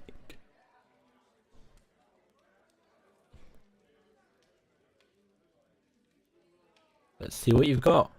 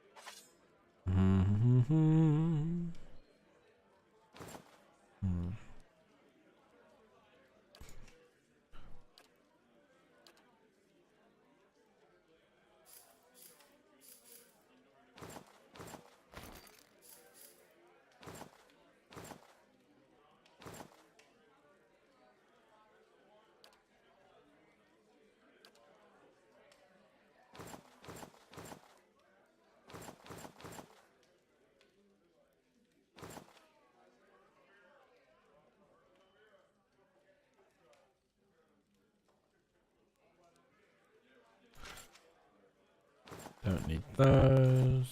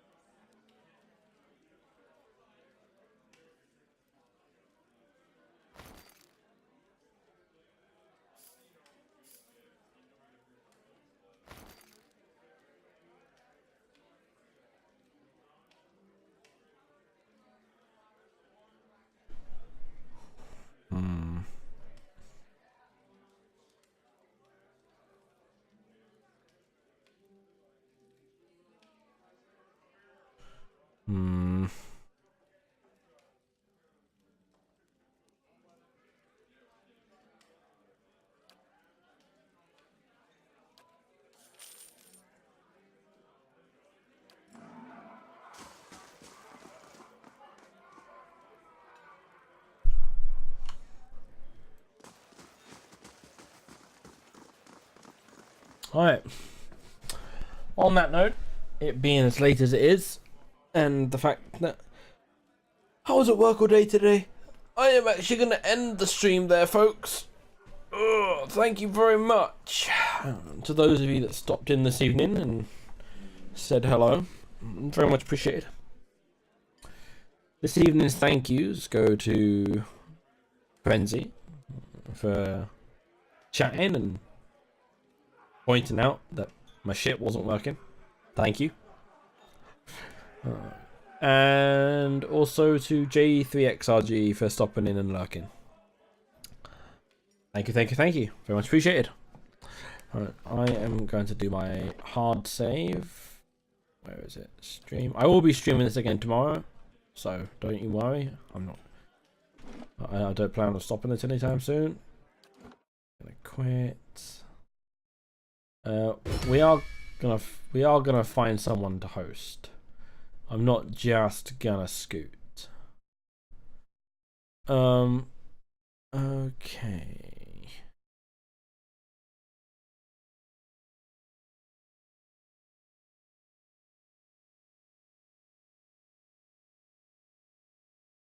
Let's see, who is on right now? Who is on?